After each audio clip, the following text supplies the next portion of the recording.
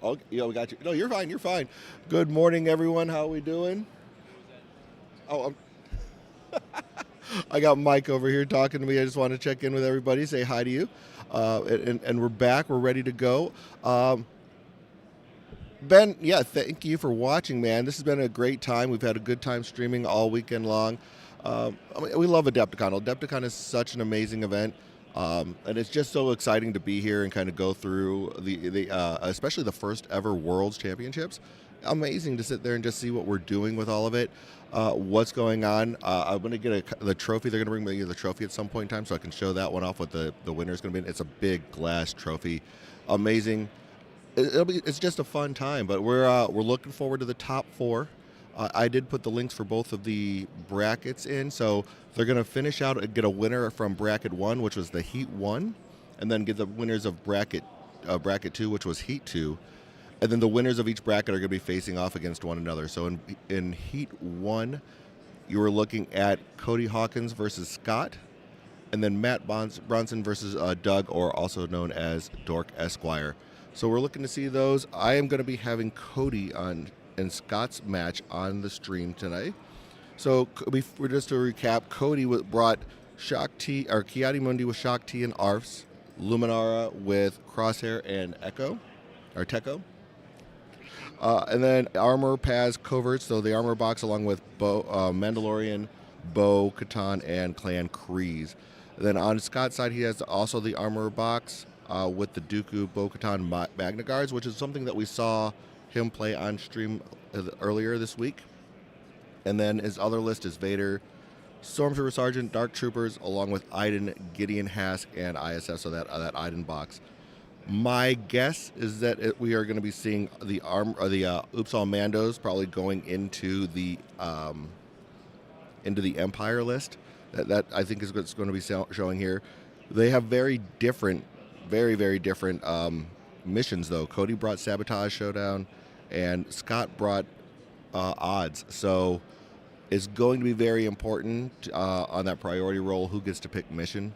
I think it's because the game plans revolve around the mission packs that they definitely brought. But yeah, I definitely expect to see those Mandos for Cody.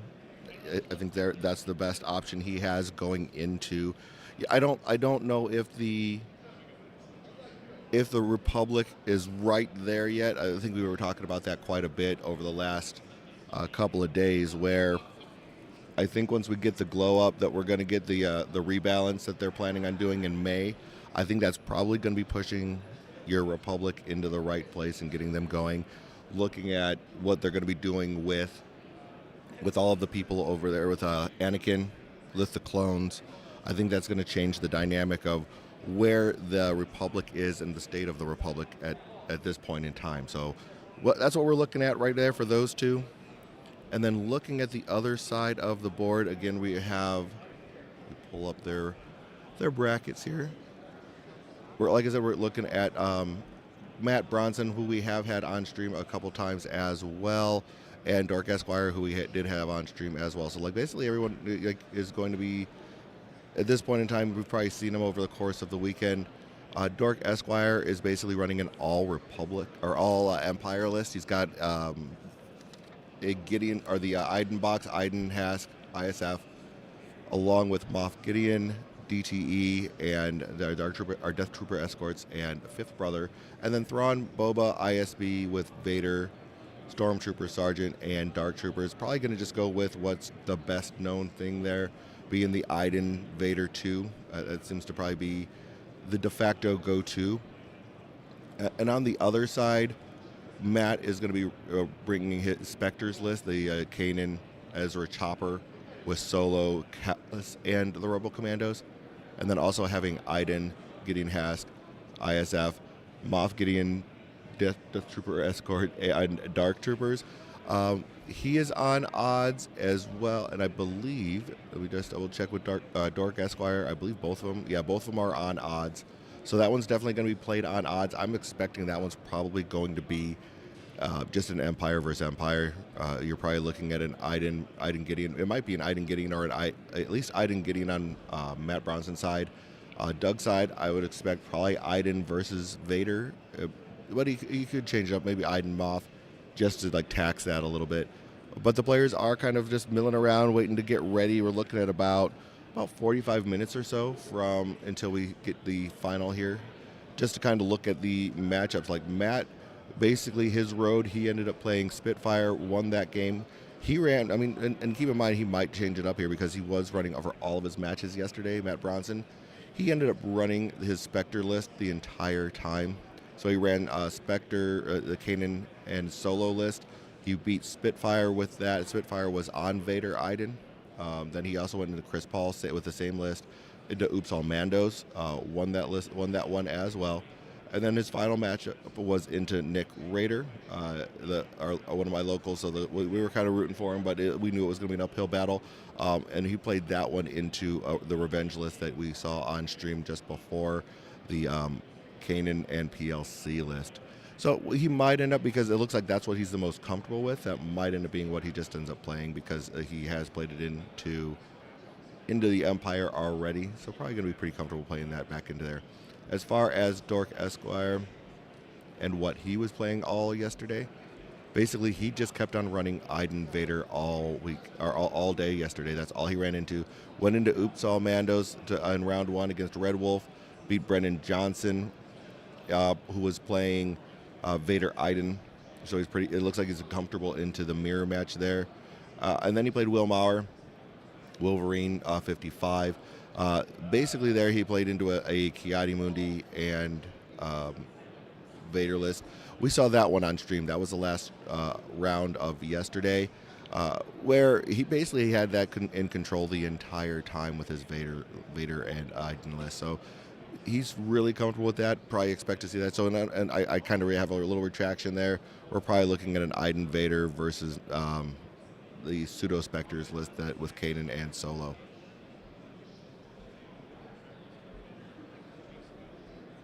Morning, Dizzard. Morning, Ben. Morning, Seltzer. How we doing, everybody? Yeah, it's the other guys that are waking up, getting their way over here, but I wanted to definitely get started and get early going with everybody. It's wonderful to see everybody. The first game being streamed, I think I mentioned that, you might have missed it. It's going to be Cody versus Scott. So Cody Hawkins versus Scott will be the first one. And I'm going to go over kind of what their road here over the course of yesterday was right now. So again, Cody again is bringing he has the Kiadi Lumi list, and he also has the Oops All Mandos list. Is kind of where he was at with his list. And then Scott has that armor with Dooku list, as well as the Vader and Iden list. So kind of looking into what he had played over the last 2 days. Where are you going? Good morning. There we go. Got you on now. Kind of just looking into their matchups and everything like that. All right. So Scott's road, basically Scott, he did change it up a little bit throughout the time. He did play his Mandos list into. So he started out playing into Stephen Mata. He did play Vader Iden there into a Vader. And it was Vader 1. No, that's Emperor's Servant into Moff Gideon and Jedi Hunter Vader. Correct. Winning that run, and then he went into Matt Sereno, Damio Matt, as everyone knows him as. He switched it up and played his Armor Dooku list, going into, again, Vader 2 this time, Iden list. And then he went back to his Vader Iden list again against Godliness Duncan. Which is another Vader 2 Iden. Yeah, basically a mirror match there. That one went down to time, basically. Oh, really? Yeah, they were down to the wire. I mean, they won. I think the game finished probably literally 30 seconds before time was called. Wow. It was tight. And it basically, if it went any longer, if Scott didn't end it where he at the time that he ended it, he felt that he was going to lose it. Wow. It was just down to the wire. And that was played right off of our camera here. So it was I was stressed for my brother, so I needed to walk away and let him do his thing. Yeah, I was just talking about Nick's game. He made it to the top 8, which is fantastic. Yeah, I mean, it's nice for us, our AZ Gamers representation, that he was the one that made it the farthest. So now he has bragging rights for the next year. He does. And he also has a big bullseye on the back of him for going forward to all the local events. Well, So, now we get to talk about how in the game yesterday he was playing against the Leia Ewoks list. He once came to one of our local tournaments with a Leia Ewok anchor list, so he's far ready and used to the Leia Ewok mindset. So he was ready to decipher that list, and I'm glad we got to see that on stream. yeah, definitely. Morning, Dan. Yeah, my voice is getting close to the end right now. I don't know if you can hear that or not. We were out last night. We did a little bit of a after hours meetup with the Rogue support guys. So it got a little loud. Maybe stressed my voice a little bit more than I should have. But no, it was a good time. Todd was having a wonderful time there. Yeah, it was a good time. I believe Accuser and I became best friends because the day before we were both wearing an Andor shirt talking about how excited we were to play Andor and Spectres, and then that's all we talked about at food yesterday as well. So, yeah. Good times, man. No, so what we're looking at here, as far as do we think I'll see an armor off? That was looking at what Scott played yesterday.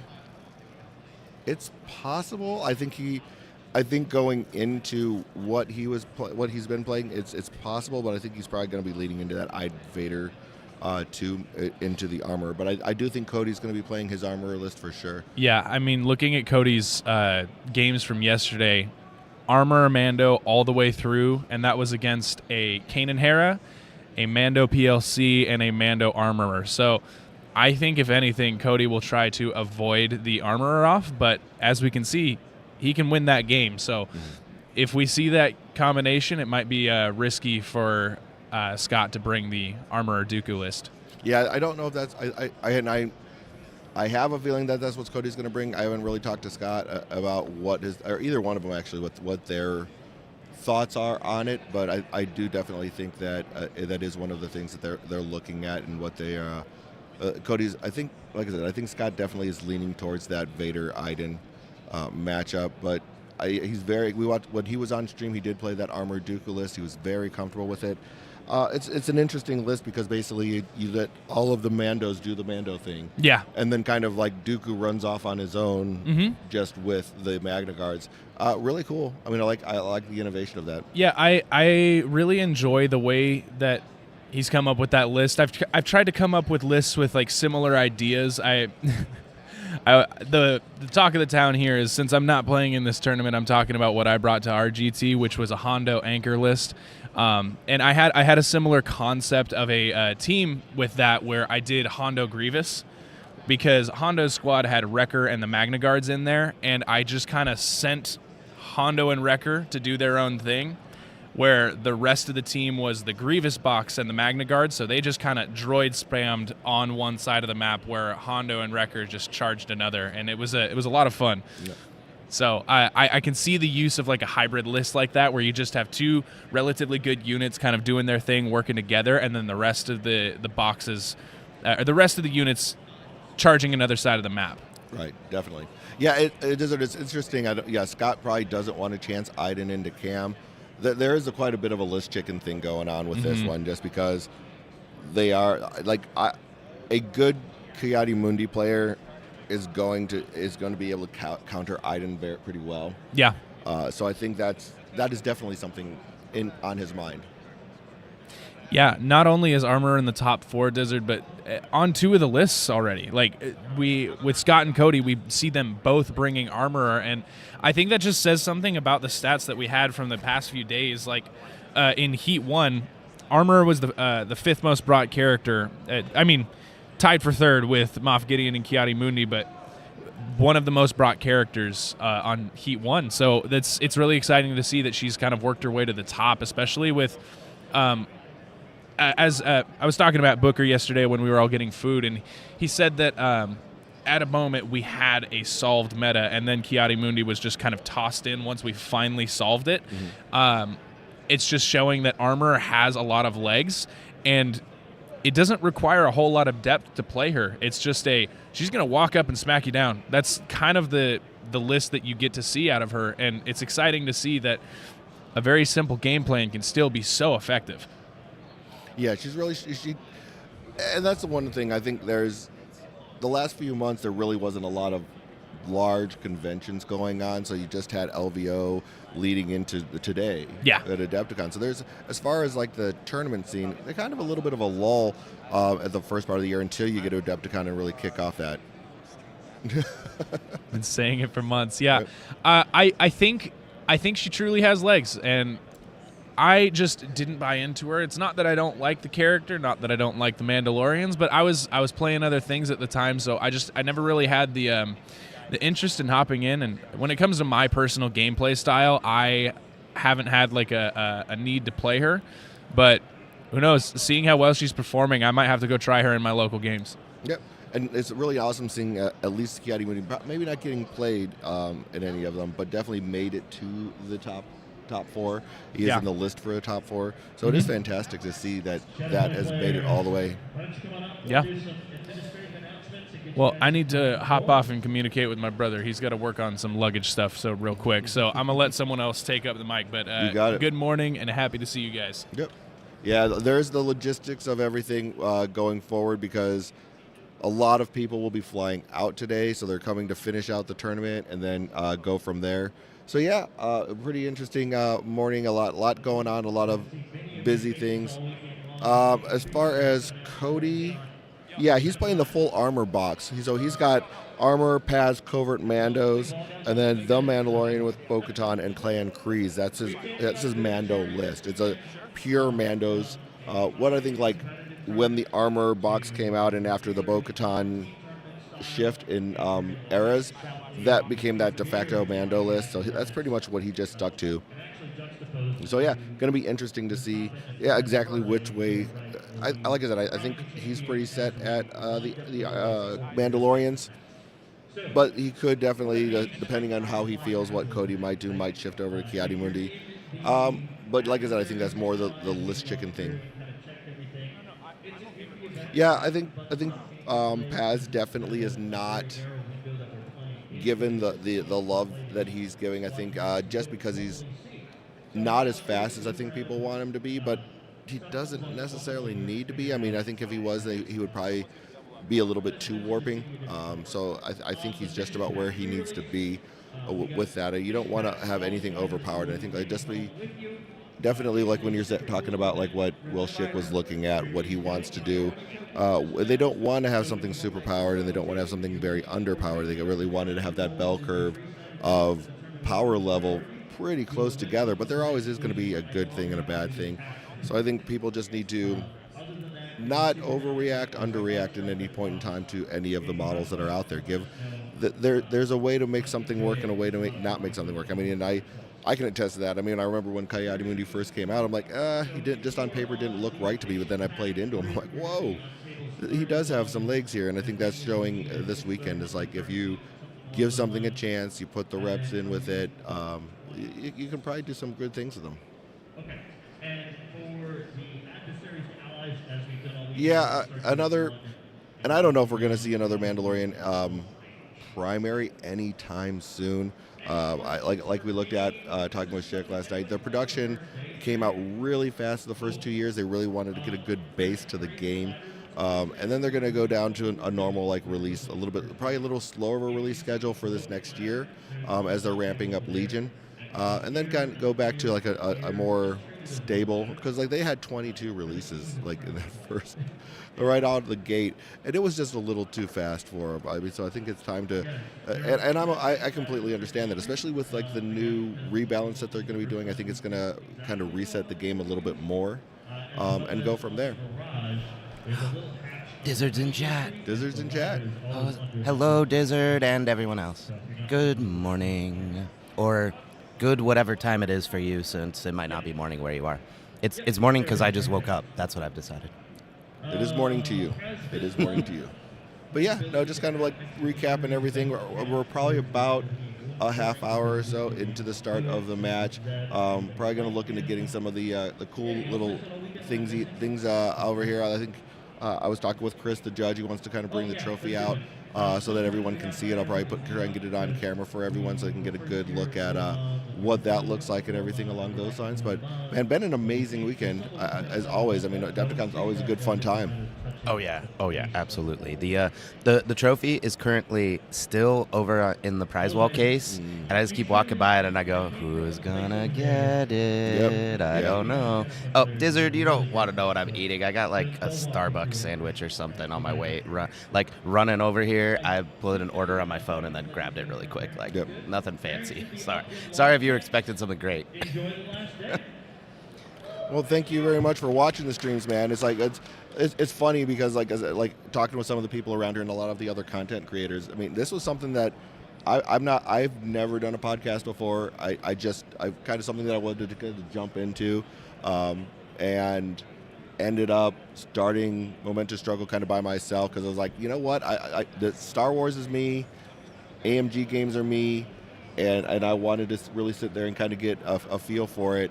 And then basically from there, just like grew into this where I'm actually like now being the streamer at Adepticon, which is kind of wild. So thank you for watching. It's kind of a humbling to sit there and see that there's people that are really tuning in and listening.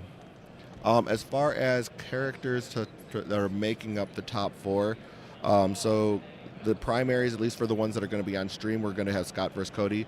It's Kiadi Mundi and a Luminara list versus a Oops All Mando's Armor Mando list. And then on the other side, Scott is going to be playing on Armor and Dooku, which is basically a Mando's list, but subbing out Dooku and with the Magna Guards. And then he also has a Vader 2 and Iden list on there. So this will be interesting to see what they're going to go with. Yeah, I am really excited about seeing some more Mandos. That's entirely what I'm here for. Yeah, I mean, I don't know if it's going to be a Mando off or not. I mean, Scott's kind of just he was the first top 4 competitor I saw this morning in the hall. There's of course other people already here because they're starting the Adversaries and Allies event about a half hour before the World start, the finals of the World. So they're already getting going with that one with the Adversaries and Allies. They're starting to take their seats and get going there. No, Laura, it's super spicy. So weirdly, lore-wise, George Lucas decided that Jango wasn't a Mandalorian despite having Mandalorian armor. It's very weird. We're not going to get into that right now. But the list is Dooku, Bo-Katan, and Magna Guards. Yeah. So it is spicy. Yeah, basically kind of what it is Dooku and the Magna Guards kind of go off on their own, and then you have all the Mandalorians doing their own thing over there. I'm letting Jake get on everybody, so you'll see me next round.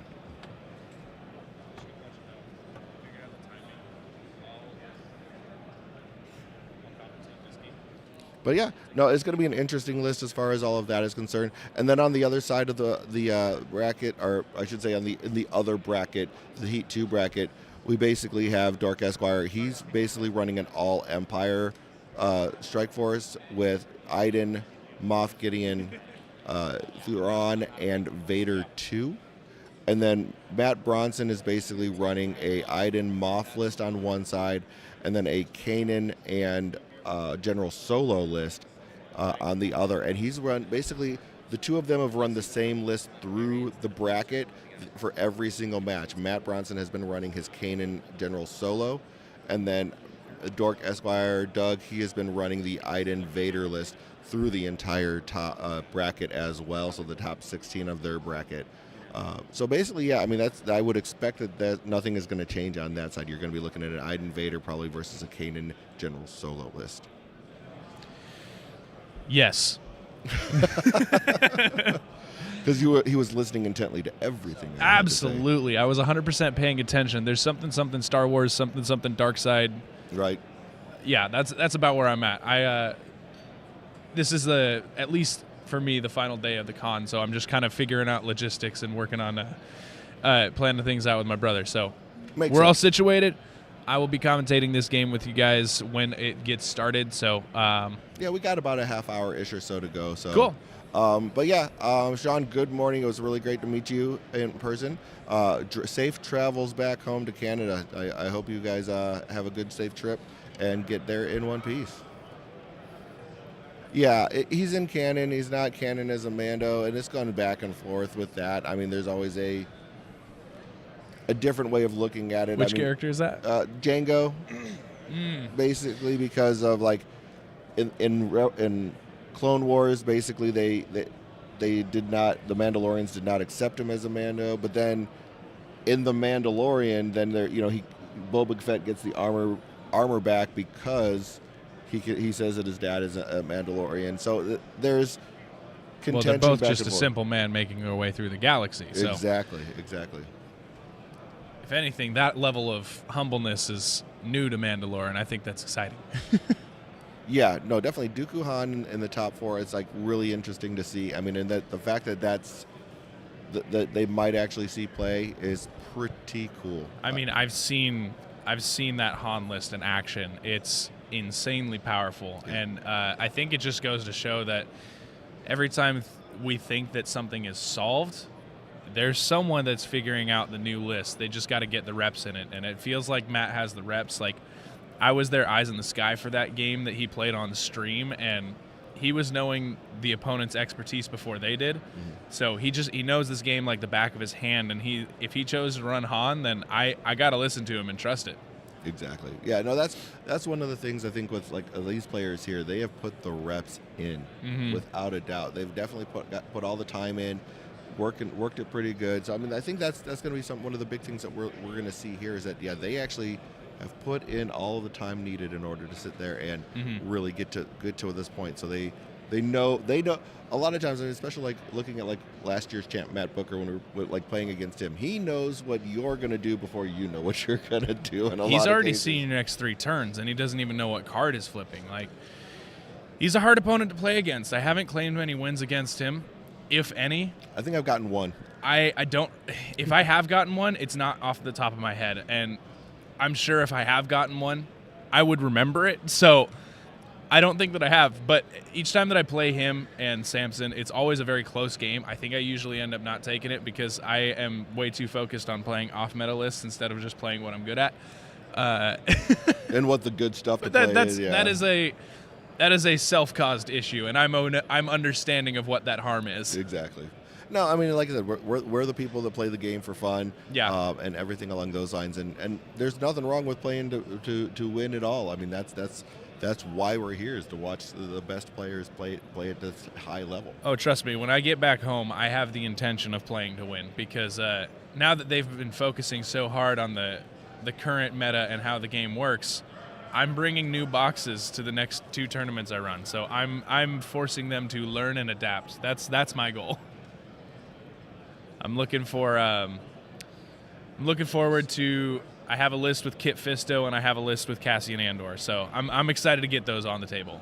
Yeah, I think there's a lot of good, cool new releases that are in the pipeline. Yeah. Like I said, for me, I think more than anything, I'm just excited to see what these are going to turn into, like the rebalance. I think I'm excited to see the Inquisitors, how they're going to look at improving them, what they're going to look at doing as far as the clones and Obi-Wan Kenobi. I'm glad you enjoy how she plays. Whoa. Good morning. Her play style has not really fit the way my brainwaves are working at the moment yet. I'm going to step away for a second. Yeah. Picked up the new Kit Fisto and assembled it this morning before work. Do you think that box will be overshadowed with the rebellion, the rebalance? I don't think it'll be overshadowed. We will have about a month and a half with it before the new cards, or the old new old cards come out. So I think it's only going to open up new options. So we were having this discussion at dinner last night where Matt said that we're kind of in a solved meta, and then Ki-Adi-Mundi jumped into the mix and he didn't really toss it for a tumble, but he's just a new option that allowed Republic to have legs before the new stuff came out, right?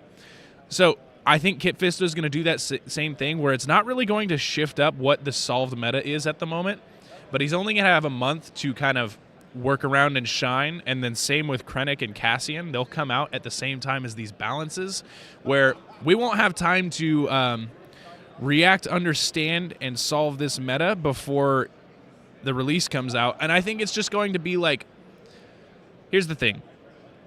At our time of seeing the box spoilers and seeing that we're not going to be getting many new boxes for the year, you got to remember this game will have its second year anniversary, and half of the cards that we know and love already are getting reworked and becoming new cards. So we're getting essentially, in the span of from now until July, we're getting essentially close to 50 new cards on that we have to learn and adjust to.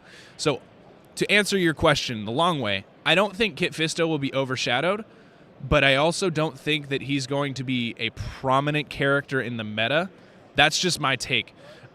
The way that I look at him right now is that he looks and acts like a Republic version of Jedi Luke, with the ability to have a pretty good activation. You just sit him on a point, and he's a tank and doesn't really move. You can either make him tanky with protection or steadfast, depending on your stance, and then he's going to move across the table. I think he's going to see a lot of play for certain types of people.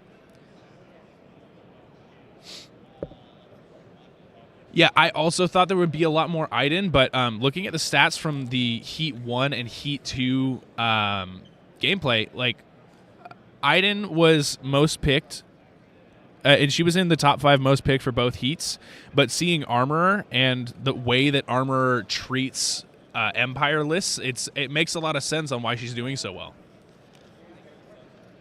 1/3 of them had Armorer, yep.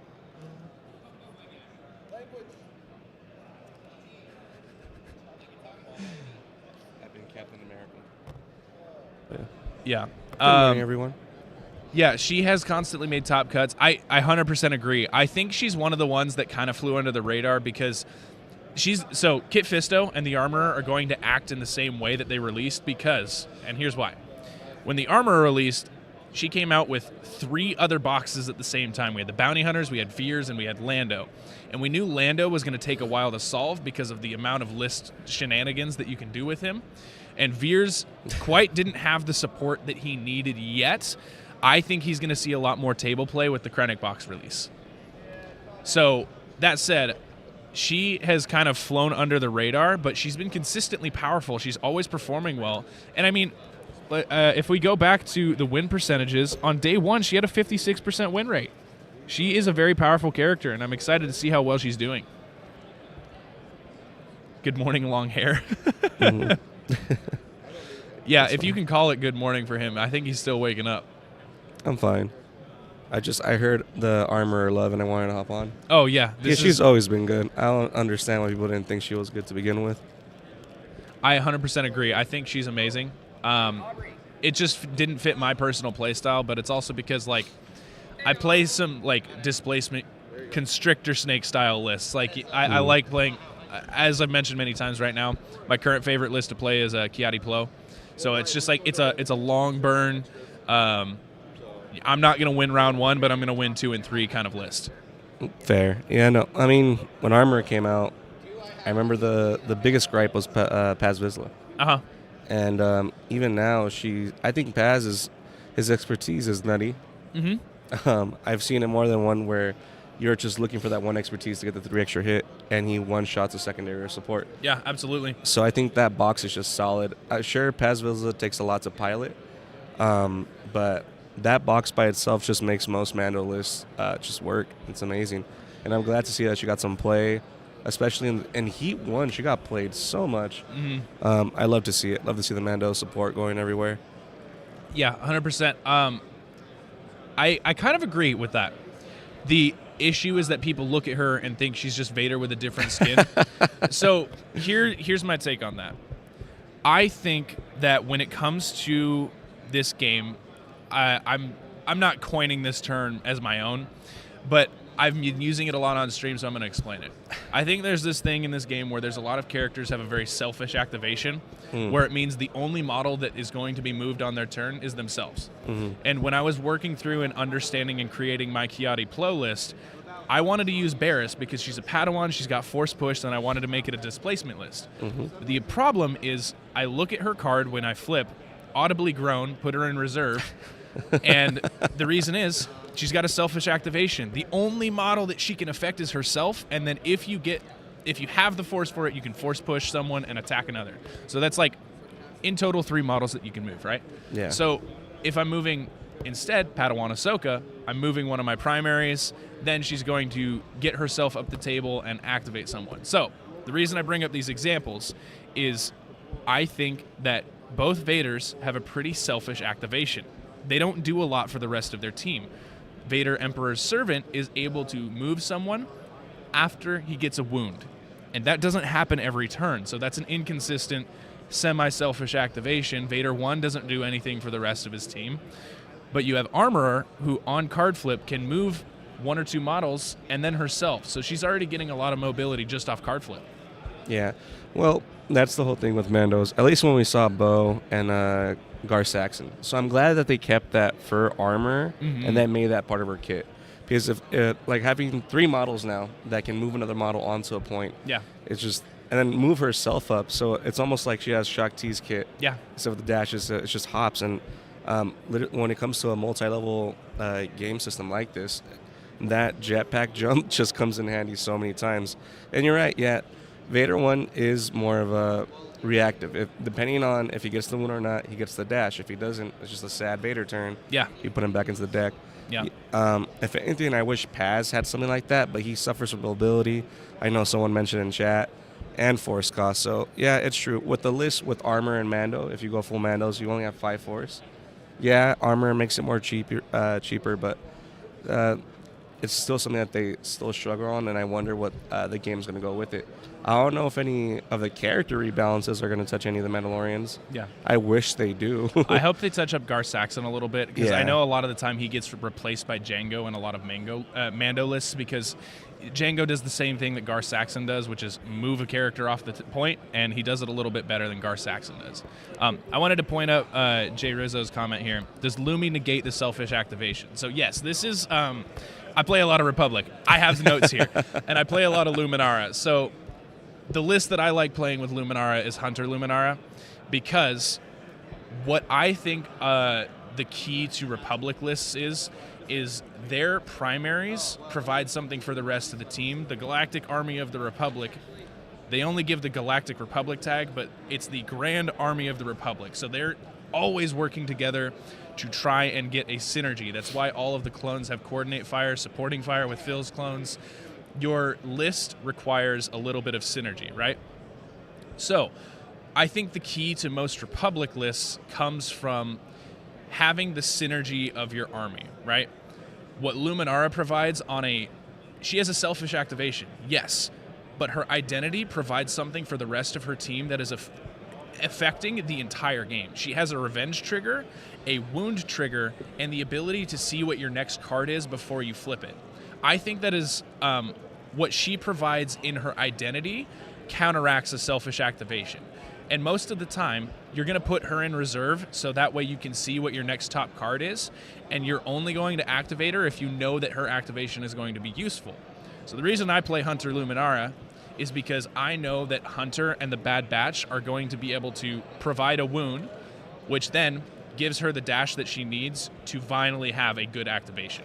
It's, at the moment, I think she requires a little bit of a tweak, but not anything crazy.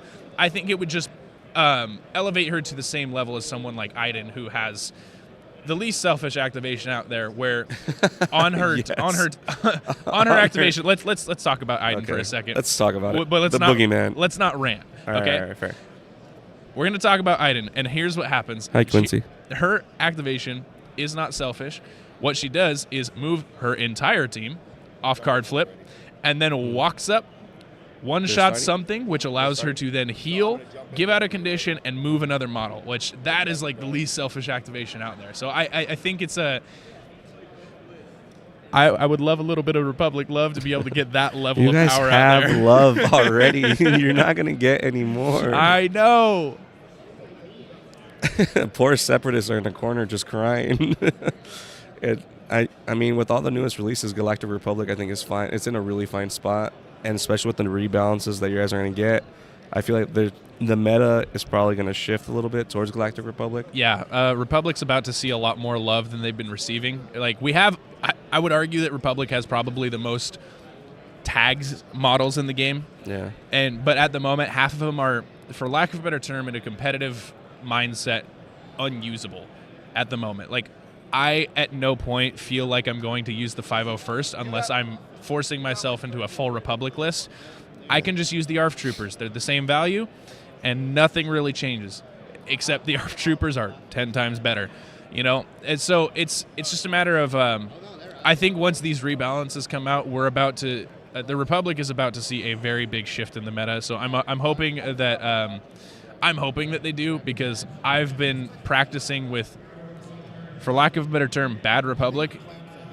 I'm excited to see what I can do with good Republic. Yeah, that's a good statement. Just because I talked about this with Aubrey on the stream yesterday. We're talking about buffs and debuffs, and how we think a supporting unit giving out coordinate expose is so powerful, and how that shouldn't exist in this game. Yeah. But it exists in a affiliation, or at least it fits in Galactic Republic. That's the only thing the clones have. Yeah. Like, why would you take that away from them? They will have nothing. Yeah.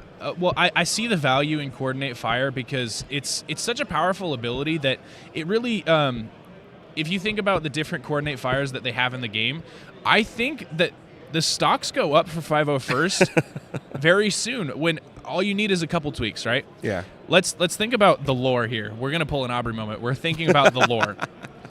In the Clone Wars TV show, who do we see the most often? We see the 5.0 first, right? And the 5.0 first are under Anakin Skywalker as a general, which means we're pulling scrappy plays. And if you look at the combat tree that we have for the 5.0 first, they can pull some scrappy plays. They can. They just don't have the expertise or the dice to back it up.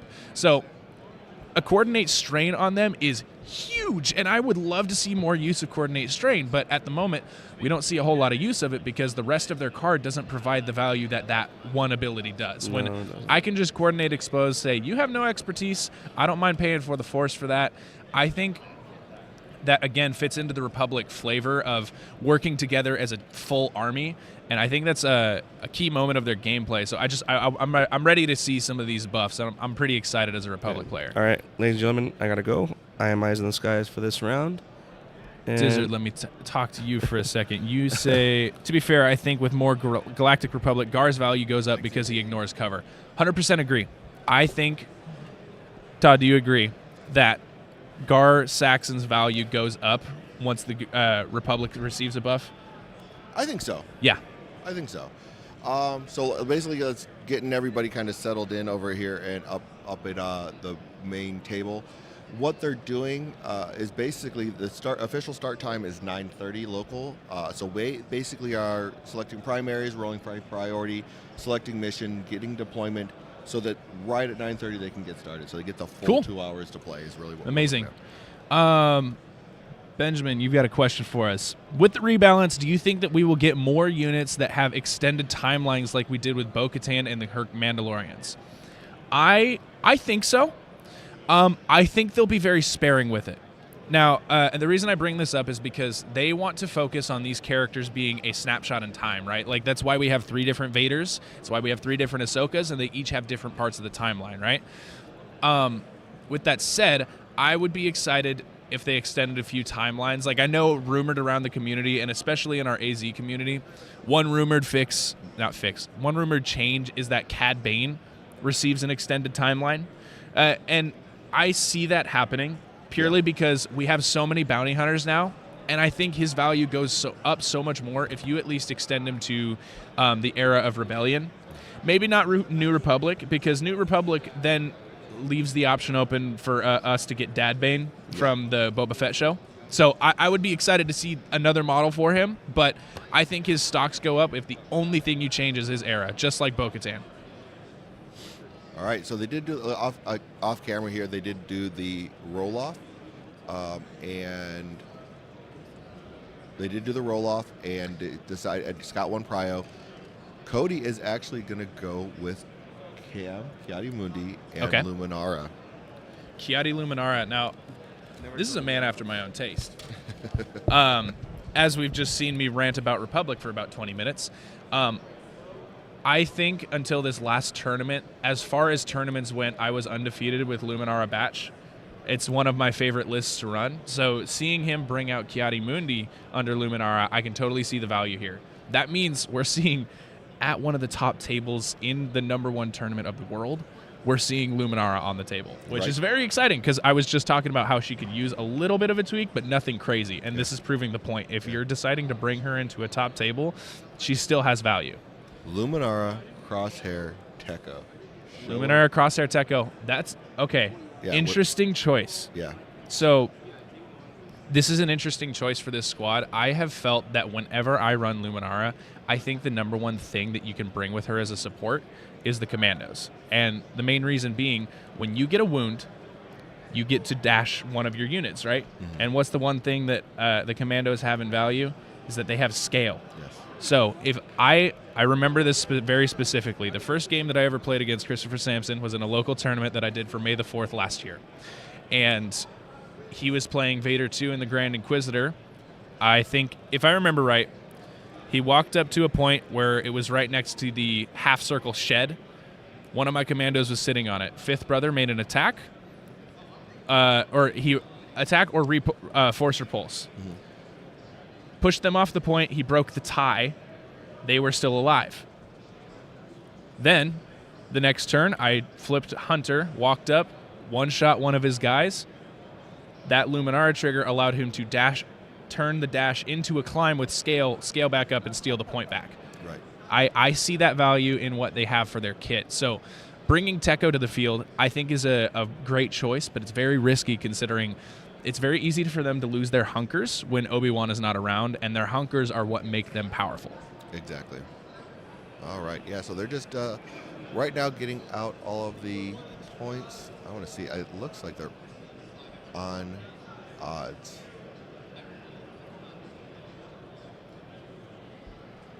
Are they on odds? Yeah, they're on there telling me Yeah. odds, and he's bringing armor and Okay. Okay. So Scott is bringing what we saw him play. They went the exact opposite of what I initially had thought. So look at me not being a good analyst. So Scott's bringing the Armorer, Paz, Covert Mandos with Dooku, Bo-Katan, and Magna Guards, which we did see him play on stream earlier. And then Cody's going to be bringing Kiadi-Mundi, Shakti, Arfs with Luminara, Crosshair, and Tekko. Yeah, so they are on odds. Basically, they're just getting all of everything set up over here. And they haven't chosen sides yet, as far as I can tell. But we'll see what happens there. Right now they're just doing their turn 0, kind of deciding on talking about the terrain, having that turn 0 conversations about egress points, terrain, how they're interacting with it, all the things that good players should be doing. Absolutely. I'm just working on getting my notes prepped here so we can keep updated. Mm-hmm. Now, if I'm not mistaken, this is Armorer Box, Dooku, Bo-Katan, Magnus, yes? Correct. Yeah, so it's going to be an interesting game. I mean, both of these guys are just amazing pilots. I think this is going to be an intense one. Intense, very tight. I don't see a lot of mistakes coming out of either one of these players. They think through very carefully. I mean, and the nice thing is they're going to have their full time to really dive in and think about what they're doing. Yeah, I think Scott's in a pretty decent spot with this decision. I talking with him earlier, he was really scared about taking Vader into Kiadi, so I think that really kind of pushed that decision. So yeah, I think this is pretty much where he wanted to be. Yeah, 100%, because this is something that I was discussing earlier is both Vaders have what I like to, I guess we're starting to coin the term. They have a very selfish activation where he has Vader 2 in his list, correct?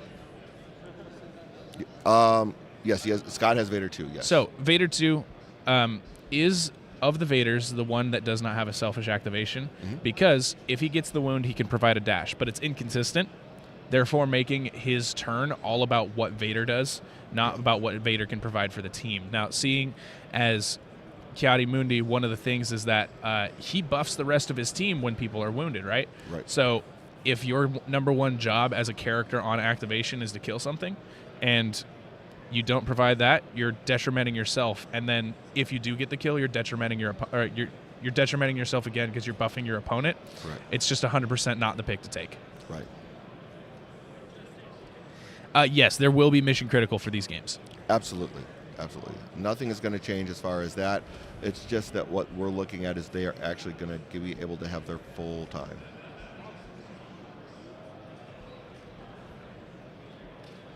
All right, so players are going to switch sides. It looks like here, let me bring the screen up for everyone so they can kind of see what we're looking at here. So looking at the actual table itself, there looks like it is a clear advantage to being on the right side simply because of where that right side of the bottom center objective is on the opposite side of that tower. So to get into position of that might be a little difficult, might be a little challenging. So it makes sense to be on that side as far as selection. Egress wise, there's a lot of good egress points. So at the bottom of your screen, you have this the high ground tower. Yeah. Connected straight to the garage, which puts a lot of difficult terrain around that side over there. Yeah, if there's anything that I've noticed about local tournaments, that the maintenance bay is kind of a hard thing to work around. Without a doubt. Absolutely very hard to work around, but it's provided a really fun, new, interesting way to build tables, which something when I'm setting up my table is I always like to set the maintenance bay up on the outside with the lower part of it facing the outmost part of the map. It gives you the option to have both never tell and shifting priorities have an objective that interacts with that and provides hard things to do with shoves. Yeah, without a doubt. One of the cool things out here, and I'm going to go ahead and in our Discord put the... Switching to item. Okay. You gave me the wrong. Okay, I take that back. So Scott is actually playing Iden Darth Vader like I had originally planned. We Interesting. a little really bit of good analysis is now null. So yeah, no, that there was a slight miscommunication with that one. So he is playing Iden Vader. So Iden Vader into Kiadi Mundi, that changes it up a little bit. Yeah. So to complete what I was saying, the local here, one of the local tables, they took that double garage bay. Yes. And I'm going to go put a picture of that in our Discord to take a look. But it's really cool where they have, right in the center, they have 2 garage bays connected by a double gantry.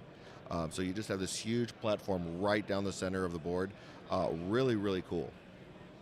Yeah, I personally own 2 maintenance bays, so I'm really excited to start putting that table together in my local games. All right, so we are about a minute away from the start of this one here. So we are on Never Tell Me the Odds. Scott will be on the right side of your screen, Cody on the left, got their names above there. And they're looking at going ahead and do deployment right now.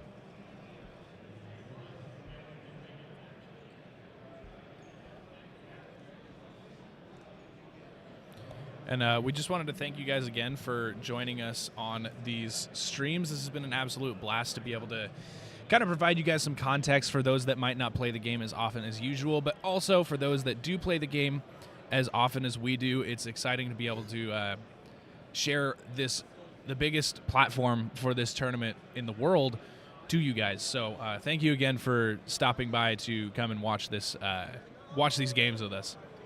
Oh yeah, without a doubt. I was like kind of looking at the numbers. I mean, we had like something like 3,000 views over the course of the weekend.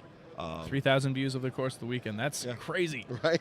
Crazy, dude. I'm like, who the heck is actually like so many people hearing my voice? Right? So it was pretty shocking to me to see like that many people tuning in, but I'm really hoping to like kind of like really get this out here, really help grow the game and everything along those lines. I'm excited.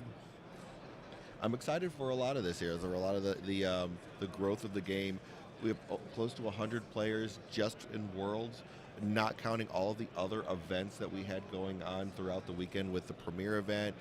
We have Adversaries and Allies, also known as, it was basically the revised version of Frenemies from last year. Right. So a lot of great events. Right.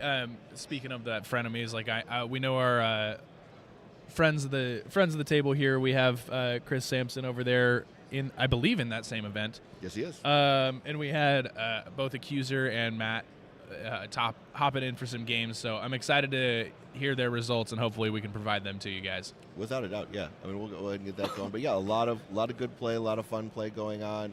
Going to be exciting to see this, like the end of Adepticon. It's always bittersweet to see the end of it. Like, kind of watch.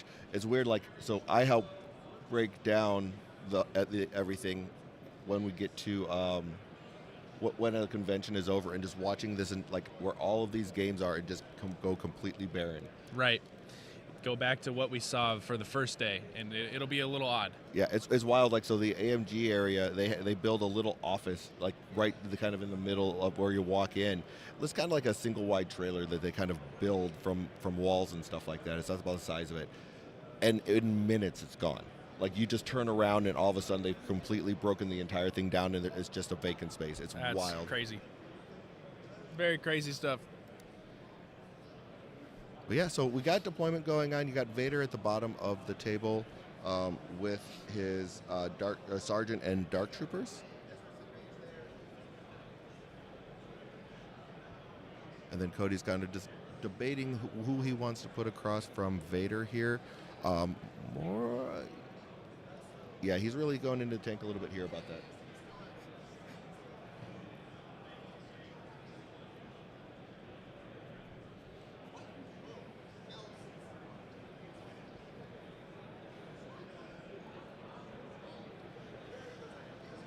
Yeah, he's really just trying to debate because he knows where everything is. Like, it's kind of in his decision on where he wants to go. A lot of ranged attacks on that side, so I mean, maybe potentially putting Kiadi Mundi over there, and then the characters with more of the deflects potentially might be the one he's kind of debating here. And looks like, yeah, that was the choice. He's going to go with Kiadi Mundi, Shak Ti. That does put the ARFs a little bit at risk here, as far as being able to be taken out early, making that early expose a little more force intensive. So that's basically kind of what he's looking at, though, is trying to make that decision. And that's the decision ultimately that he made is going with them at that point. No, again, thank you all for watching. It's basically been an amazing weekend. I always enjoy being able to interact with everybody in this way. It's kind of nice to be able to do some of this live content for everybody. Yeah, there's a lot from this weekend. I mean, we've had we had 4 matches each day of the Swiss for Heat 1 and 2, and then yesterday the top 32, another 3 matches there, and then we're finishing off with these last 2 matches. One of these gentlemen here is going to be playing in the finals. Yeah. Just to, before the game fully starts, I have one last Republic rant to go on, considering the question in chat. So this is another thing that I was discussing when we were at food yesterday, is I don't think the Republic Commandos need that much of a change, but I think it just is the flavor of the lore here. I'm taking Aubrey's spot for a second. Again. The lore, Todd. Again. We need to think about this. So, what does the difference of lore mean between the Republic and the Empire is that the Republic is better than the Empire at everything, right? But the Empire overworks themselves to be better and more powerful than the Republic. If we look at the stat cards and the stance cards for the Imperial Special Forces and the Republic Commandos, they are almost the exact same, right? And people talk about the crit conversion rates being much scarier than a lot of people want for the ISF, but I would argue that they're the exact same as the Republic Commandos. So here's the issue. The Republic Commandos have 6 dice in range, and so do the ISF, right? But the ISF have a way to focus and sharpshooter, therefore making themselves 8 dice to 6 dice on the Republic Commandos. And the Republic Commandos aren't able to get the free focus. So what do we do to do that? I think the base stats goes up from 6 dice to 7 dice on the Republic Commandos. That way they are overall easily better than the ISF, but the ISF have to then spend the force to make themselves better than the Republic. I think that flavor-wise, that makes a lot of sense. Yep, and there's going to be changes that are coming down. I mean, on the interview last night, Wilczek did mention like the ISFs and the Dark Troopers as far as being looked at during the rebalance. So there's definitely going to be a change that happens there. Cool. What that is, we don't quite know yet, but we're there. All right. I guess we'll find out in about a month. Yep. All right. So basically offering the cut to each other here. And honor is intact. The two men have the handshake. And it looks like we are good to go. I'm going to double check. And the games are about to go down.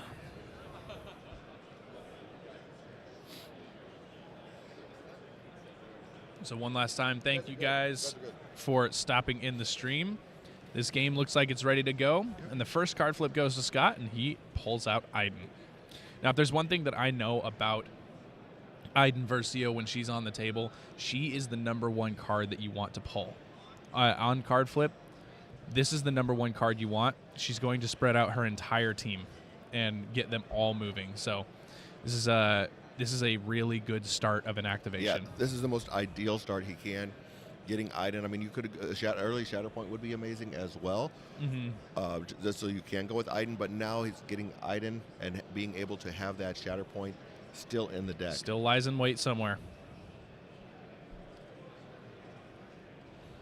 So basically, now he's just using Aiden's ability, basically being able to move up all of any scout all the way forward.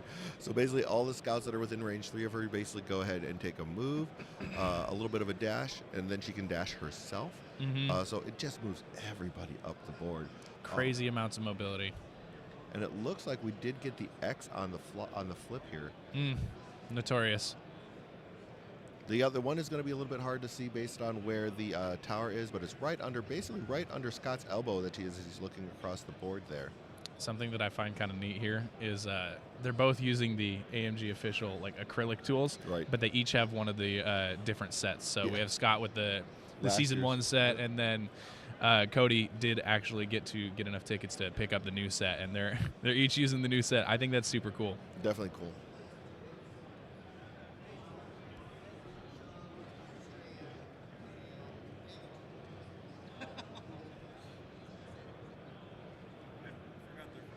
Go.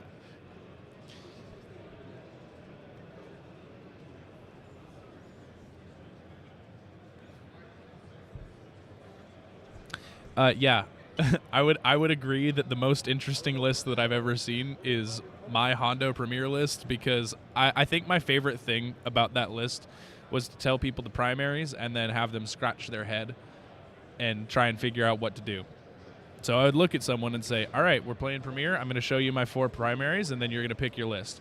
As at the time, I figured a lot of players were focusing on what the other player brought, and I would just execute their map better than they would, and that was the whole goal. So I looked at people dead in the eyes and said, yes, my Premier list includes Hondo, Grievous, General Solo, and the Mandalorian. Have fun. And people looked at me like I was insane. I might have been, kind of was, but the list provided a lot of options. It was a Hondo anchor that had a displacement, a mobility, and an attrition list.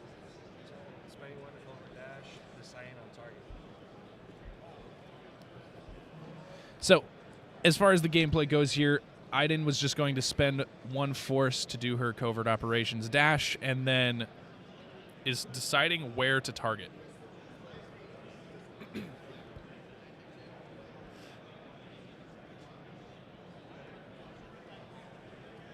Yep, so basically looking into the target here. So basically at this point in time, we know that she's got a 10 dice attack. Probably outside of range, because everybody is in their deployment area still. So outside of range, we'll be able to do the Gideon dice here, but still a 10 dice attack right off the rip on your first activation into deployment is pretty darn good. Pretty nasty.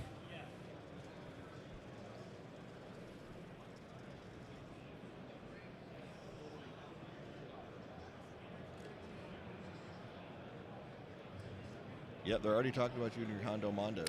Well, yeah, because someone asked what was the most interesting list that you've seen so far, and someone said, yeah, Jake's Hondo Premier list was interesting, and I had to notify the viewers yet again on how crazy it was. I think they're just trying to determine if he actually is fully in range. This might be something where, as tight as this is, making a decision with the judge. I don't know.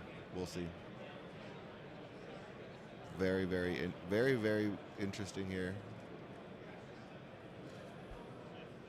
Looks like they have decided that she is in range, just barely getting into range here. Yep, I see them picking up dice. Looks like she's in range. And going into Techo here. Uh-oh. Yeah, this could be an early downfall of Techo before even Cody's first activation. I mean, the Iden Versio Alpha Strike is something that we're all kind of used to at this point, so I suspect that the Bad Batch will live not much longer.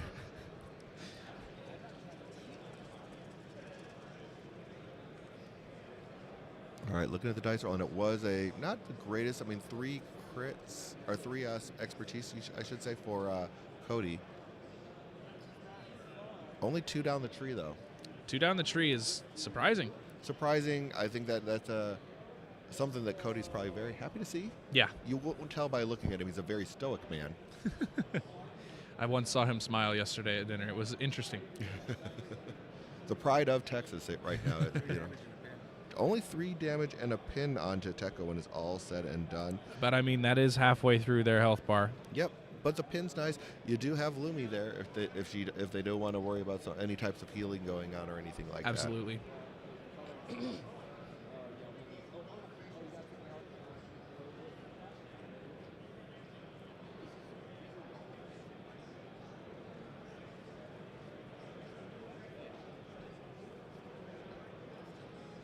Huh?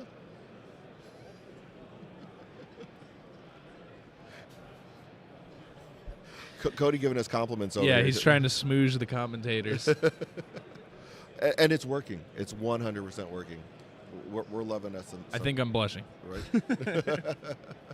Oh, and they're just basically putting the Control tokens on the field. Tokens on the field here. So basically, yeah, right off the rip, Scott is going to take 3 of them. Of course, this was the first activation, so he is not going to be scoring. No score on the first activation, and a first card flip for Cody as a Shatterpoint. Very interesting. Trying to determine who to go with here. I'd be tempted to go with Crosshair. That's just because I love Crosshair. It's like just to soften up Iden a little bit right there. Yeah.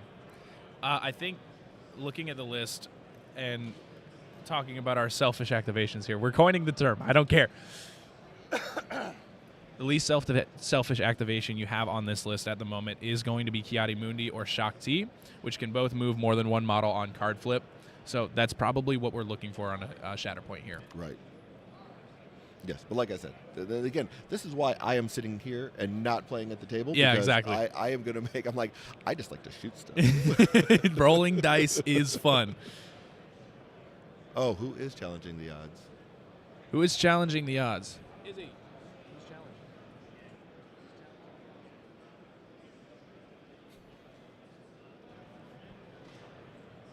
Is it supporting secondaries? Who's challenging? It will be Supporting the supports. units. It will be the supports. Good question, Quincy. Happy to provide the answer. So still kind of looking over here, like who he wants to activate. That's what he was kind of looking at to see where he could get maybe Kiadi Mundi if he went with the Kiadi Mundi activation. Yeah. So as something when I started building my lists now, I've started looking into what character I want to be my kind of linchpin choice of a why am I not picking this character on a Shatterpoint? And if I were to look at this list off the top of my head, the 2 that I'm looking at are Kiadi Mundi and Shakti. Yeah. But the issue is that since this is the first activation for Cody, most of the Jedi in this game are pretty slow, right? And they don't have the mobility to keep up with a lot of this stuff. So my guess my guess would have gone to Kiadi Mundi and Shakti to provide a little bit of team movement, but A man he has after decided my own to heart. Crosshair because, what do you know?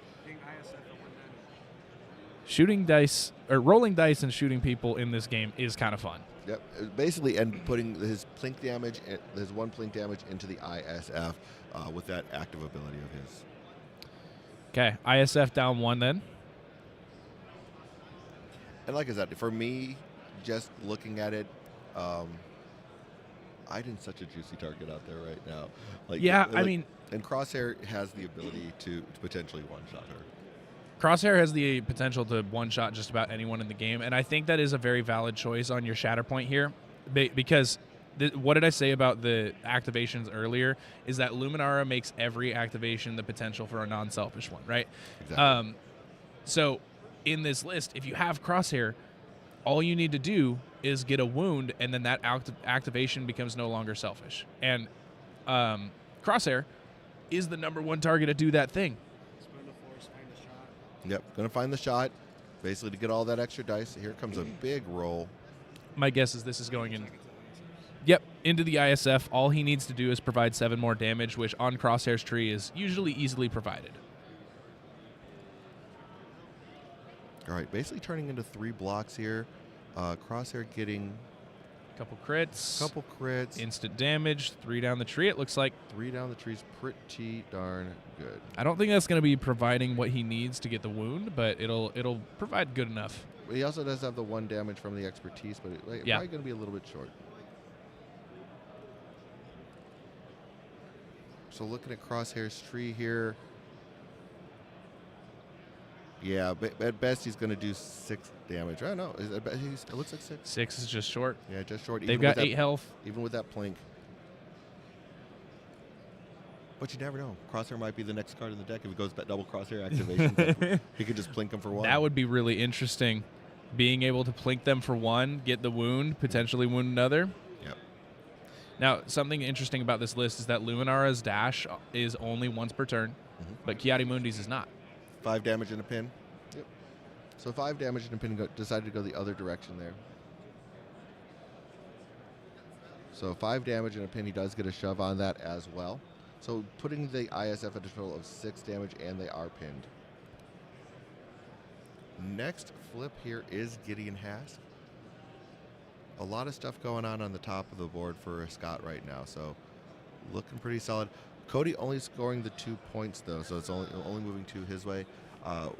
Looking at Scott can bring, no matter what, is going to be bringing this on back onto his side of the board. If you look really closely, Cody has cashed in some of his tickets here at the event, and he shuffled up his deck without providing the new cards, but we just exchanged. We saw that Shatterpoint was the regular art, and is now actually one of the new promo arts.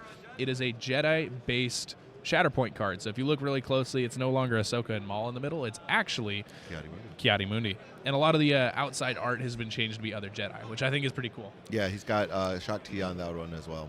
Cool. Out of those Shatterpoint cards, which one is your personal favorite? Bad Batch. Bad Batch, Yeah. 100%. I am right there with you. Is it because it provides crosshair? It does. It does provide crosshair. For me, it's Hunter. I absolutely love the Bad Batch. I mean, I was wearing the shirt yesterday, so yeah. Yeah, I mean that's what I've been playing a lot of lately is Crosshair, or I should say the Bad Batch. I like playing them, especially like my variant is with Maul Crosshair. Oh yeah. So it's a lot more. You love your Maul. I love my Maul. I love my Crosshair. That's like it's just a match made in heaven as far as and he is a scoundrel for some reason. He is within the bubble of record for me. Huh. Okay. I like it. I'll need to try it at some point. All right, so basically doing the covert, the dash on Gideon. Gideon, yeah. That was the card flip, by the way. Gideon Hask is being the one activated at the moment, spent a force for that covert operations dash. See, so moving Gideon up, the next time he does pull Crosshair, he could plink ISF. Oh, no, plink wouldn't work at this point in time because they are alive on 2, so that wouldn't work at this point. Yeah. Probably the safer route to do that, but if you, I'm a greedy player. If you flip Crosshair again, I was just thinking, man, that'd be neat. 1 damage, wound another guy on your turn. Right. Leaving someone on 1 with a Crosshair in your deck kind of is kind of living the dream. Yeah.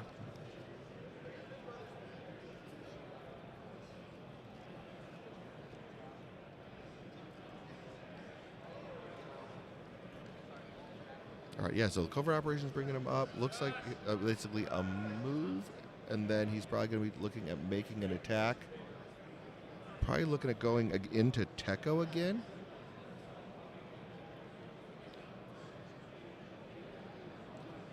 This one might be a little out. That's what they're trying to figure out here themselves. But that's 2 attacks into the deployment area by Scott if this one is he is able to get in range. So definitely. Yeah, if there's one thing that the Iden box is really good at, it's alpha striking and just. Hey, get the judge. Good. We have to get them. We have to get the judges. Yeah, so they are going to make the judge call here. It just is such a close call, and we want to make sure that the judges are there to sit there and make the decisions, the heavy decisions, and everything along those lines. They looked at what our eyes in the skies got, and just to kind of make sure, we're like, no, let's get the judge over here, make sure that we're doing right by them. We are basically a impartial. We are not even here as far as that goes. Our eyes in the skies is just there too. I already disappeared. Exactly, you were gone. I never saw you. Huh? Who? What? Exactly. Where is he? Where'd he go? He definitely does. Scott does have his Mountain Dew. He definitely does. I can see it off screen. Yeah, it was funny. I saw him this morning. He had to run off and get caffeine. He was a little light on caffeine this morning.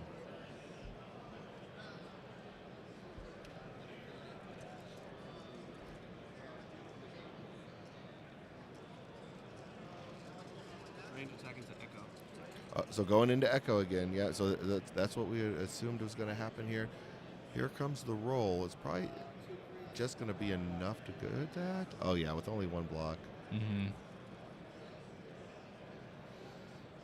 Yeah, I mean, it was kind of surprising seeing that Iden wasn't able to one-shot Teko on that first attack, so... So 4 down the tree. I think that'll do the automatic job. damage. Yeah, definitely going to do it. And that will give you an Iden trigger as well.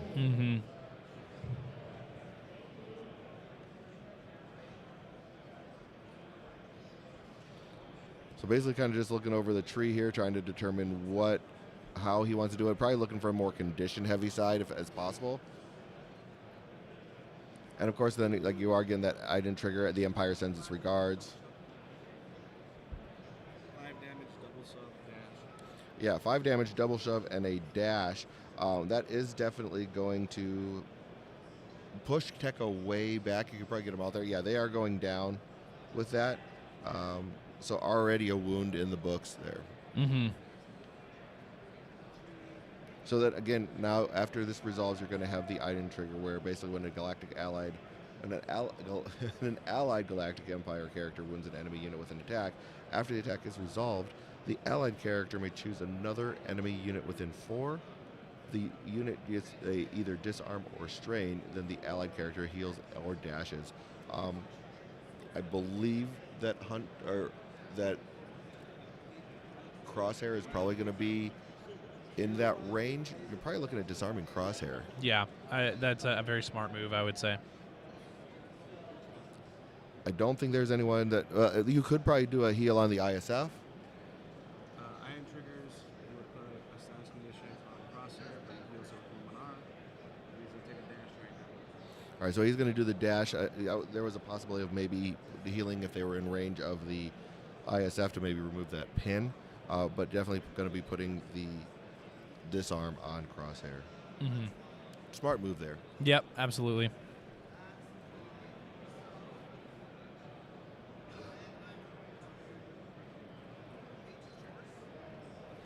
And looking to try and get, if he gets him all the way up there, might be flipping that back point in his favor as well. Scoring 4 for Scott here. Because he is actually up on that point. No one else is up on that point. Yeah. No one's on the same level, so he's able to kind of take that one back.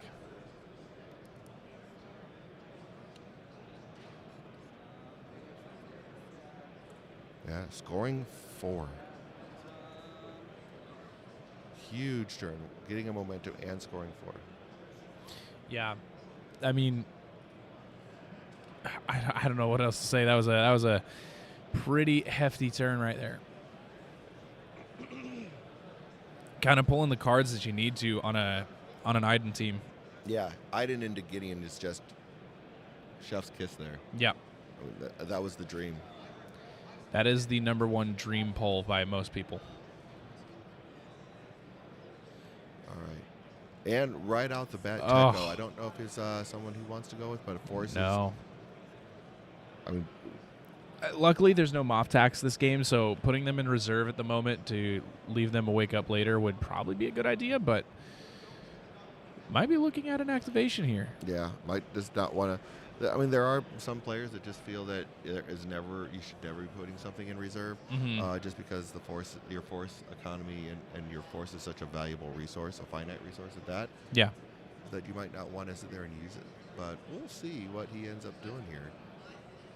It looks like he is looking at activating him. That will basically flip that to a wound. Mm-hmm. No longer wounded, just injured and moving again. I would fear that they leave the table pretty soon, though. Yeah, I mean that basically at that point in time you're looking at Prime target.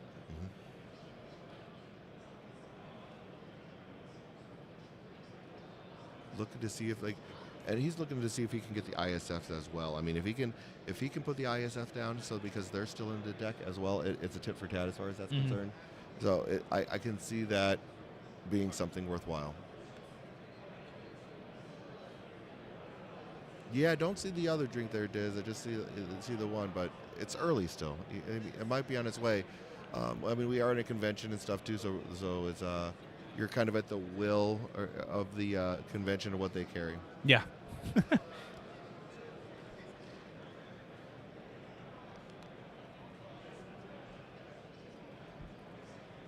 All right, still just kind of figuring out what he wants to do. Potentially looking if he can get enough shoves to push Gideon off of that point. Right. Is part of it, as well as because he could potentially, if he can get far enough forward, potentially go and take that back point, the top point on Scott's side. So flipping 2 points would be ideal here, and I think that's really he's looking to see if there is a path to doing that. Yeah, and part of Teco, their kit is, I know somewhere on that tree they have a reposition, so they have the mobility to do it, but it's a very risky move to do. A lot of things need to go right. I mean, that you can keep a low profile to get the dash. And that's what he's doing, it llooks like. I saw the force flip. I saw the tokens taken off. It looks like they're awake and alive. Yep. I mean, a reposition's on 3 if you're... Yep, and it is spending 2. Spending 2 because force. They are wounded. But, I mean, part of this is... It's a fine thing to do because you got to remember that Shakti is on the table, so she's providing that extra force for the team that sometimes you can afford that. Right. I've often noticed that when I bring her to my team, because of how much Republic I've played in the past, I'm so force conscious that I'm sometimes ending my deck with 2 force that I can't spend. Exactly. So, and that's on the first deck, but them being wounded and costing a little extra, you can afford that sometimes. Exactly. So yeah, that's the only way that he's really going to be able to get it all the way across the board, even if he with that reposition. Reposition on 3 isn't too bad. Not bad. Definitely achievable. Without a doubt. Especially since they're getting that extra dice. Now that they did a keep a low profile, they're getting the extra dice on the attacks because they have a hunker now.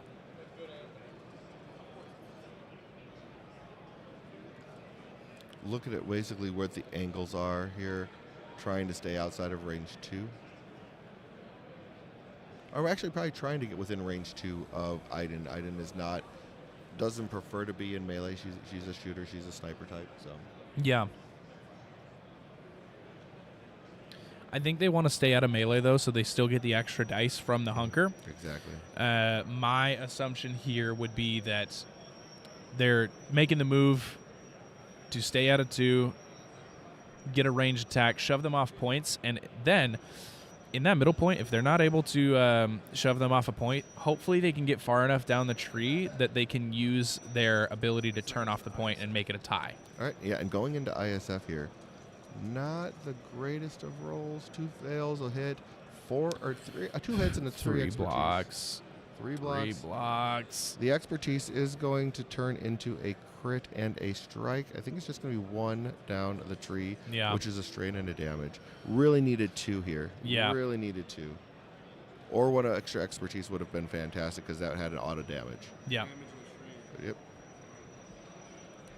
Not really what he was hoping for there. Here comes the second attack. Going into Gideon Hayes. A little bit better of a roll. Only 1 fail there. All strikes, though, turning the 1 into a crit.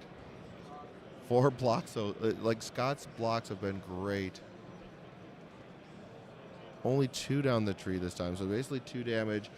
Getting to put that strain on him as well. Probably looking at the shove, the top side, because there's really no reason to have that heal that he has. Yeah, absolutely.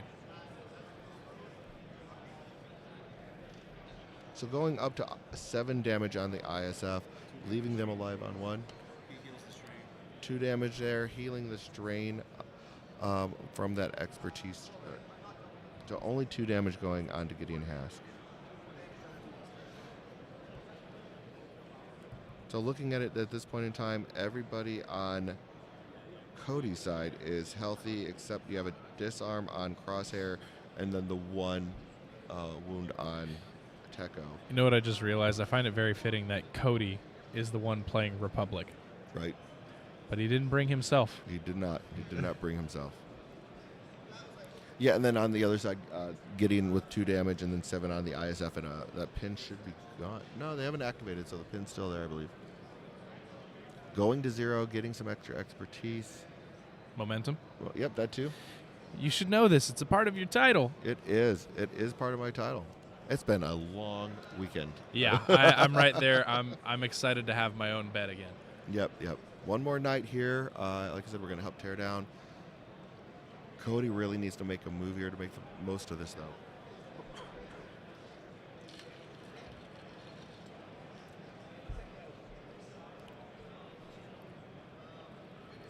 All Yeah, right. Cody needs a big move here.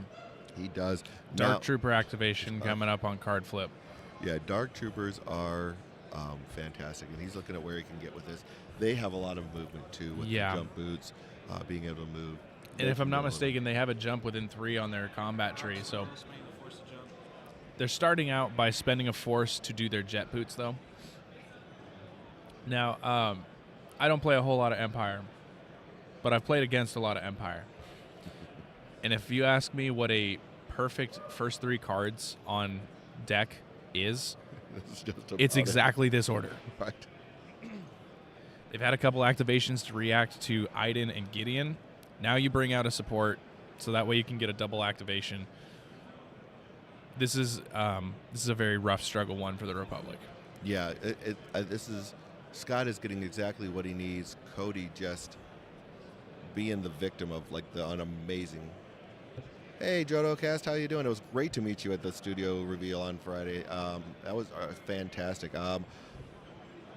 Thank you, you guys, and I love your content as well over there at JodoCast. You guys are amazing and doing a wonderful thing on the Legion side, and I know you guys are looking at doing a little more of the Shatterpoint stuff as well. So you guys are great addition to the AMG community, or not even addition. You've been around, I think, longer than I have, but a great addition, a great piece of There you go. the community as well. Love JodoCast. Yeah, I have not looked much into Legion content, but that's good to note because I was just told that Hondo is going to be added to the game. So now I know who to check out in case I want a little more information on how to play the best game there. Without a doubt. Yeah, those guys are great.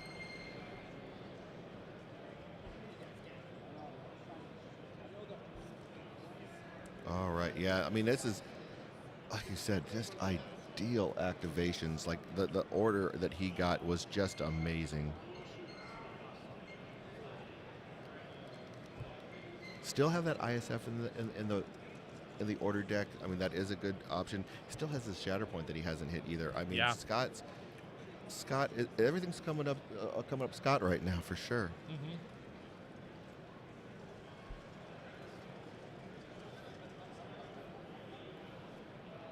All right, now they're just kind of figuring out the attacks here. Who's going into where?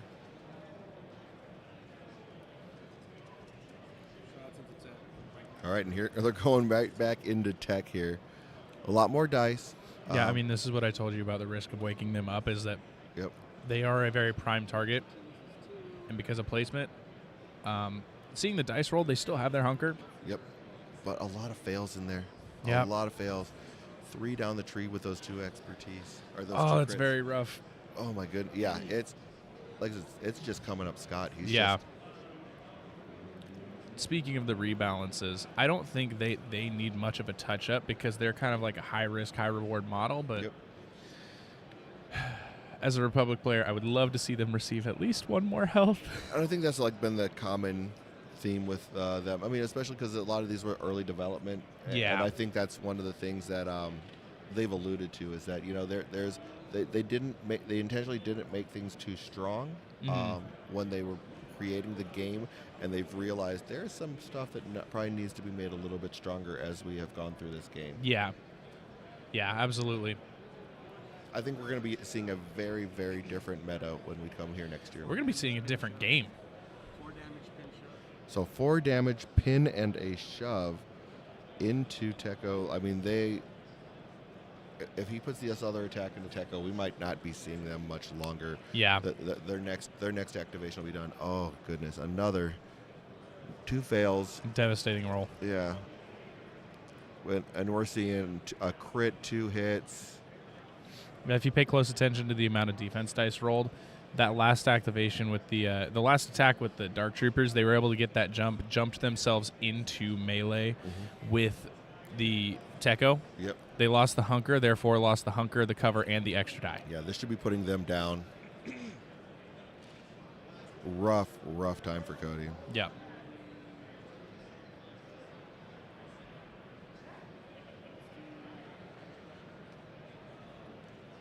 I mean, I think this just also shows the strength of Iden Vader. Right. Because after this, you're going to get the wound and then provide yourself an additional buff. Because you don't have a trigger for being wounded, you have a trigger for wounding. Right.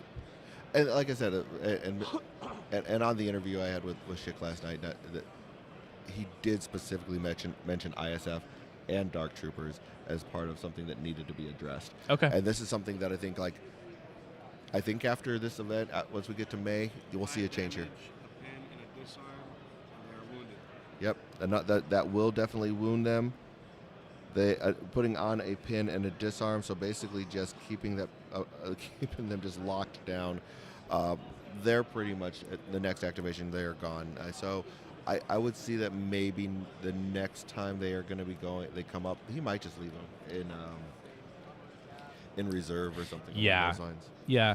Well, it's nice to hear that Schick has kind of noticed that they definitely need a little bit of a tweak. It's not that I think that it's gonna. At the current moment, this is what the game's meta is, and I don't see a problem with that. That's like we've kind of solved like, hey, these are the good ones. These are the not as powerful but still usable ones. Like, but at this point, we've seen some of the pick rates of some of the units, and Dark Troopers, ISF are kind of up there, right up there with Iden. So I can totally understand the benefit of bringing them, and especially, I mean, this game's only been out for about 1.5 years now, and seeing the changes happen so quickly and how many models they're going to be affecting is interesting to see how the game is going to be completely different once May rolls around. Without a doubt. So the ISF trigger happens, healing the damage also for the ISF, putting them back to 6. Here comes Shock T.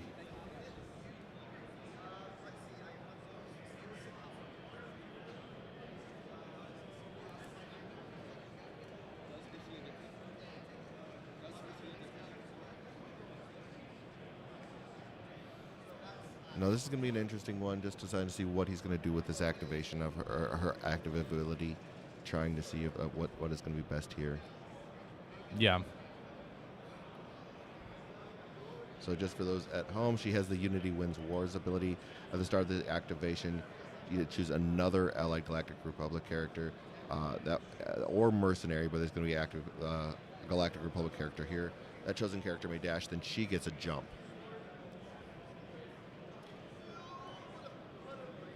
So a lot of movement just off of her active ability.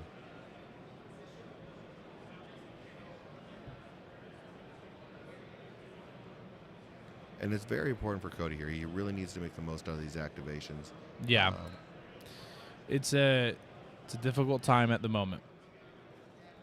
I mean, when you're on the back foot like this, sometimes all you need to do is start setting up for the next struggle. I think the other thing here is that there's not a whole lot of out of activation movement on the Republic side here, which is a very big struggle, pun intended. There's a very big struggle on Never Tell Me the Odds, and we're going to see that Shakti's tactic is going to move up one of the ARF troopers, and then she's going to be able to jump herself. But yeah, in this early part of the game, it's a struggle for the Republic because they are a slow army. But usually every card flip, you're going to get something that allows you to make the move that you need to. Exactly. So what we're looking at here is if we can get within range to do an attack, because she only has a melee attack. Yeah. And she was able to jump up, hit that ingress point, travel down, looking very close to being melee. Yep. Honestly, I think what the play here is to probably get an attack off. Hope to get one shove. Maybe if you get 3 down the tree, you can shove and then jump into position and then do the force repulse. So I think that's kind of where Cody's looking at trying to do. Absolutely. Is basically looking to see what maybe even to get to a point where they can jump to that back point if you can shove somebody off of a point.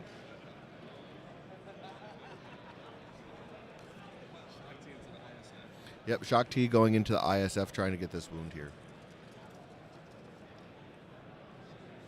What an amazing defensive roll by Scott. Again, 4 blocks, 1 fail. Just insane. Yeah, 3 expertise by though. This is something I've said once and I'll say it again, but when it comes to this high-level play, sometimes the decisions are just made by dice, and at the current moment, it seems like that's what's happening. Right. So the nice thing here is with this attack, you get a crit, a regular hit to a crit, and then a disarm. Mm-hmm. So looking pretty solid here. Got to get 2 down the tree. Doesn't get the jump that he was looking for, though. Right. 2 damage, a disarm, and a reposition. Mm-hmm. So he did decide to just, because he only got the 2, go that one route that does get you the reposition to sit there and move on to the point that he's looking to move to. ISF are going to go down there. I mean, it's been a struggle to get rid of these ISFs. Yeah. But hey, the thing about this Chiari Mundi and Luminara list, I think, is something that's a very important note, is that on wound, you're providing 2 dashes. Right. One with Luminara and her ability, the other one with Chiari Mundi, where he gets to heal and dash a Jedi. Right. Notably, there's not a Jedi out there that actually needs any healing at this point in time. Yeah, but it looks like he was able to dash Chiari Mundi and Shakti herself, now starting to contest a couple different points. So she actually stole that backline point from the bottom right here on your screen from Vader and the Stormtrooper Sergeant. Which is fantastic because then getting to 0, here come the ISF waking up if he decides to go with them. Now they do have 2 conditions, so we'll see which one he decides to heal off if he decides to go with them.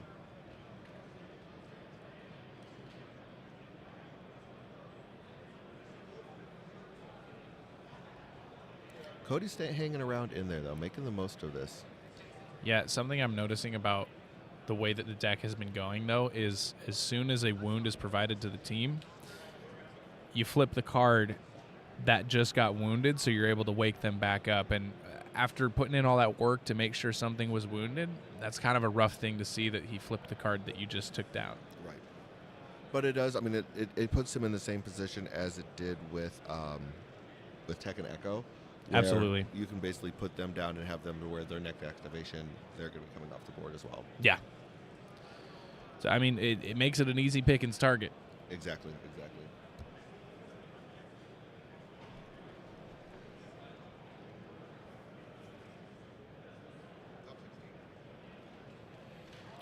Nice. One of our locals just swung by to show us he made top 16 at X-Wing World, so congratulations to Sheev here. You're fantastic. Good job, Sheev. All right.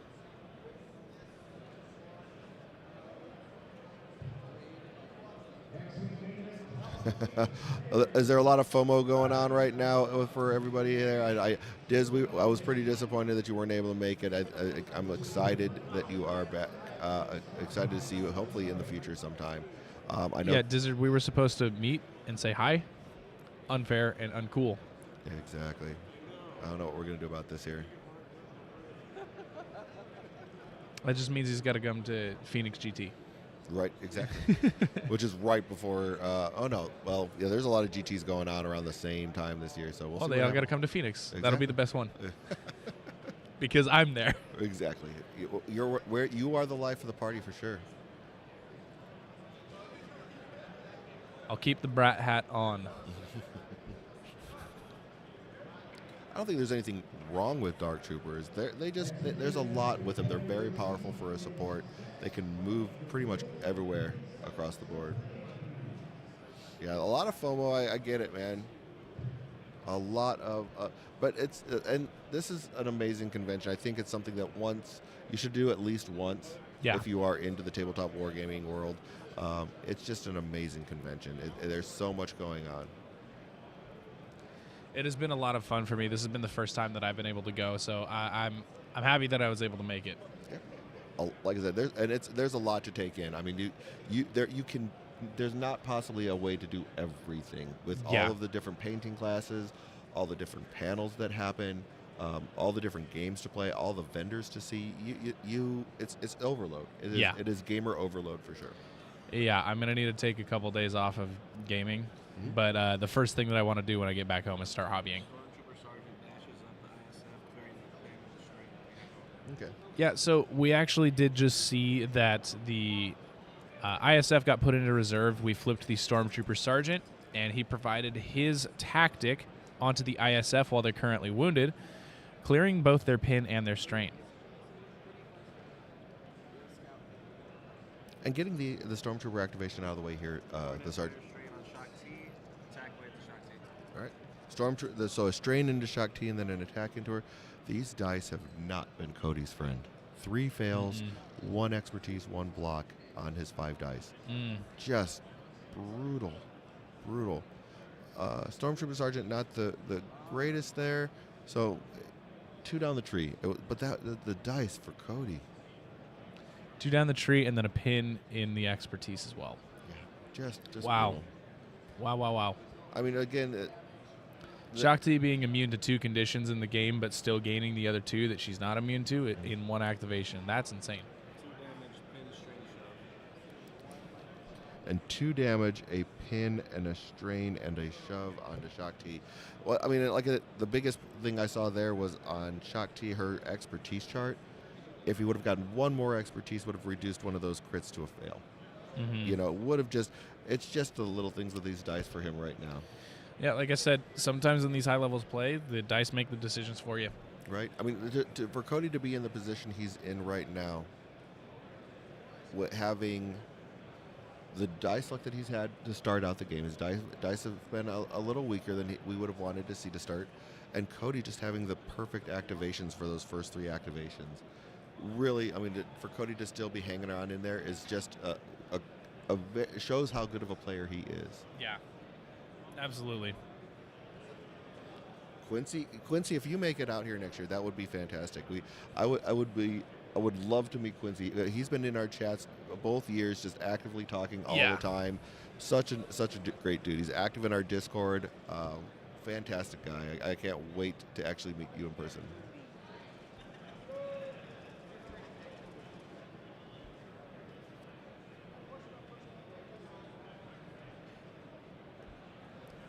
And for those who are interested, here I will go ahead and throw the link in to our Discord if you want to come in and join us and say hi.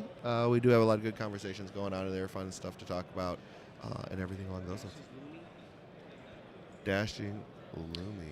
Dashing Luminara with the Kiadi Mooney tactic here.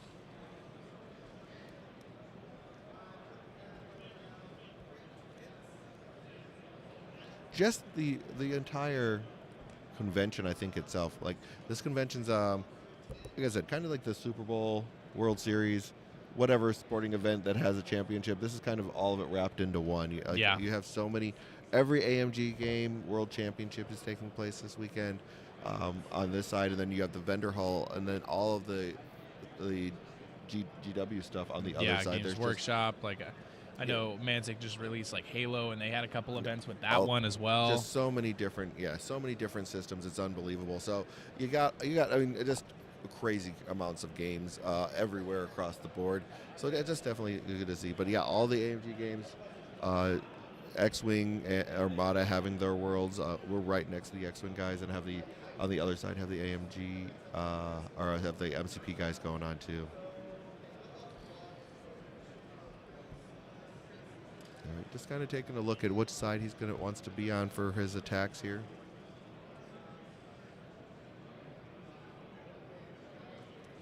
Just really kind of making sure that he's been making sure he's making all the right calls. Really hoping to flip a couple of points here. Yeah. I mean, it's a very necessary thing at the moment. Yep. So, Cornic Fighter exposed into the Dark Troopers. Ooh, there was the bad dice luck has switched sides over to a Scott side with the 3 fails and 1 expertise into the exposed. 4 successes here because of just the 1 block. Mm-hmm.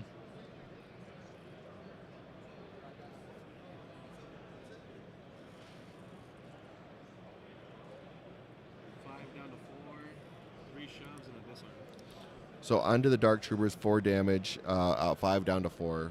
A lot of shoves, throwing them back. 3 shoves all the way back, and a disarm, I believe he said. Mm-hmm.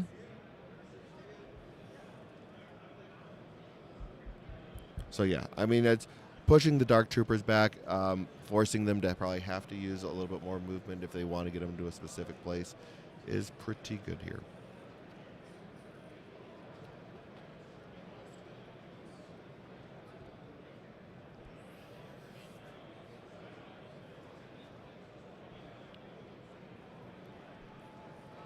A very solid Kiadi-Mundi, though, activation. Yeah, absolutely. I mean, every time that he's activated, he should be making a couple moves. So it's good to see that he's able to walk up and get something done. Those Dark Troopers are a really hard unit to take out. So him being able to do about half the damage is what we need out of him. Exactly. For the Republic side, at least. Yep. To really help Cody kind of get back into this at this point in time. Yeah. Like I said before, Republic a lot of the time is a very slow burn. And going to go ahead and use the force push as well. Yeah. Scoring 4. What a big swing turn here for Cody. That was a really big swing because at the moment, like as we've said before, I mean it seemed like the Empire side was getting those really early swings and just getting some really good stuff. But, I mean, if you guys look at the score, it's 5 momentum to 4 momentum, and it's now sitting on Cody's side. So it felt like he was on the back foot for a lot of it, but it looks like it might be swinging more in his favor now. Ooh, I do like that dream box there. Like if you could have your dream box and Admiral Akbar with a fleet trooper sergeant and or wedge secondary and then some fleet troopers. I can see that. My absolute dream box, I talked about it a couple times, is when I will start playing Mandalorians is when they bring us Pre-Vizsla and the Death Watch. Yeah, I don't see us getting Legend stuff anytime, but that would be kind of fun. Yeah, I mean, there's a lot of stuff for us to explore in canon before we start looking at the Legend stuff. So I'm excited to see what they would be able to pull off. I heard a couple of people mention Dr. Aphra, which I think would be pretty neat. We could also get Cal Kestis. I know Aubrey would be excited to hear that. All the time, yeah. Definitely would be excited. That is every time we talk about the dream boxes, that is definitely his go-to. I think the main reason that we haven't seen anything or heard anything about Cal Kestis is because he's going to be a very hard character to make. Yes. With how much customizability there is. Mm-hmm. So it's almost got to be at the level of like the the customizable generals that they added to Legion. You basically have to have that with a Cal Kestis head, right? For a Shatterpoint model, which is that would be a very difficult thing to provide. I would totally agree there. Okay, so basically, we still have in reserve the ISF. Looking at a flip of the Shatterpoint card. Just trying to determine where he wants to go with this one. Because there's only 1 card left into the deck at this point in time for Scott. So he basically is going to determine who's going to shatter point. So his next draw is going to be Vader. If he decides to leave ISF, or if he leaves ISF in reserve next time. Yeah, I'm just kind of looking at what to do Shatterpoint wise, because now that it has flipped back to where it's a really important activation for Scott with that 4 points that Cody had on his last They're turn. flirting with each other.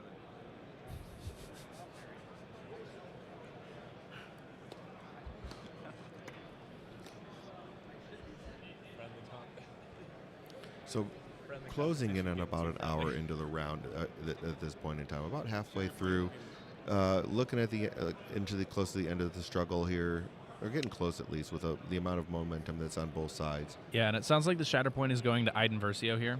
Makes So sense. get a lot of mobility going.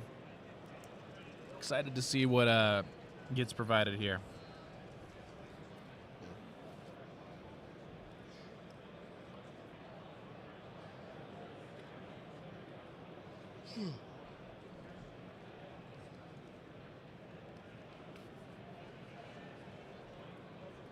Yeah, so Iden going to be basically moving just about everybody around. I think she's going to be in a pretty good range of everybody. Looks like he's probably going to try and get some over towards that bottom left spot. Kind of moved on the other side of that middle gantry.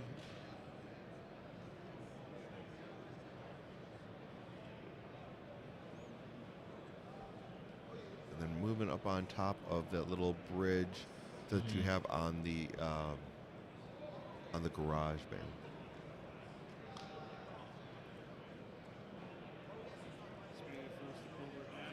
And then, yep. Spending a force for the covert operations here. Getting a little extra mobility, maybe looking towards the backside here. Now, we haven't seen the ARF troopers come up in the deck yet. So Yeah. being able to alpha strike them before they activate is going to be the same exact thing that we did to Tekko. So this could be a scary turn with Iden. Yeah, basically just really taking out those supports. I mean, like looking at the long game, trying to get them off the board as fast as possible. Because yes, this Crosshair, Lumi, and ARF still in the deck. Yeah. Yep. Just as we suspected, dice are being rolled. You decide what happens to the ARFs. Exactly.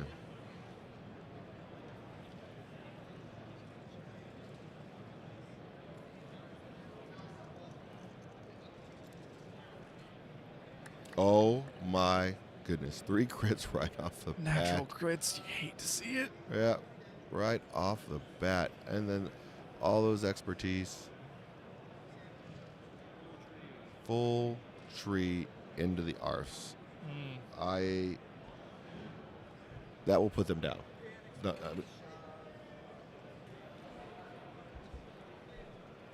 putting them down without a doubt.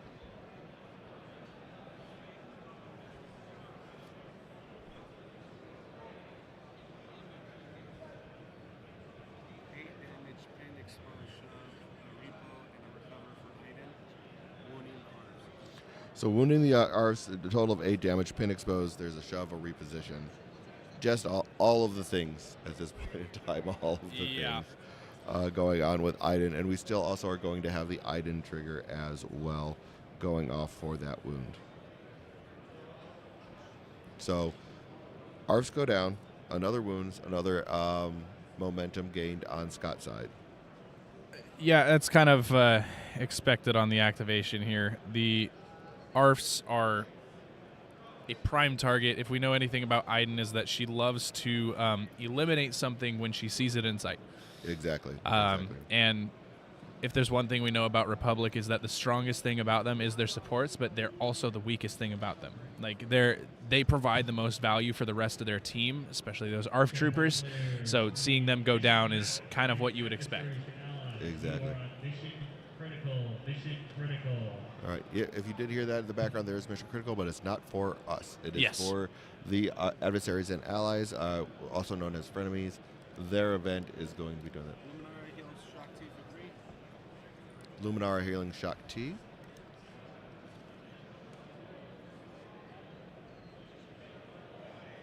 Scoring just 3 here. 1, 2,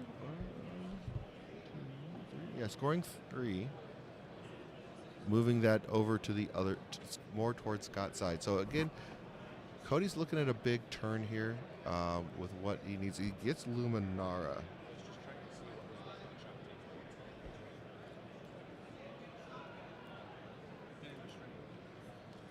Okay, so just got an update with the healing happening to Shakti. The only thing left on her is the pin and the strain. No damage. All right, so Lumi coming up here, looking what he can do with the activation. Still have the ARFs in the deck as well as Crosshair. So something I'm noticing about Cody's game plan here, that out of a personal choice of playing a lot of Luminara, I haven't seen him put any cards in reserve, which I feel like is a little part of a detriment to his game plan, because a big thing about Luminara is that in her identity, she allows you to look at the top card of your deck before you activate your reserve. So it's almost as if you have 2 options on every time you're flipping your card and you know what you want to activate with. Which is a pretty interesting move. I know he hasn't really had the force economy for it because he's kind of been on the back foot and he's always found an activation this game, but I feel like not just me personally seeing the way that this is played, it feels like it's a missing out on a piece of the puzzle. Potentially. I mean, but he's I say that, but he's still holding on to this game. He has been scoring pretty well.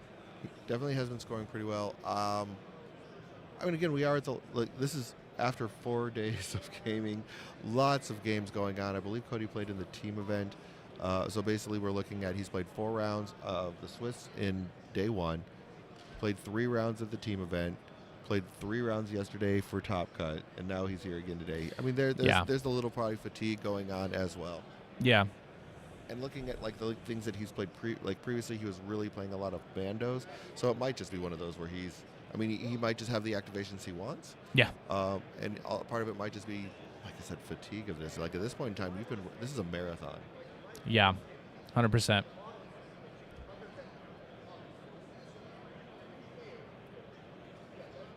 Yeah, I mean, who knows? There might be some love coming on May the 4th. I mean, they're pretty. We know that Atomic Mass is pretty good about saving some stuff to give us spoilers later on, and not spoiling everything. Attacking into Gideon Hask here.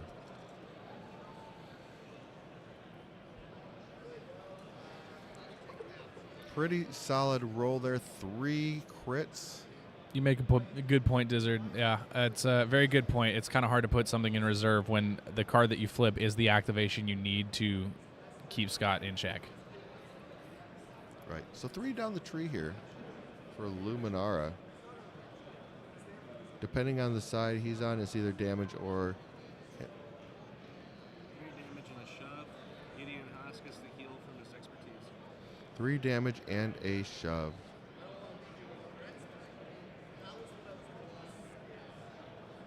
I think it's...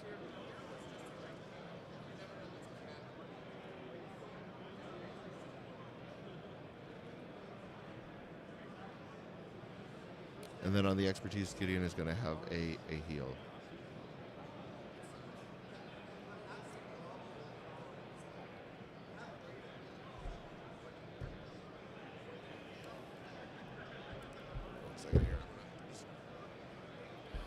Todd's just stepping away from the mic for a second to kind of get you guys a true update on the damage and conditions, all the units here. We do the best we can to keep up with what's going on in this game, but our notes can only do so much. So we're getting a more accurate reading on what the state of the game is for you guys, and at the moment, I think the decision is still happening on Cody to figure out who he wants to move along and attack and activate.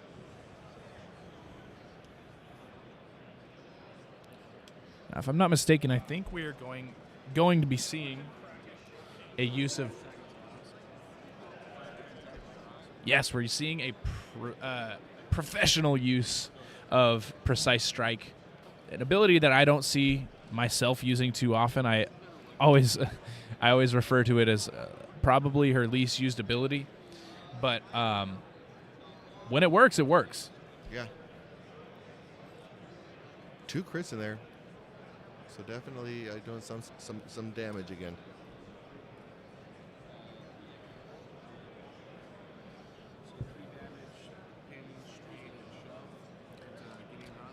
All right, 3 damage pin shove into Gideon Hask.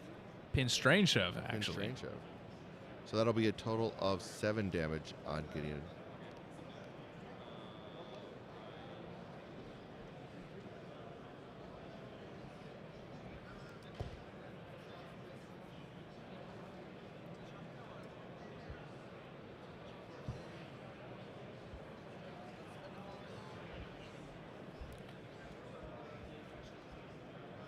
But keeping Gideon alive on 7, or alive on 1 with 7 damage, knowing that Crosshair is still in the deck.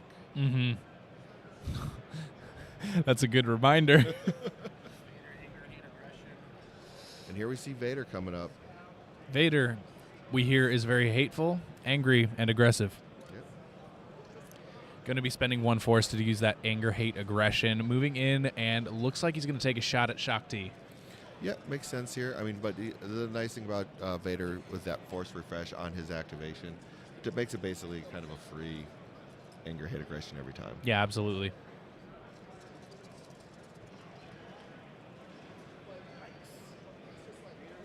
Yeah, that's a lot of dice being rolled by Vader. I heard an emphatic yes by Scott. A lot of expertise. I don't know if he was really saying yes intentionally, though. Yeah, sometimes when you see a good roll, you just kind of get excited. Right, right. Looks like going to be the full tree by Vader into Shakti. So, ouch, is happening. Yeah, here. I know a lot of I know a lot of Jedi Masters can tank a lot of hits, but I think we're going to see yet another way that Shakti has died. Right. Yeah. If I'm not mistaken, she's got in a visual medium. Is she not the one that has had the most deaths on screen? Correct.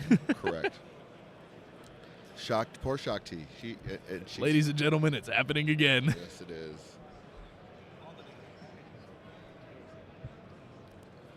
Yeah, going down with Shakti. She already had a pin and a strain on her.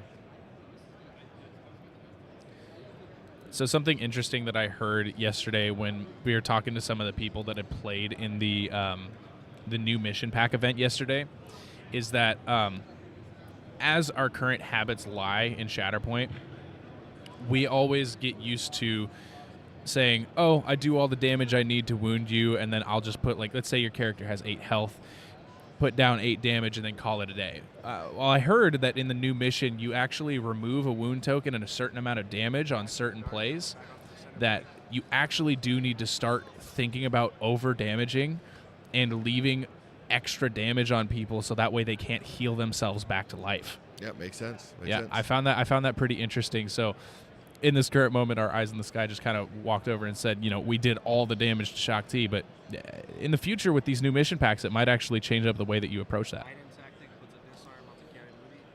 So a disarm goes on to Kiadi Mundi with the Iden tactic for the wound here, and dashes the Dark Troopers back onto that center point. So you have Vader and the Dark Troopers just sitting at that center point. Then Vader decided to give himself a dash with his trigger. Just a quick update on the deck. We can see that the last card lying in wait for Scott here is his card that's in reserve, which is going to be his Imperial Special Forces.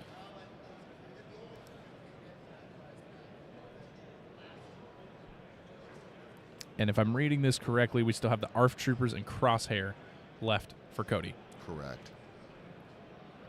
This should win the struggle, I believe. Yeah. Is it? And if not, it'll be very close.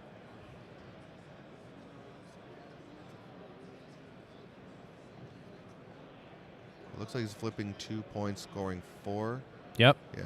And the momentum gets removed. That is struggle, folks.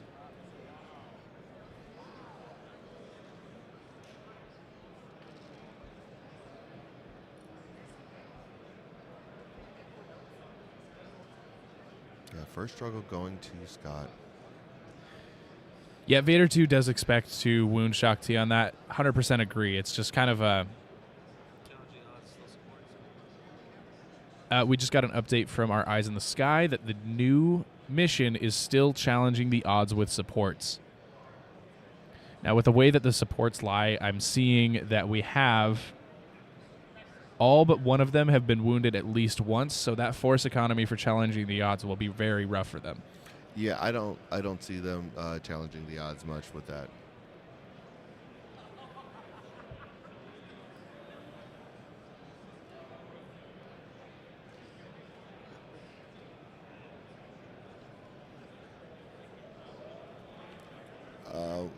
Cody gave us a smile, and I don't think it was a good one. I don't think the flip was good for Cody here as far as the potential. Yeah, the state of the board, it looks like Crosshair might be just out of range for that objective.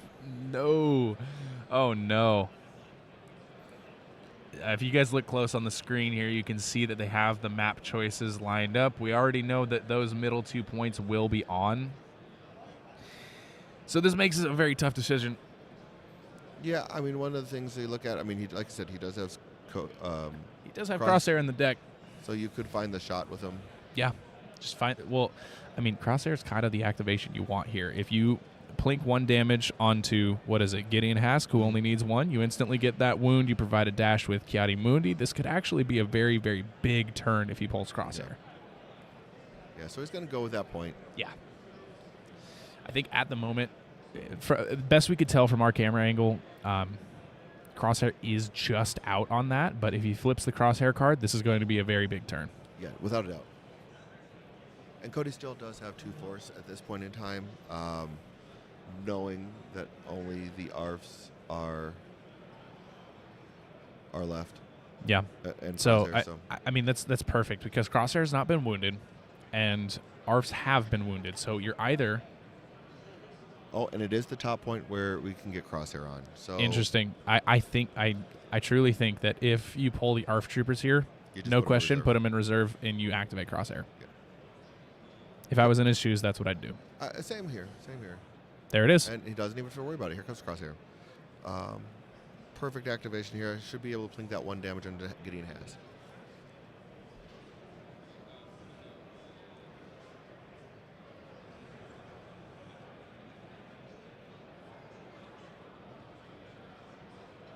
Todd stepped away to check board state.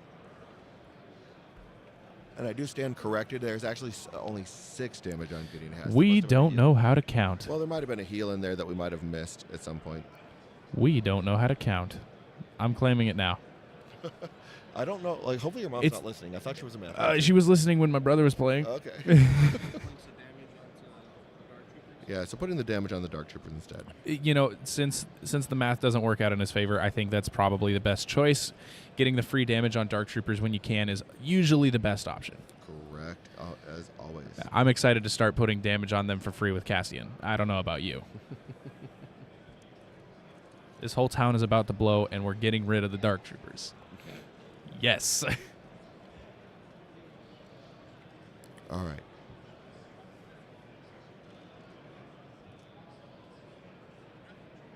Kind of just looking at what he wants to do here.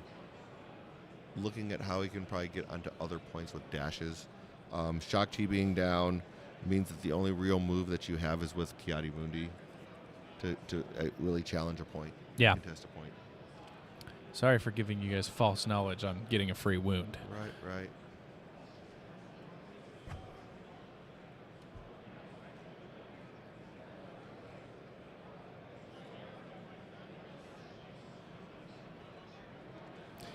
Yeah, that's a good question. Healing damage off wounded characters might actually be beneficial. And something interesting is that, like, we were seeing some of the cards saying that you can actually, like, take an injured or wounded token off of other characters. It's really exciting to see what's going to happen with that new mission in the mix. I know I've personally, since I hadn't had to worry about tournament prep, I've been working on fixing up a list to figure out what I wanted to play for the new mission. All right, going into Dark Troopers here.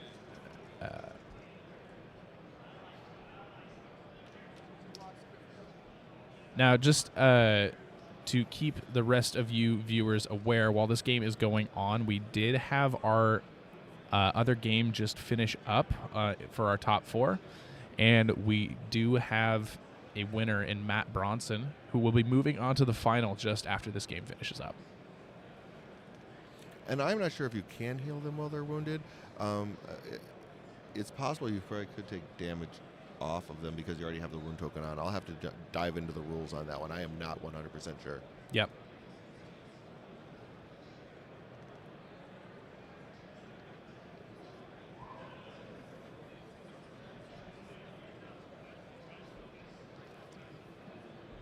What was the results of that? It's a full tree. Dark Trooper's wounded. Position off crosshairs. So a full tree by Crosshair on that attack, wounding the Dark Troopers. He does have his reposition.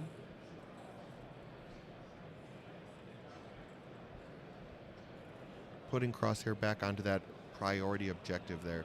But butting him up against that piece of terrain to make him really kind of hard to shove off. Yeah, I mean, now with the new challenging odds here on this map, I think that was the perfect move because now it seems in the Force economy that none of the supporting units in this game are able to challenge the odds. Yep. Now Kiadi Mundi is going to have his dash off of his trigger.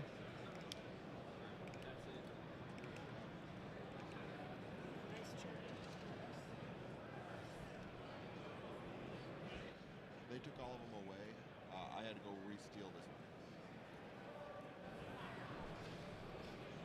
one. All right. Priority objective moves to the middle on Scott's side. Cody scoring 3 points, having those 2 objectives at this point in time. So, like I said, we know now that the winner of this will be playing Matt Bronson. Yeah.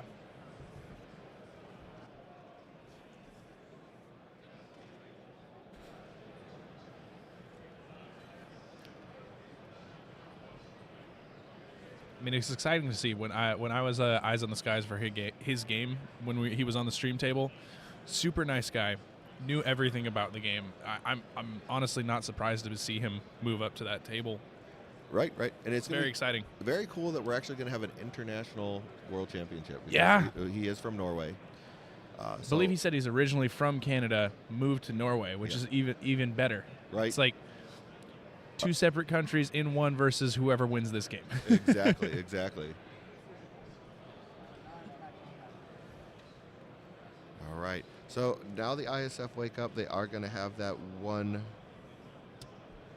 wound on them. Yeah. Looking to see. Looks like he's looking at Crosshair here. And just a good reminder that they did wake up fresh because when the Stormtrooper Sergeant cleared their pin and their strain, if they had anything more, they have a tactic that allows them to refresh. They would have been able to clear all 4 conditions in the time, even if they had them all. Exactly.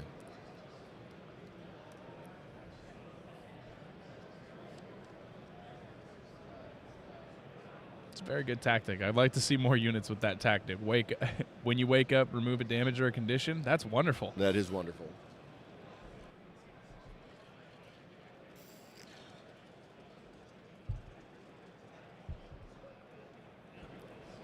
All right. Still making some decisions here.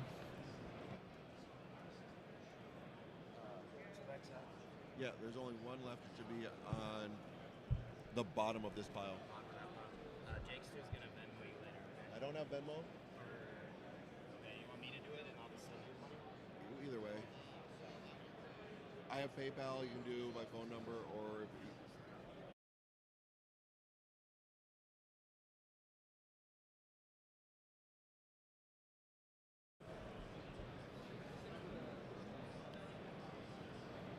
Alrighty. Yeah, big decisions needing to be made here. As you've already won 1 struggle, you want to find the best way that you can end this game before they can claim one. Especially when there's more momentum and the cube on their side. It's going to be a very hard decision to be made. Exactly. And knowing the schedule here, as soon as this game is done, they probably are going to be rolling. They're going to change up the layout of this table because whoever wins this one is going to know this table already. So they don't want to give them an unfair advantage going into the before. So definitely going to move some stuff around here. First attack action of the ISF, you're going to attack the ARFs to put more conditions on them. Going into the ARFs, trying to just condition stack them because they're already pinned and exposed. Yeah.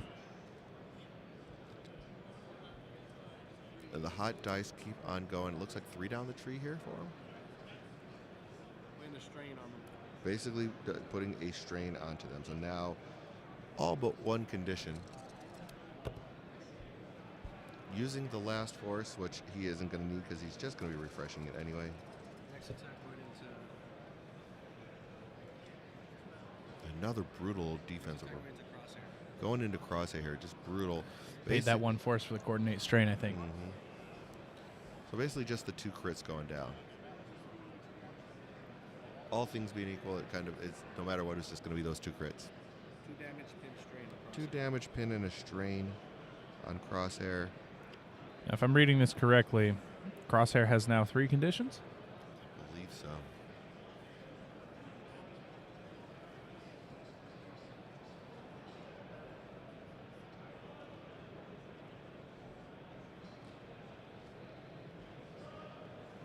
Move action onto point. And Matt Bronson, I can see us sending off to the side, kind of watching what's going on with this game. Very curious who he's going to be playing next and what each player is doing. The way he's walking around the booth looks like a predator stalking Right. its prey. He's antsy. He's going in that NFL pregame mode. Yeah, he does put on some pretty good battle reports. Okay, becoming wounded, you can't do it. Thank you very much.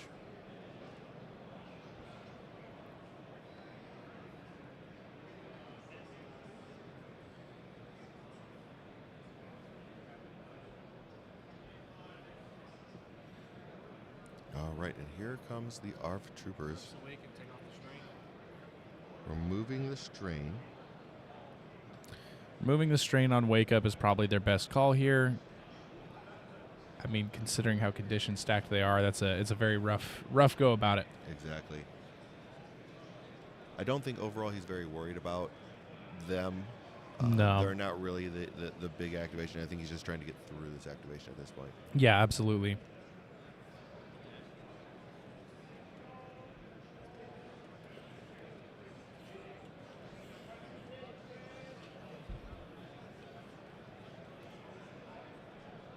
All right. So Scott has refreshed his deck, shuffled up his deck. Just trying to make sure it's as randomized as possible. Cody just kind of finishing up here. He does have the force over there, but I don't think he's going to use any of it. A gentleman's cut on camera. Yep.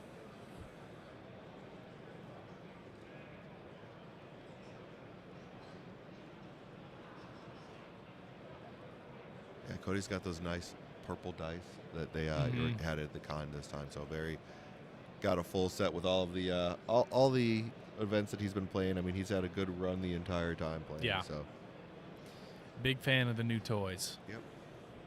Cody being the lucky one actually of having the first round buy of Heat 1. So had a like. Did that give him an automatic golden ticket? I don't know if it gave an auto. It probably did. just That's because- crazy. But basically, he had one last round under his belt here that he actually had to play. So a little bit of an advantage going in. Yeah. But he has taken full advantage of it, winning some really tough games down the stretch. Yeah, to fill those in that don't know about it. During all the tournament games here, part of the thing is that everyone walks away with every game that they play. They get 15 regular prize wall tickets, and if they win the game, they get a golden prize wall ticket. And there's a lot of different things that you can pay for. Like you'll see, as you've seen in Cody's deck, is like those alternate Shatterpoint cards, some foil cards, the new rulers, etc., etc. All of the stuff on the prize wall requires you get tickets. So if you were able to get a buy and get a free golden ticket, that's like 1/5 of the way to the brand new struggle tracker, or 1/5 of the way to the new tools, which I think is pretty cool. Yep, very cool.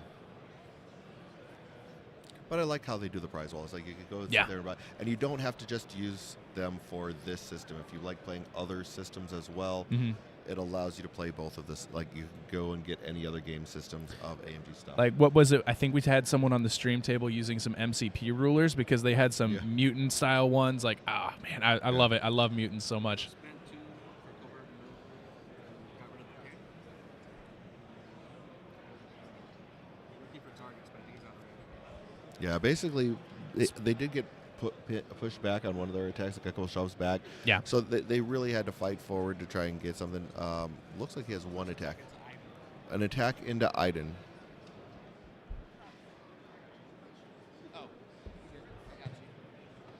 Shadowpoint players, we are on a very tight schedule today. There is no built-in lunch, so if you are done with your game, All right, and it looks like just 2 crits going through into Iden here, though. 15 or as close as we Iden is perfectly healthy, so this will be the first one here. Iden suffers 2 damage. 2 damage on a pin onto Iden. Like I said, not a lot, just kind of softening her up, and here comes the next attack. 3 fails, only 2 blocks by Scott. Looks like a pretty solid attack. Arfs don't have a big tree, so this is just about the 4 down. I think is going to be the full tree for them. Yep, that looks about right, Todd. I know I'm not Jake. No, Look not out. Jake. Aubrey jumped in here with me. Somebody need a breaky break. It's okay. Yep, Aubrey jumping in, so he's going to just take a look at what he's going to do here. Again, not going to be enough to do to wound Iden or anything like that, but softening her up just the same. Chat, I've been running around all morning doing errands. How's the game going? Is it fun? Is it exciting? Are you It's happy? a great game. Great game. Oh, I imagine it must be. Cody's really trying to like even this one up here. So 5 damage in a pin that turns into another damage, so 6 damage and an exposed. 8 damage on here total because of 5 damage and a pin will make that 1 more damage. So she goes up to 8 total, and she's also exposed now. Whew, that is Priority point is going to move to the one that Scott is already controlling. danger zone for Iden. Yep, Cody has the 2 points there, or the 2 objectives that he scores out on. Shatterpoint off the rip for Scott here. With a fresh refresh on here and everything like that. Pretty good. And here we go. Oh, wow. I am just noticing that Cody's got a full set of that new pretty dice. Yeah, that's unfortunate. There we go. Wait, what was going So on? Cody has the alternate art cards, and that he got here as well. So basically, though, he's using he has them off to the side so that when he flips them over, he can put the alternate art cards in because he likes to have them. Oh, but then he picked up. So basically, he has them in the deck too. So it was like he wants to make sure he pulls those out. There's a little bit of a difference in the coloration on those from. Oh, really? Yeah, so like basically that's why he's pulling those out because you would know what it is. Granted, he's playing Luminara, so I think he would be able to look at the top of his deck anyway. Right. But also that's interesting because that's wait, there's that means we need opaque sleeves now? Possibly. Oh man. I mean, they do make Yeah, they do make some sleeves there that will probably make it work. So I think you can find a solution for it. Oh. Mission All right, critical. and we are on mission critical now. Still just a struggle 2. Dun, dun, dun. That does kind of help a little bit, I think, for Cody here to try and maybe push him through since it is so far on his side. Scott's going to score 2 points here at least, though. Yeah. Hello, Carla. And thank you. I know you missed the Shatterpoint time. It's all right. I had to run around. Someone may have forgotten that we were packing up today and needed the bags for all of the streaming equipment. I can't imagine which ADHD baby had that problem this morning. Yeah, I looked at Aubrey when he got in here and go, "Hey, did you grab your backpack with all of the boxes for our cameras?" And he looked at me like, "No, why would I do that?" I'm like, "Well, today is Sunday, Aubrey. We might be having to close down the shop after the last round here. Wait, you mean we have to go home We soon? might be going home soon." Fine. All right. Oh, good to know, Sean. All right. Well, we'll sort that out. That's all right. Yep. Of all the problems it could be, I think that's Shatter pointing the Dark Troopers. Oh, I'm looking at chat. It's Shatterpoint time. That's why they said I that. was looking at the Oh, you mean we missed it right now? Oh, my Yes. bad. Hey, listen, I just got here. I'm not even supposed to be talking to you. Jake, you needed a break. It's okay. I'm the bench hitter. Like The they're bench hitter? what? Yeah, I'm hitting from the bench. It's pitch hitter. Oh, whatever. I don't care. Do I do sports ball, Todd? No, you don't. Dark Trooper shooting to crosshair. Dark Troopers going into crosshair.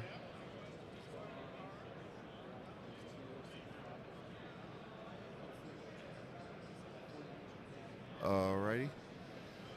Looks like 4 successes after Wow. the resolution of that. Going into crosshair, I believe there's 2 damage on crosshair at this point in time. I mean, good attack. Yeah. Don't think it'll be quite enough to put him down, but pretty close.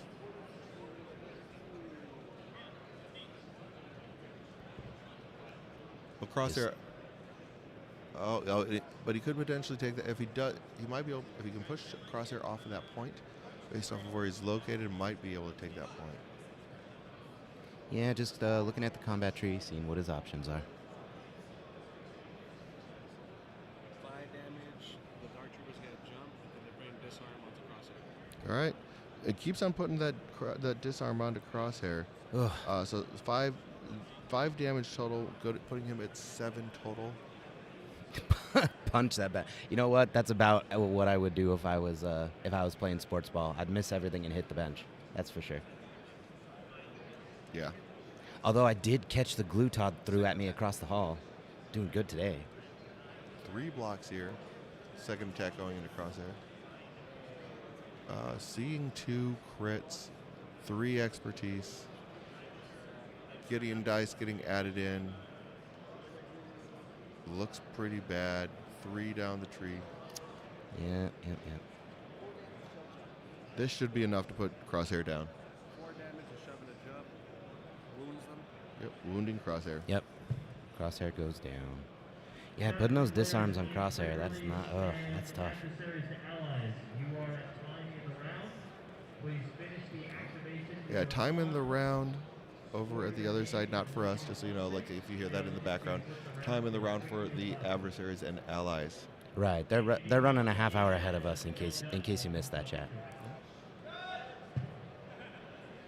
Uh-oh. And then, so looking here is going to be flipping the 1 point in the back, scoring 3, still staying on Cody's side. But he got that momentum for the wound, going to get a momentum for the mission critical.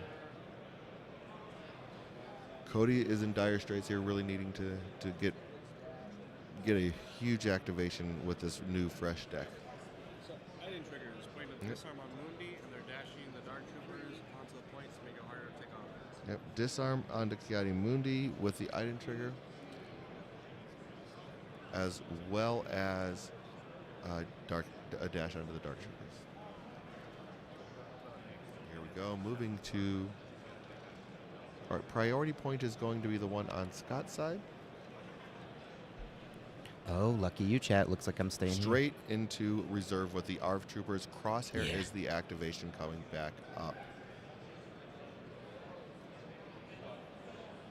Oof. It looks like Cody is feeling this pressure here, everybody. Just saw the look on his face. This is going to be tight. But more importantly, chat, how are you doing this morning? Or afternoon, or evening, wherever it is where you are. So ideally, what we would probably want to see happen with this one is finding a way to take out that priority point. Because there's 2 brand new, fresh Dark Troopers that are sitting on that point up top. Getting both, like wounding them, would be the only way to flip that point. That's only scoring you 2. Yeah. Yosef, I'll check with Izzy. Hey, Izzy.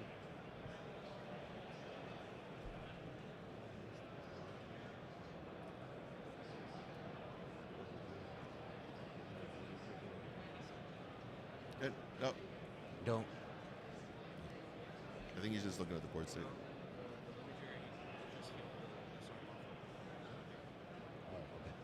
So Yosef, it looks like the Lumi trigger removed the disarm off of Kiadi.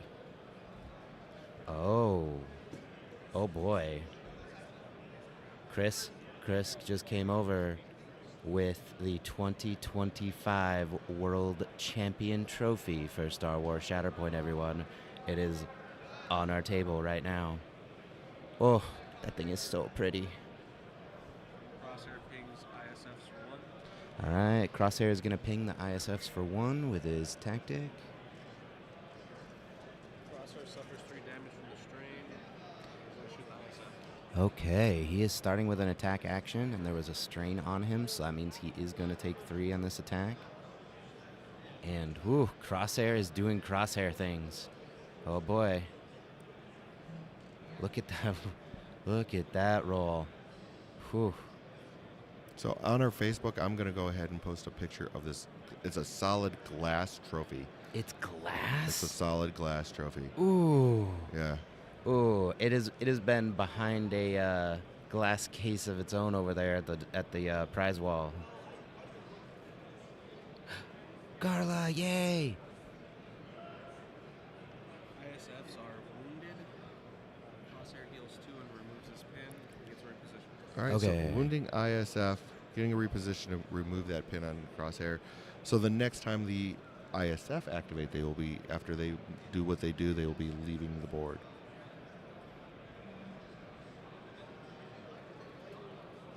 I mean, this is definitely going to help Cody crawl back in, but we'll see. We will see. Now that we are in mission critical, I am concerned that maybe there just isn't enough time there. As long as Scott just keeps pushing back. Yeah. It's a rough one. I mean, Cody's going in the tank here. He kind of has to, with everything that he's going to be doing. I mean, because this is for the World Championships at this point in time. Like he's got to move a little, got to move quickly, but he's got to make sure he's making all the right decisions. Right. This is tough. That's one. To talk about an entirely different game system. I do kind of like that in Magic at this high of level. Sometimes events would just take off time. We don't. I appreciate that we still have a timer here as a cover in the event, but that's what they would do with very, very high level. Yeah, and I don't think you competitions. want to do that at the like here. I mean, No. these matches can just go too long.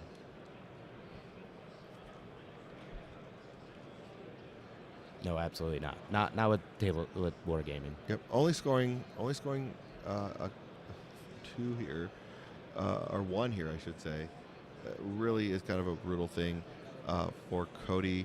Does get a couple of momentums here, but staying on the priority point, at least scoring 3, Ooh. could potentially score 4. Could be a big swing for Cody, or for Scott, I should say. Yes. Immediately putting the ISF here into reserve Yep. That makes sense to me. and pulling Iden. Ooh. Okay. Here comes the Iden. You know what? I usually reserve this for Vader, but I think we need the Imperial March. Dun dun dun dun dun dun.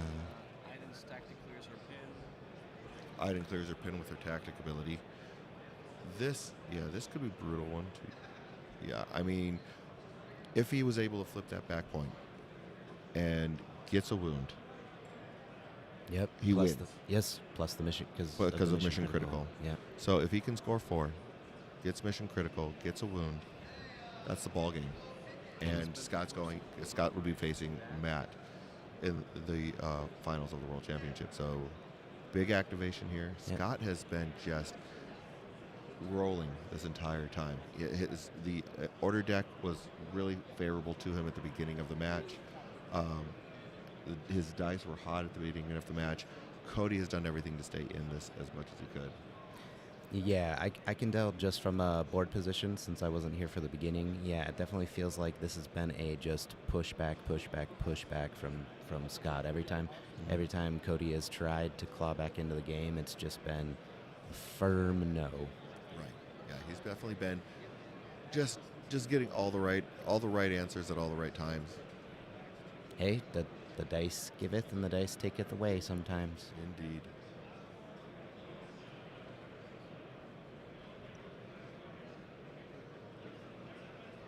Yes, Carla, I'm going to hold you to that. I want to know what this new terrain is you're talking about. Yeah, let's see it in the Discord for sure. I did get to take a look at that new terrain they revealed in person. I'll have to put that picture in the Discord too. It looks interesting. It's kind of fun. I like the outer rim theme on tables. Iden's gonna shoot the arcs. Okay, Iden is Iden going going into into ours. Arf.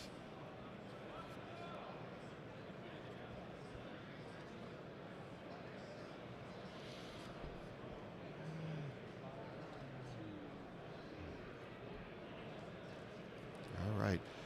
Best roll that Cody could hope for with those blocks, but Yeah. those 3 crits. Right, Just man. doing everything. Man. I believe the arcs are already down, though. I think he's just trying to condition stack them at this point. I hear an expose and a pin onto the arcs. Wow. 7 damage going to the RF's exposed pin on them. But they were already down, right? Yeah. Yeah. So expose and Yeah. pin, just trying to condition stack them. Man, talk about brutal. If Right. they had been up, That would would've have put 'em down. that would have just put them back down again Right. anyway. Yeah. Ooh. They were up. Oh, they were up. Oh, okay. Oh, wow. Well, then now what- they're back down. Well, then what I just Now said. that wounds them. That was Right. apparently they were up. So Arf's being in reserves just now. Whenever he wants to activate them, he can and bring them off the board. Is that the second time they were wounded or first time since I wasn't here? This is the second time. Oh, wow. Yeah, they were wounded before their activation. Yeah, the RFs came back up and they attacked Iden. Yeah, that's right. Arfs did come back up Ah. and attacked Iden. Ah. So, yeah, scoring 4 or 3, Three, yeah. getting the momentum. Yeah. It's right up against it. Didn't get Needs a big swing from Cody here. All right, it's the so he needs to fail. score 1, 2, 3, 4. He would need all 4. Shock T. I 'Cause he's mean, getting 1 for momentum. I just don't see this. Yeah. I mean, Shock T can definitely go up and say this point is mine. He but has the priority point, so that's 2 yeah.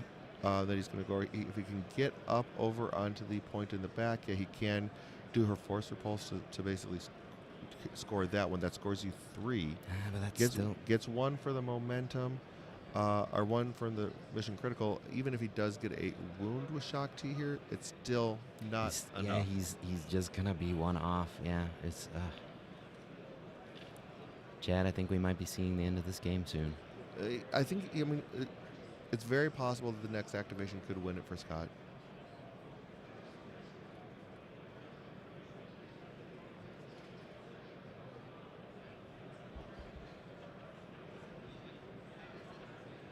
Yes, after seeing all of the fun plays with Shock T this weekend, I'm gonna have to go home and crack open that box. I wanna play with some Shock T. Yeah, she's fantastic. Like I said, I think This moment notwithstanding. Yeah, I think part of this, I mean, was just that the order deck was just so kind to Scott. I think that really did not help. Shock T dashing Mundi up. Yeah. So Kiadi Mooney gets dashed up with Shock T. She'll get her jump.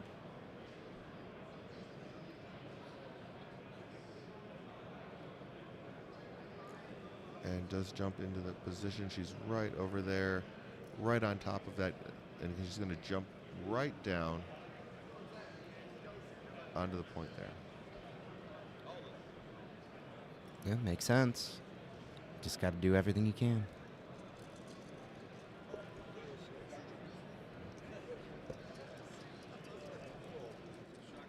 So Shock T. Shock T focuses and attacks into the dark. Shock T focuses and attacks.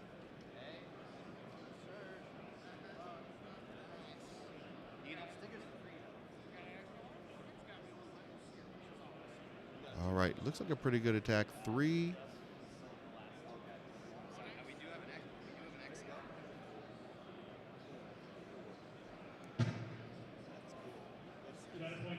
All right.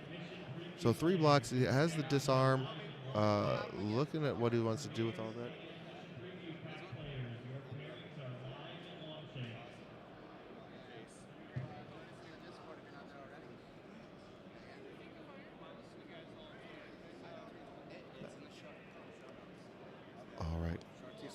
force to nullify a block. All right, Shakti spends a force, gets rid of a block there, so it's gonna looks like gonna go 3 down the tree with that disarm from there.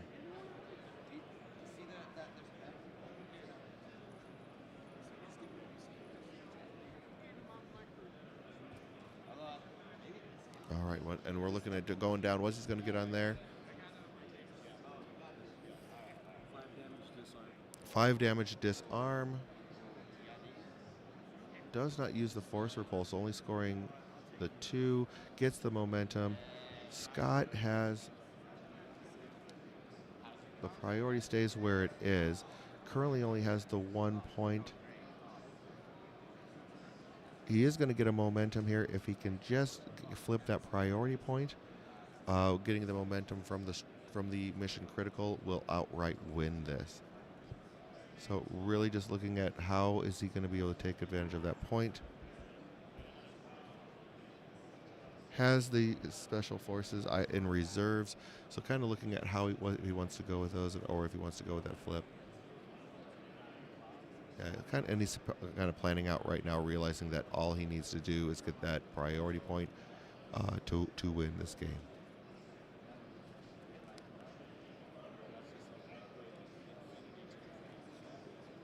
Looking and the big look that he's got here is can he get into the dark troopers over there. I think is what he's looking at, if he could move them. So kind of really looking into all of the different things that he can do. Just fantastic. Like really this is a very pivotal thing. So like he can definitely win because of how he can win the game here. Really taking the time to sit there and determine what's going to happen here. Fantastic play by both players here. Amazing. Like just very tight, very good play. And all things being what they are, really what got this was the order deck. I mean, it was the variance is kind of what was the deciding factor here, I think, in this game, because both of these players just played as good as they possibly could. As they were just fantastic players.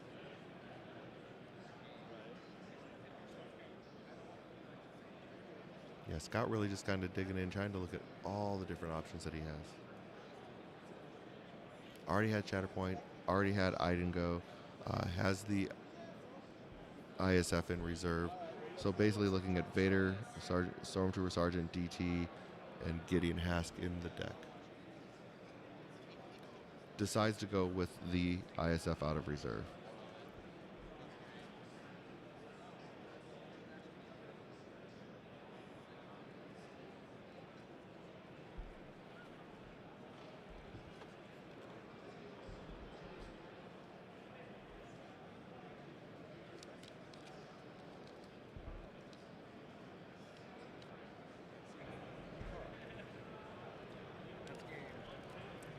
Oh, I'm back just in time for it to be game. Oh boy. Yeah, the game is just about to end here. I mean, we did say that before I had to. Yeah. to wander off. It's pretty much on the end here. I mean, no, there was definitely something that you needed to talk to over there. But yeah, looking at this, he's going with the ISF.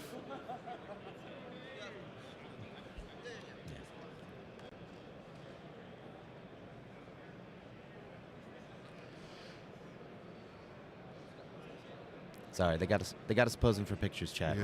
We had to take a minute. Adepticon staff were over here. Yeah, so Yep. So getting Wow. recovered is strain that he had on him. He paid for Colbert to get rid of the pin, and then he just moved up and took the center. Yep. Went on the front. All right, so basically, yeah, just moving up, taking the center point, Gideon Yeah. winning the game here. There it is. I mean, that seems fit in. Getting in Hask, running up in the middle, and saying, "This is mine." Without a doubt. I mean, so a 2-0 win, a very long 2-0 win by Ooh, Scott. right. Like a very, very long 2-0 win. Since this game is over, I'm going to let you take over for a little while so I can get ready before the next match starts. Yeah, no worries. Okay. Let's see. I don't think you want to see them clean up, so you'll come back to see my face. Hello. Actually, hey, Izzy, come say hi to chat. Yeah, you don't got to keep watching them. It's all done. There we are. All right. Oh, can you believe it, everyone? We are almost to the final match of the 2025 World Championships here at Adepticon. Izzy, how do you feel about that game? Watching it, they both very friendly players, but it was super quiet. Like, I mean, at one point they were flirting with each other and it was fine. But like, other than that, like, I mean, these two players are very advanced. They're super high caliber, and they would roll dice and not. And yeah, it was a very intense game, Quincy. Like, in their own mind, they were interested in a different wavelength. Where even sometimes when Crosshairs would move up, he wouldn't even state who was he attacking, but the other player already knew. And so, I mean, Yeah. it could be chopped up to like positioning of units or someone else, but like I would see two options that Crosshairs could attack, but they were already on the same wavelength on the importance of someone attack, so they didn't shout it out. So then the dice would be rolled. I'm like, who's attacking? And then they'll be like, oh, Crosshairs into the Depth Troopers. I'm like, oh, fine. Yes. That is what I've come to expect from the highest tables is that they have figured out the strategy. They are moving a few steps ahead. I am definitely not there. I do not have enough games under my belt to. It was a good game. Like, to do that.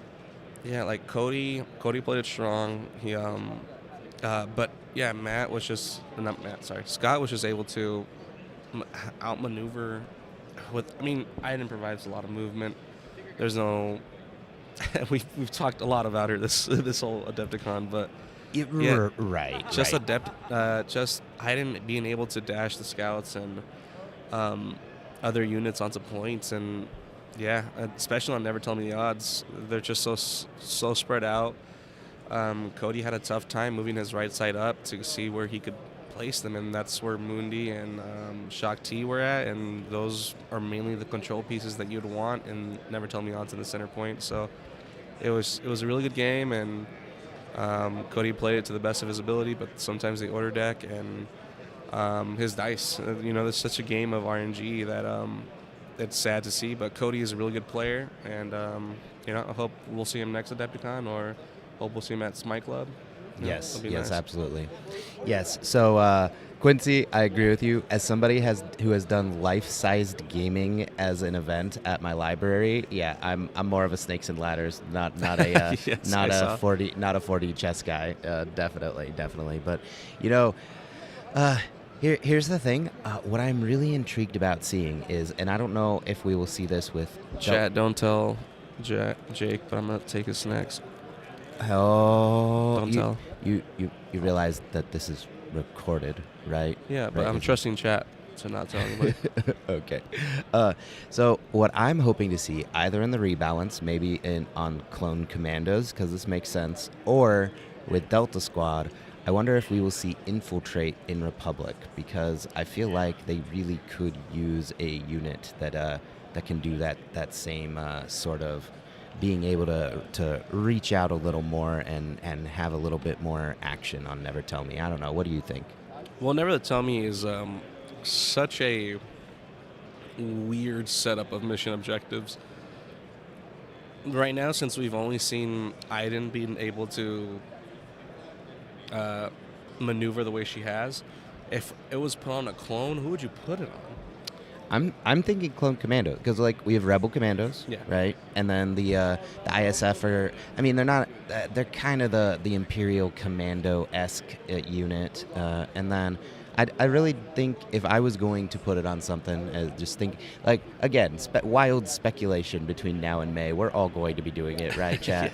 Yes. But I think instead of the scale on the Republic commandos, I would almost be willing to replace that with an infiltrate. I mean, the scale's good, but it's really only great when you are using Lumi's trigger on the commandos. The rest of the time, the scale isn't as relevant as I think we thought. Whereas an infiltrate on those guys, ooh, that would be something interesting. Yeah. Well, I mean, what is scale? It's just basically a flavored jump.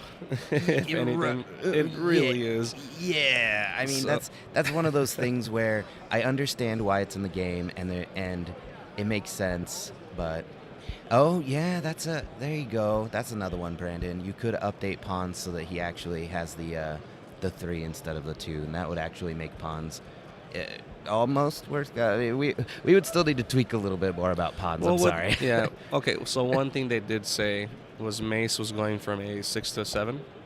That's what it was. So it does allow more for at least more thought into the list building when it comes to Mace, and who knows what type of. I mean, for all we know, we're thinking of debuffs and buffs at what the cards say, but for all we know, it could also just be the point value of characters as well. So who knows if maybe the clones don't get touched, but they just go decrease in the point value. Yeah, that could be fair. I also wonder if they update pawns in that way. Maybe pawns goes up to a 4 and gets that extra ability. Or I also wonder if ARFs are going to have a point value change, because they seem very good for. They do a lot. They're 3. just their defensive expertise. I mean, in this game, Cody used them very well, and the sad thing was is that they. ARFs, ISF, most supports that are prominent and, build upon your team, and when you bring them into the mission, they get hunted down like sharks. We saw it today in this match when Scott went with Gideon Hosk and tried to get Echo and Tech first round, and then the same thing. You saw Cody, when he had his chance with Hunter, he went after the ISF. So it's just, and then Scott responded with Aiden going to take down the ARFs. So it's just, it's a very, very dangerous world for any support out there. And the only supports I can ever think of that will take an attack are the Darth Troopers. But those guys are just cut from a different cloth. Those guys are made differently. Yeah, don't get me wrong. Lore-wise, Dark Troopers are supposed to be scary. Like that's when you're heading into a Battle of Endor time. I mean, the Dark Troopers were so strong that the Empire was considering just replacing Stormtroopers, their elite troops, with the Dark Troopers. And I mean, we're definitely seeing why in Shatterpoint. But oh boy. Yeah, I mean, maybe they just don't have. I want to know what to do. I mean, Brendan says get rid of infiltrate altogether. I don't know about that. I liked it in the game. I think the reason why people don't like it is because only one person has it so far. Yeah. But if we reflavor it and give it to other affiliations, or hey, Rebel Commandos have it. There's two whole ones. Yeah, you're right. Come on. But yeah, there's definitely some things that I look forward to seeing. You can't see this chat, but just narrating for you. This is important because we're going into the finals, and of course, Scott will have played on this table, so the judges are going ahead and resetting up the table so that it is fresh, which we appreciate it because we want the World Championship to be a fair and equitable matchup between the two players. Yeah, so they're doing a whole new terrain. Looks like they're getting crazy with it. I say that, but no. No, that's looking interesting. It is looking pretty interesting. We'll see. Yeah, I mean, yes. I'm gonna look at the top-down view. Yeah, it'd be unfair if we had the same layout and Scott has already played on it. He knows what advantages. Yeah, Scott changed sides, and even when he was changing sides, I was there, and he would say, "I don't know if this is the right play, but we'll change sides. We'll see what happens." And then he was. And then the first pull with Aiden, and he was just like, you know what, maybe if I would have stayed on that side, my scouts could have gone further. I'm like, yeah, well, Scott managed to pull it out, but still, it was a really good game between the both of them, and the layout for the finals looks fairly interesting. I wonder what people are going to take.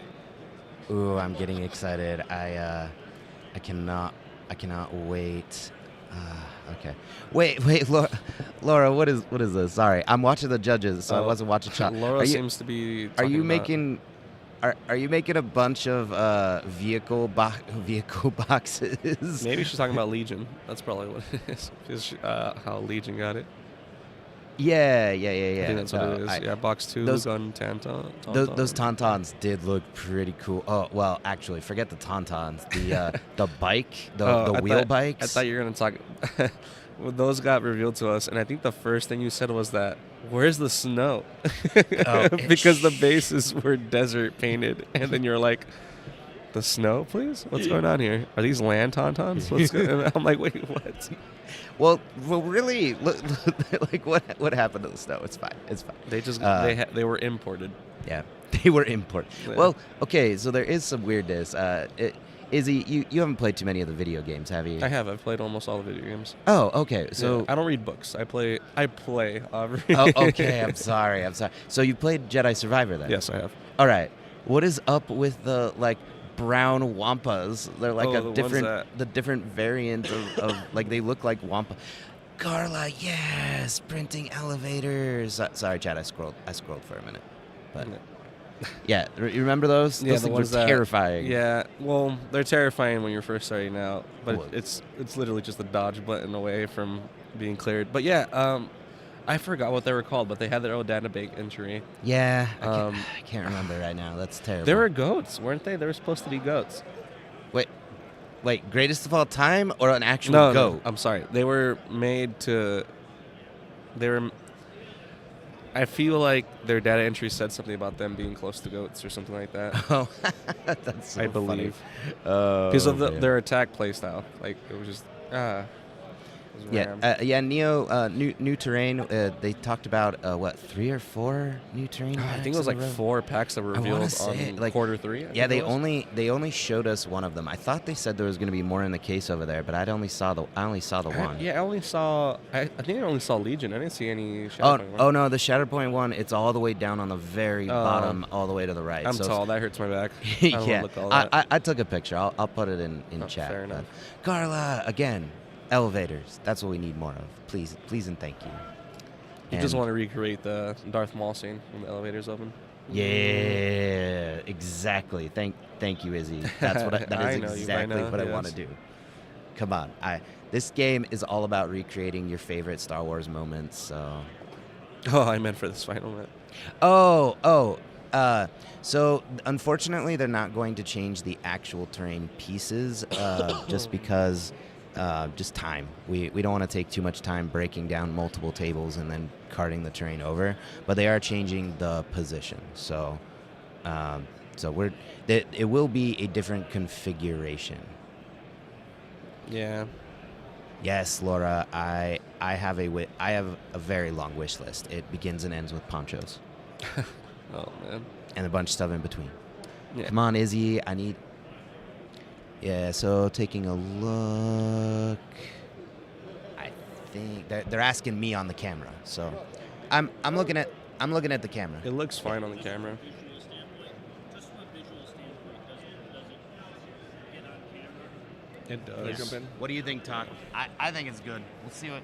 I'm trying to see on the camera. So we're just the Hi, judges everybody. are talking to us about the setup here, just making sure that it will be a good viewing experience. Yeah, just for trying you. to, and we want to change up the table so that it's different. Oh yeah, that's great. Yeah, so basically just wanted to change up the table, looking for a little bit of a different layout, since Scott is going to be playing on the same table than what he was playing on before. So just wanted to see what that looked like and everything along those lines. Yeah, Neo. Remember, I don't. The ADHD baby doesn't get the jokes. It's okay. It's all right. I appreciate the good humor though. All right, and basically what's going to happen here is they're going to take a quick break. Sorry to kick you out of here, Izzy. Going to take a quick break and figure out who, and then they're going to be jumping right back into the championship match here. So, looking at everything, let's take a look, actually.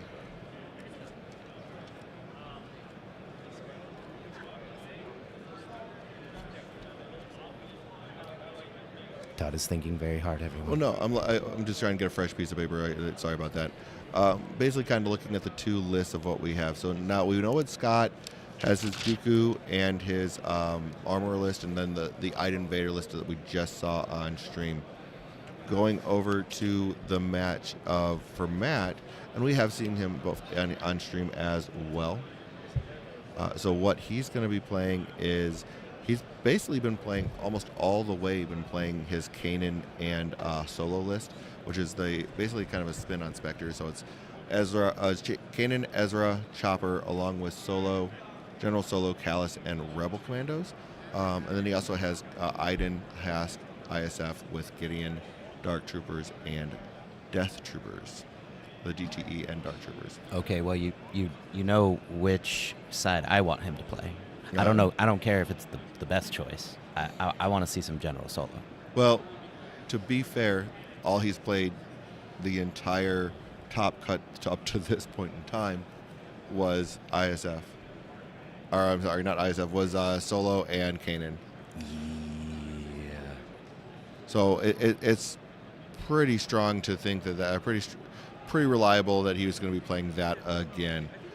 As far as what Scott is going to be playing, it's up in the air. He's played Vader and Iden 3 of the 4 times. Yeah. So it's going off of that. I think he's most comfortable playing Iden Vader.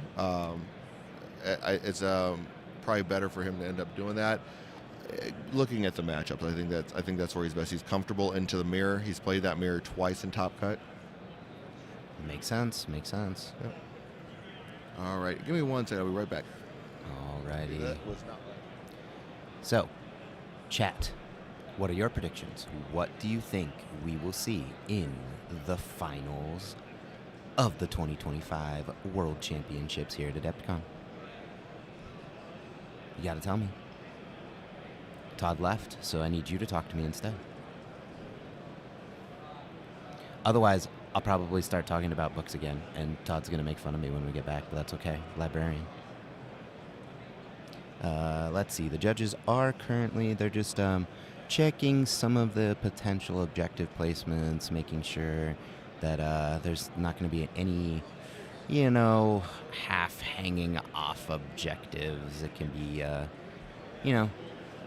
we don't want this game to be decided by any sort of awkward placement here. Hello there, Todd. Hello. Yeah, so I was talking with Cody and Scott here. Thank you, sirs. The judges have finished. All right, so we're looking at about 5 minutes from now. They're starting the championship match. They're going to go and probably look for the 2 players. I see Scott just milling around. And there's Matt. So the both of them are here. They're going to start getting set up. I was talking with Cody after the match, and really I think the turning point for him in all of this was really just that crosshair attack early in the game that just didn't do anything. Yeah. Got it. Hey, Jake. All right, so yeah, we're looking at 6 minutes until start. That's exactly when they're going to start the clock. So they can get over here, get set up, and do all of the things that they need to do leading up to this. So yeah, I think they're going to try and hurry and get through because knowing those struggles, they were very, very fast. So yeah, we can probably just move to the table here. The names might not be on the correct side. Not quite yet. We'll find out for sure. Your scruffy looking nerf herder. Yeah, I think that's what we're probably going to end up seeing is the Han list going into Iden. You think so? He's been every match in the top cut. Matt has been playing his Hondo Kanan list or his solo Kanan list. Well, so I was expecting the solo Kanan list, but do you really think we're going to see the Iden Vader into that? See, my prediction is I want to see the Armorer. Potentially. Scott's definitely played that 3 times now out of the 4 in the top cut. I mean, but I think really either way, both of the lists are going to, in my opinion, I think both of the lists are going to struggle. I think this is going to be a very hard-fought match either way. I mean, they've made it all the way, right? They've made it all the way this far. But if there's one thing that I think Han Solo and the way that Matt has been playing him is he keeps him almost always on the smug scoundrel side, right? Yep. And on that side, if you get one down the tree, that is all you need. It's a shove and a pin, right? So none of the Empire stuff has steadfast, and none of it is very tanky compared to Mando's. So I think your best option for Mando's is because they have a lot of out of activation movement, right? So if the armor and Paz are able to provide that extra movement and hop people back onto points, it'll be great. But the pin is what's going to stop them. So yeah, I mean, you can really go either way. I mean, that also shows a benefit to Iden and Vader because they do have a lot of heals as options in their tree and stuff like that to remove those pins. I can see either list working, but I think the big thing on what makes me want to see Matt or Scott's armorer list is because it's not armorer Mando, it's armorer Dooku. So if our friend Matt here ends up getting wounds, the force cost will stay the same, but also we have the Dooku revenge trigger, right? Right. So I can really see either list working here, but I think it's both of these lists are slightly off meta choices for these characters, which I think is a really cool thing because, as we were saying, sometimes we've thought this meta is solved, but they've come up with solutions that nobody else has thought of, and I think that shows the reason why they're at this final table here. Exactly. There's going to be some really exciting gameplay either way. Yeah, I'm excited no matter what happens at this point in time. Yeah. It's going to be great.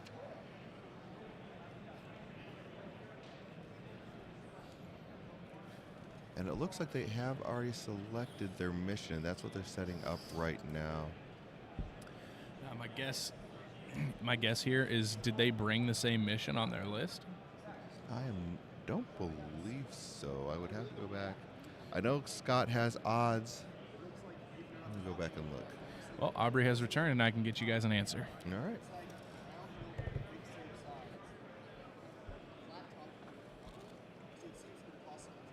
All right, just looking up here real quick what mission. I believe he did also bring odds. Yeah, so he did also bring odds. So no matter what, we're playing on Never Tell Me the Odds again.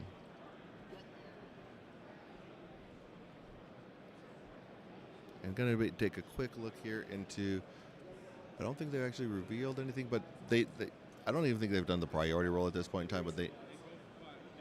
Yep.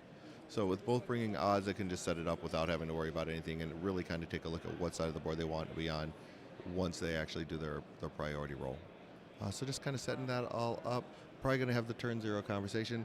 The round will be starting in a minute, so I'm going to let them know really quick about that.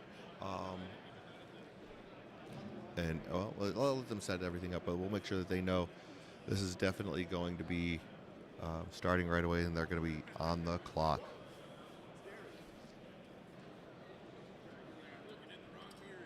Yeah, I think we're kind of expecting the Spectres and Imperials, but you never know. He might. Scott has played that armorless quite a bit. Has been to GTs, won to GT while running a variation of that. Tell us more about our podcast. So our podcast, I think we are more of the casual side of the podcast. We will touch on competitive play. We definitely know enough about it by coming to these events and everything like that. It's more like Aubrey and I kind of hang out. We talk lore. Yeah, giving them some time to set up. But yeah, basically our podcast, we kind of talk a lot about just lore. We talk about what our experiences are with the game, more about like growing the community, like what it takes to grow a community. There's a lot of community focus with us. We want to help express what we do. I am a tournament organizer for quite a few different tournaments, so run some of the larger ones. I've run up to a over 50 player tournament myself, so kind of like help out with like answering questions about what it takes to do that, what it takes to run those large tournaments, similar to like Matt from Rogue Support and what he does. I think what he does on the East Coast is similar to what I kind of do over on the west side of the country with the tournaments that we run. So a lot of that, just talking about what we do for community building and how we do that. But we do talk about characters and talk about meta and things along those lines when new boxes come out. We do not know the squads yet. The reason why they're setting up the terrain, or I'm sorry, the objective points is because they both brought Never Tell Me the Odds. So that's basically why they're doing that. They have not even done the priority roll at this point in time. So really just kind of looking at, now they're kind of going over the terrain, kind of discussing it, looking at where everything is, and trying to make that determination and everything like that. So once I get the information on the squads, they kind of doing things a little backwards here right now, but it looks like they're about to do the reveal of at least their squads, and then we'll get to it.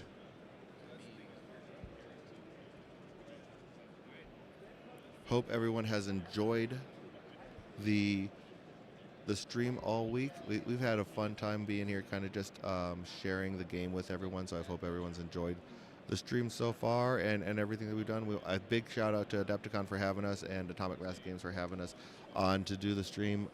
Really appreciate them giving us the love and everything that they have to be here and bring these games to you guys. It's always fun to be able to come to this convention. Like I said, it's if you have never been to Adepticon and you have the means to get here, please try to. It is so much fun.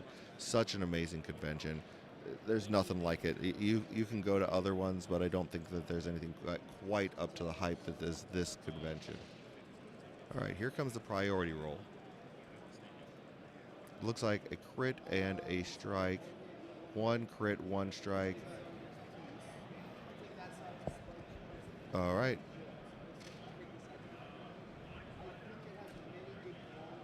So now they're just choosing sides. It looks like Matt run the prio roll. Go ahead and talk for a second. Yeah, okay. All right, everybody. So here we go. I am back. Don't worry. I didn't go anywhere. I mean, I did go somewhere, and then I came back. All right. So looks like they may be staying on the same side. Yeah, and Todd went over to get some more information from the table. Again, chat, tell me, are you having fun watching the finals of the 2025 Shatterpoint World Championship? All right, and just to beseech me, they are going to be switching sides. So let me get the names switched. Oh, they up are. more. They are switching sides. I figured they were going to. Looking at it, what the board themselves, they definitely. It's clear that the side that Matt chose and moved over to is probably a little bit better of a point than the other. So that is why he moved over with priority. And looking at the and they did decide to choose their list. That is going to be Iden Vader into Kanan Han. Yeah. So we are going to see Spectres.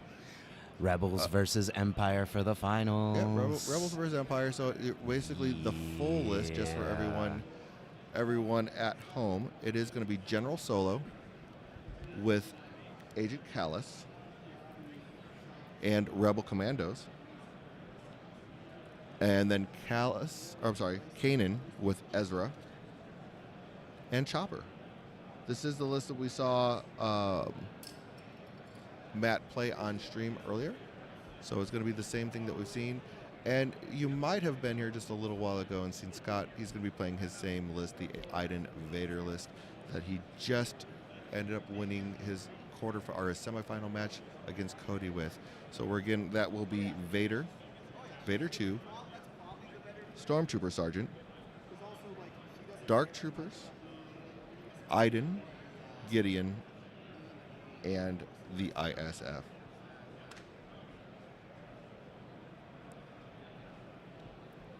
So here we go. They're putting all their cards out, getting kind of set up, and ready to rock and roll. So clearly, we have an alternate reality where Kanan survived and is at the Battle of Endor. That's what my headcanon now. Whatever works for you.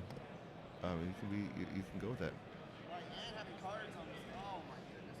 Yeah, General Solo playing in the World Championships. Yeah. I don't know if anyone had that one on their bingo card, but if you did, winner, winner, chicken dinner. Mm-hmm. Or I guess since we are here in Milwaukee, I should say winner, winner, bratwurst dinner. I'm okay with that. I just realized I haven't had any bratwurst the whole time I'm here. What am I doing with myself? I don't know. What are you doing with your life? I don't know. But yeah, exciting to see that General Solo making it here to the final table. Should be a good game. Matt's played really well all week. I don't think he hasn't lost a single game up until this point. Wow. Like all of them, they've all been undefeated up through Swiss, and then of course through Top Cuts, and like they were both undefeated players in the Swiss. So yeah, here we go, guys. It's gonna be exciting. We got this giant. Oh no, it's not a glass trophy. It's just plastic. Oh, I was gonna say. I was like, it has to be acrylic, but It's acrylic. Ooh. This is as close as I'm ever getting to a world championship trophy. You gotta let me hold it, Todd. Come on. You're not on camera. I know, but I'm just showing it anyway. I love how you're holding it like here. Let me see. Yeah, if I no, can- switch it over. Show chat. Come on, chat. Yeah, Todd doesn't have his priorities straight. Look at oh, there we are. Yeah. Do you see? Let's see how close I can get it to you. Ugh, that is so pretty. It's a giant trophy, though. It is massive. All right, take that away from me before I drop it. Right. We'll definitely Drop do it right on the laptop, and then the stream will go down. The voices of 1,000 nerds will cry out in agony, Yeah, I can see that. or at least dozens of nerds. Yeah, I don't think anyone in the draft, definitely, I don't think anyone took Solo in the draft. I don't think that was definitely in there. I'd have to go back and look, but I am quite positive that it was not something that was chosen. I would not have had that on my bingo card. That's of all the things. So hey, I stand corrected. I mean, this is what we always say, Todd. You take what suits your play style, what you are passionate about, get the reps in, do the work, learn the fundamentals, right? Oh. Well, and then Todd just walked away, so now I'm just talking away. Anyway, we've talked about this on the podcast before. We've talked about it here at Adepticon all weekend long. There's something to be said for just focusing on the basics, getting really good at that, and then bringing that level of play up. And you too could make it to the World Championships, right? Even with General Solo. All right, there we go. Todd's back. I am back. Yeah, I just wanted to basically just let everyone know that it's going down. It is Dun not- dun dun.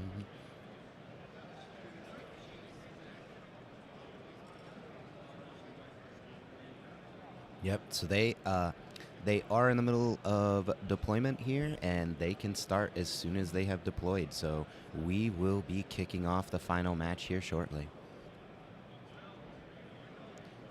So it looks like Vader's going to be on the bottom left side. Yeah, Going Vader has he put the commandos up on the top with General Solo, and then going to have Kanan down here at the bottom, opposite of Vader, which kind of makes sense. Yeah, makes sense. Let's see. Omnis. Hello, Omnis. Let's see. Didn't he said Han is and should be it. Yeah. Wow. And haven't lost with it. Ooh, spicy. Okay. Yeah. No, I am perfectly content to be wrong in my thoughts about Solo. I think I was talking yesterday in the after the last match about how I wish he had a dash on his revenge trigger, but you know what? Apparently you don't need a dash, huh? I mean, Solo's all the way here. Yeah, no, Solo is definitely. I don't think it's not needed. He's definitely great. I think it just has a little bit of getting used to as far as what he can do here. Yes.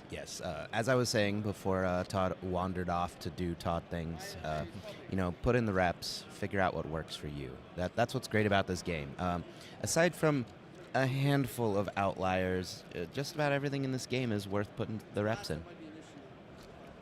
Yeah, I don't think there's anything wrong. I don't think there's anything that you shouldn't be putting reps into. I mean, there's a couple that were probably on the low end of the curve as far as competitively speaking. But we're also getting a balance patch coming here soon. I think that's going to definitely help out with bringing some of that stuff that we didn't think that we aren't giving guys. All right, challenging the odds will be secondaries. So we do have the mission flip. They're getting the objective set up here. But yeah, I think that the things that might not have been seeing play are going to probably be able to be seeing some play. All right, and here we go. Basically looking at the point on the top right, bottom right, top middle. Yeah, a lot of and we're setting up. The flip is Agent Callus. Oh boy.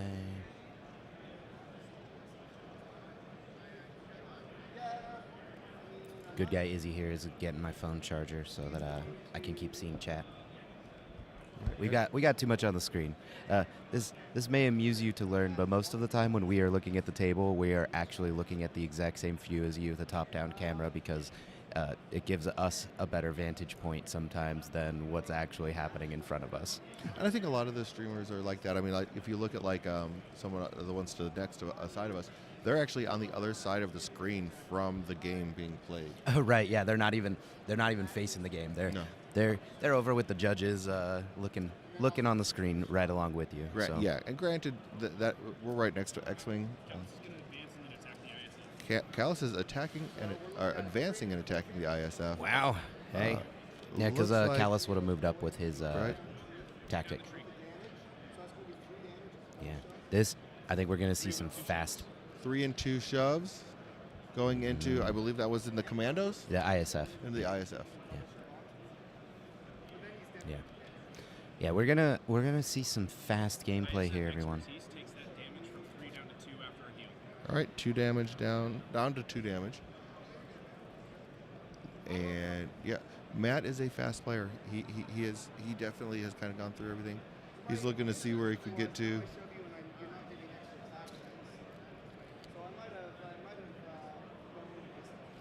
Yeah, I think he's worried about it might have been going a little too far forward with Agent Callus. Yeah, no, even though this was a good call here, you do want to think about the fact that if Callus gets wounded, those re-rolls get a little too pricey. A little too pricey. It was also looking to see if he could double shove his way right on the point. He's going to be a little short. Yeah, that's a lot even for Callus. Callus has excellent movement, but not quite there. Just securing 2 points right now, the one on the top and bottom. I should say Scott already has 2 points as well. Flipping Iden to start again. Wow. Again starting with Iden. That might have been Right? that might have been a little loud, sorry. Wow. but what? Turn 1 Iden. In back-to-back games. In back-to-back games, yeah. In back-to-back games, Iden right off the rip. Ay. Man. Okay. Everything's coming up Scott, Scott right now. I feel like- Everything is coming up Scott. I feel like Scott needs to go get a lotto ticket. Like, wow. I mean, you can't ask for better. No, you can't. I But mean, yeah, it's not even the Shatterpoint card. no. Everything's coming up Scott, folks. Because you'd be thrilled if you just drew Shatterpoint here, and instead, no, it's just exactly what you want. All right. I will say, Matt has retained his composure much better than I did when this flip. He's just waiting, doing the thing. Oh boy. Whew. Chat, how do you feel about this? You got to talk to me. No, but it's wild. It's just unbelievable hole here. So basically going to just get everybody right back up the board. Ooh, Rebel Iden would be fun. Yes. Just amazing. Yeah. So here we go. Let us see what is the happenings. Whew. Moving Iden forward. I mean, basically just this is almost an identical start. Basically, he dashes her forward, moves her up. And then what do you think? Are we going to see an attack into Callus maybe? Or the Rebel Commandos perhaps? I would assume he would be going into the commandos. Mhm. Scott has shown a desire to go into supports early and often. He hunts for him. That's what Izzy Yeah. was saying. Yeah, Like a shark. Yeah, he does like to go after the supports. He likes to get those wounds and really kind of put the pressure on them. Definitely paying for covert operations, so he's going to get all them dice. Getting up onto into Matt's half of the board, just running Iden straight up. Yeah. And he's been doing this all day. This is what Iden does. Yep, just running straight up the board there, and now being able to put an attack into anywhere he wants, pretty much in the deployment zone on that side. So, if he wanted to, could actually go into Yeah, you see that. Han. You see that range 5 tool, like, Right. boom. Anytime I get an attack into my deployment zone before I've even activated, it's hard to do what Matt's doing here. He's really keeping his cool. Yeah. I mean, you can't let it. This is only the first activation of the game. You really can't let that get to you. You got to know that it is what it is as far as that's concerned. I mean, and you got to look at, okay, your characters are going to get wounded. I mean, that is what's great about Shatterpoint, though. They don't just get blown off the table. You don't even get to play with them. No, they'll get back up. They'll get back in the fight. Yeah. And what Scott's looking at here is if there is, after the attack, a way for him to get all the way onto that point and contest it. If he gets some shoves and some... All right, going into burst. Yep, and as expected, putting that attack right into the commandos, trying to get them wounded while they're still in the order deck. Ooh, yeah. 3 fails Ooh, wow. on the defensive roll. 1 block, 2 expertise. Only 1 crit. Yeah, Looks like- this could have been worse. Could have been worse, although it doesn't feel outstanding. Yep. I think it's still gonna be going. What looks like 4 down the tree. I don't think they have the greatest expertise, if I recall correctly, when we're looking at. I think it's a block and a reposition on 2. I don't know. There's been too much Shatterpoint going on here. Let's see. Todd's bringing it up for us. Mhm. I play Rebel Commandos all the time, but I don't have Matt B's brain where everything is all cataloged and organized and ready to go. Right. Instead, I've got squirrels and turtles. So it's just up going to there. be 1 more block. It needs 3 for that reposition. And that's Oh, what it's gonna 3. run. That's right. So it's so 3. what we're looking at is just 2 blocks. So it is 4 down the tree on Iden. Ooh. Okay. 4 down the tree on Iden on the burst Oh. side. Oh, we're seeing a Callus reroll here. Yep. So hang on. Hold tight. Yeah, because 4 on the tree on Iden it is 7 damage.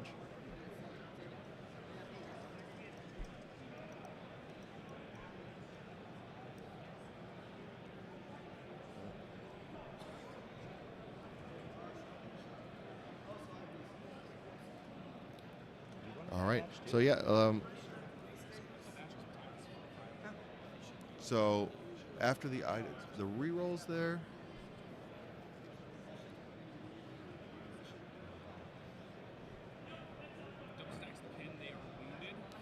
Will end up wounding.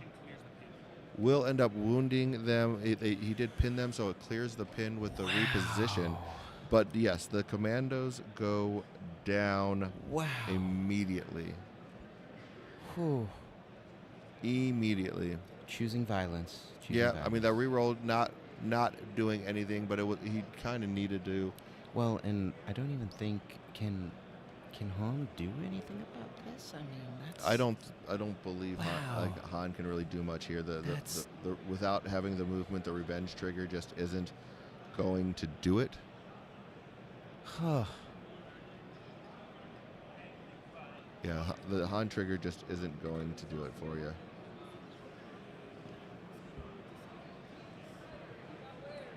So just waiting for players to resolve effects here. No worries. Yep, that's really what they're just trying to figure everything out. There are some triggers because you do have an Iden trigger on the wound.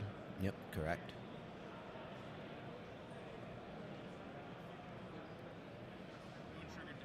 And the trigger for Han is actually when an enemy unit becomes wounded, not. But for the top part of it, when an allied unit was wounded by an enemy carrier after effect resolves, he can make a 5 dice attack targeting the unit. The problem with this being his range is range 4.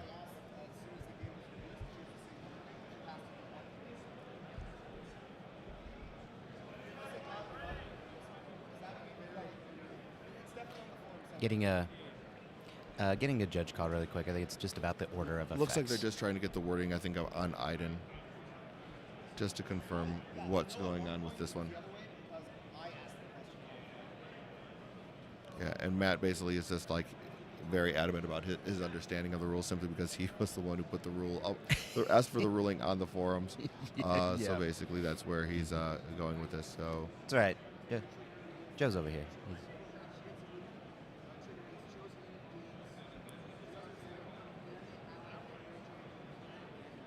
So basically, I think what the biggest problem is an allied character may choose another enemy unit within 4. So I think what we're looking at is he needs to choose another enemy unit within 4, and it's a unit, not character. And then the unit gets either the strain or the disarm, and then when an allied character, then the allied character may either heal or make a dash. So that's really kind of what we're looking at this point in time, is how those triggers kind of go off. So we're just hanging out for a moment. Let's see. Is this? No, not that Matt. No, not Damio Matt. Different Matt. No, this is Matt Bronson. There's a few of them running around. Correct. Yeah, a couple different Matts. Like there's a lot of Matts. A couple Scots. We got. There's a lot of Matts. You got Matt Booker. You got Matt Serrano. You got Matt. You got Matt Bronson here. There are a lot of Matts that are play Star Wars Shatterpoint at a highly competitive level. Right. We're like, okay.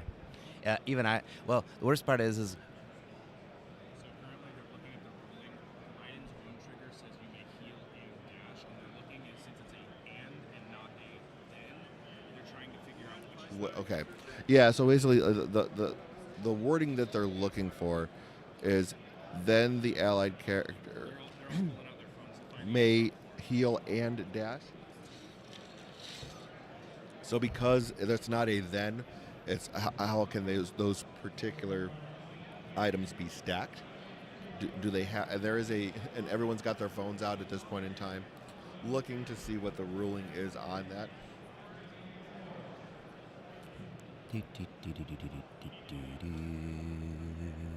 And that's the biggest. They've got me doing it now too. Yeah, just to like not hold up the game, I think is probably the biggest things. Right. That everyone's just trying to find it so that the game can continue to move forward. They're unmatched. Thanks, Omnis. Anyway, what I was going to say before all of this hullabaloo was that not only are there a lot of Matts, but we have 2 Matt Bs in our community in the Phoenix area. So I can't even go, oh yeah, Matt B, because that everybody goes, which one? That's. I don't know. Maybe having the name Matt gives you extra ability at Shatterpoint. I don't know. What do you think, Todd? Is it an identity? It's an identity, yes. You have the Matt identity? The Matt identity. There you go. And Aubrey just humming along here for you. So yeah, this is I think we have now 2 judges over here, maybe looking for the 3rd. I am not sure. But yeah, it's there, and there's a lot. Unfortunately, there's a lot. There's a lot to do with Iden is the problem. Yeah, because there's multiple Idens. Because Iden, especially in the Ruins forum, there's multiple game systems that have Iden as well. So that's I think the bigger part of it. Identity. Man, we are all searching. Oh boy. Okay.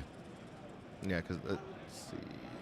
Because there's also a lot having to do with focus, sharpshooter sequencing, also how our identity interacts with Emperor's Servant. So, But then you also have on top of it, like that, she's also in Star Wars Legion. She's also in Shatterpoint. So you're going to be running into multiple cases in which this happens. So yeah, that's the biggest thing that we're trying to find out at this point in time. Yeah, and in the interest of moving forward, I think they're.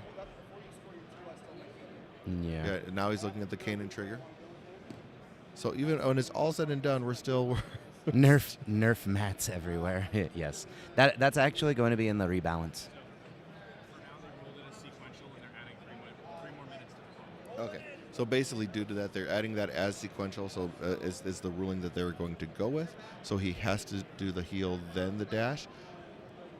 And because of the time there, they are adding 3 minutes onto the clock. Doesn't like waking him up with him. All right. And we see that we get the commandos. Okay. Does not enjoy the fact that they are having to wake up with a wound on them. This makes it pretty... puts them at risk of basically coming off the board here pretty soon. Yeah, that's ooh, this is definitely going to make things tough.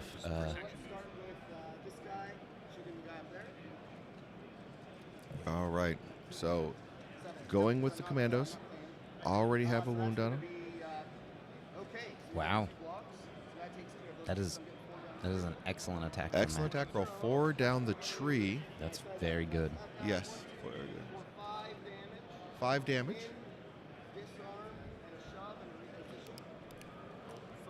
pin, disarm, shove, reposition.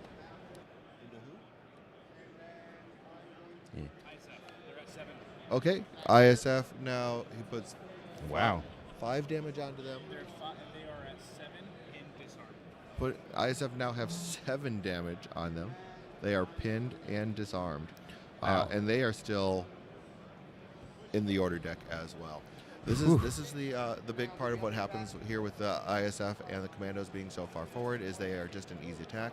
Second attack, is a crit in there that is going to be enough to put them down as well. There you go. Just needing the one, even though this was a lot of fails in there, there's 4 fails and only 2 strikes. The 1 crit will go through, getting Matt a momentum. Yep, enough to get that wound. Wow.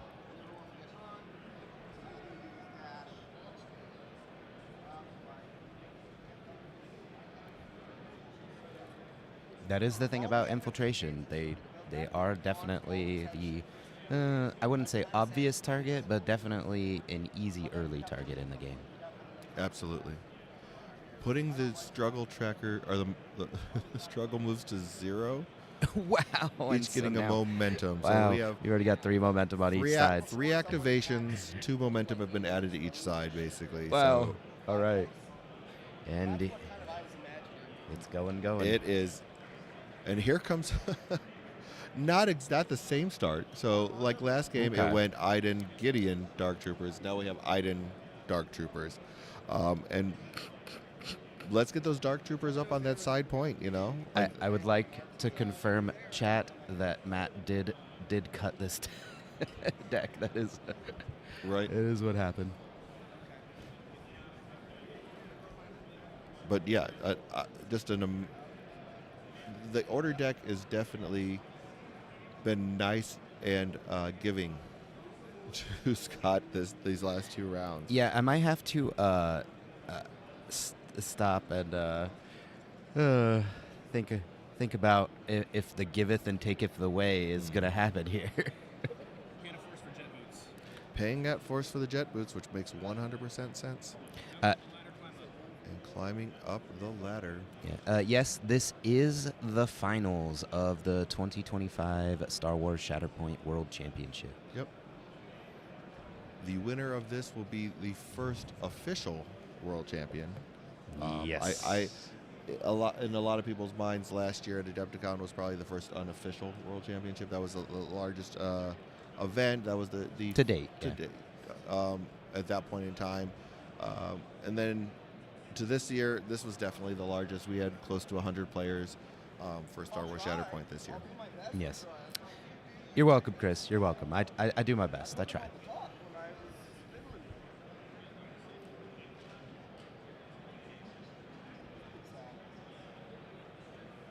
But yeah, looking at basically kind of looking at where he wants to go with this, definitely getting up on that point.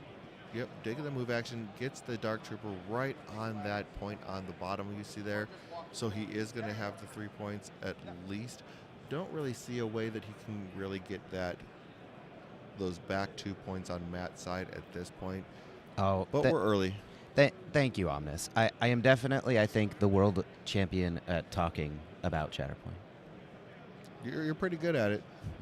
Oh, I just meant the amount of talking. Yeah, not the quality. I was Just about to say, just the amount. You're very good at the rambling about Shatterpoint. Yeah. I win in terms of quantity. Exactly.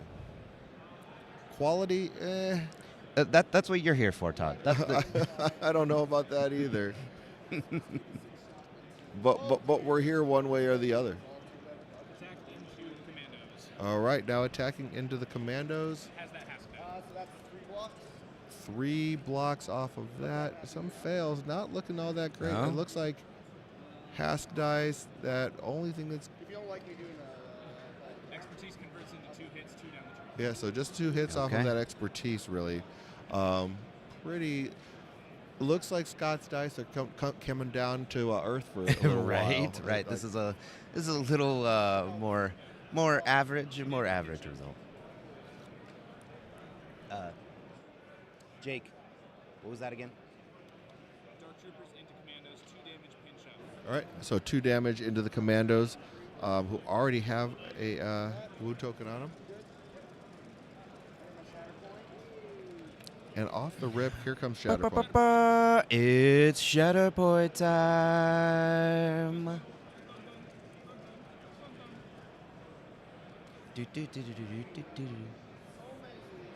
And I think that I don't see a reason not to go with Shatterpoint here. I don't see a reason to roll that back in. Yeah. Quincy, Todd is the champ. Hasn't taken a break. He's soldiering on through. Yeah, I'm here for it. Man. I like being able to sit there and like talk about these games with everyone and kind of give everybody the all the information. I know like Aubrey gets a little squirrely sometimes. Has to have his breaks. Yes, I need my anti-scroll breaks. Yep. There's been a couple times where Aubrey's been in Eyes in the Skies, and all of a sudden, like someone walks by, and Aubrey's all of a sudden talking. It's like, Aubrey, I still need you to look at the game and tell me what's going on. Hey, I gotta do some wheeling and dealing on my own. You can't be the only one. Oh, But yeah, looking like going with Solo. Solo's going to advance himself and Ezra.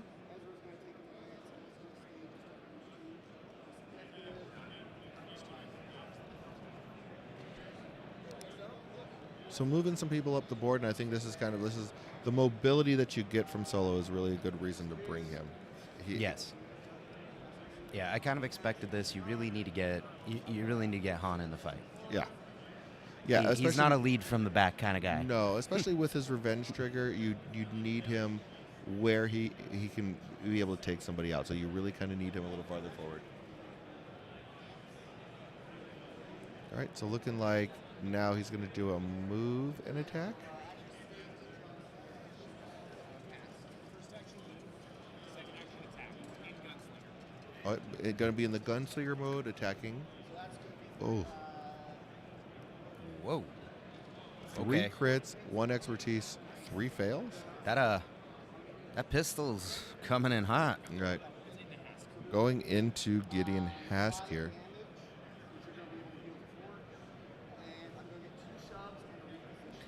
So, so 5 damage, 2 shoves, reposition. Gideon does have a heal on his tree from his expertise here, so he will heal that down to 4. But does get those shoves off, and that reposition is going to put him pretty much right on that point, I believe, at this point in time. Wee.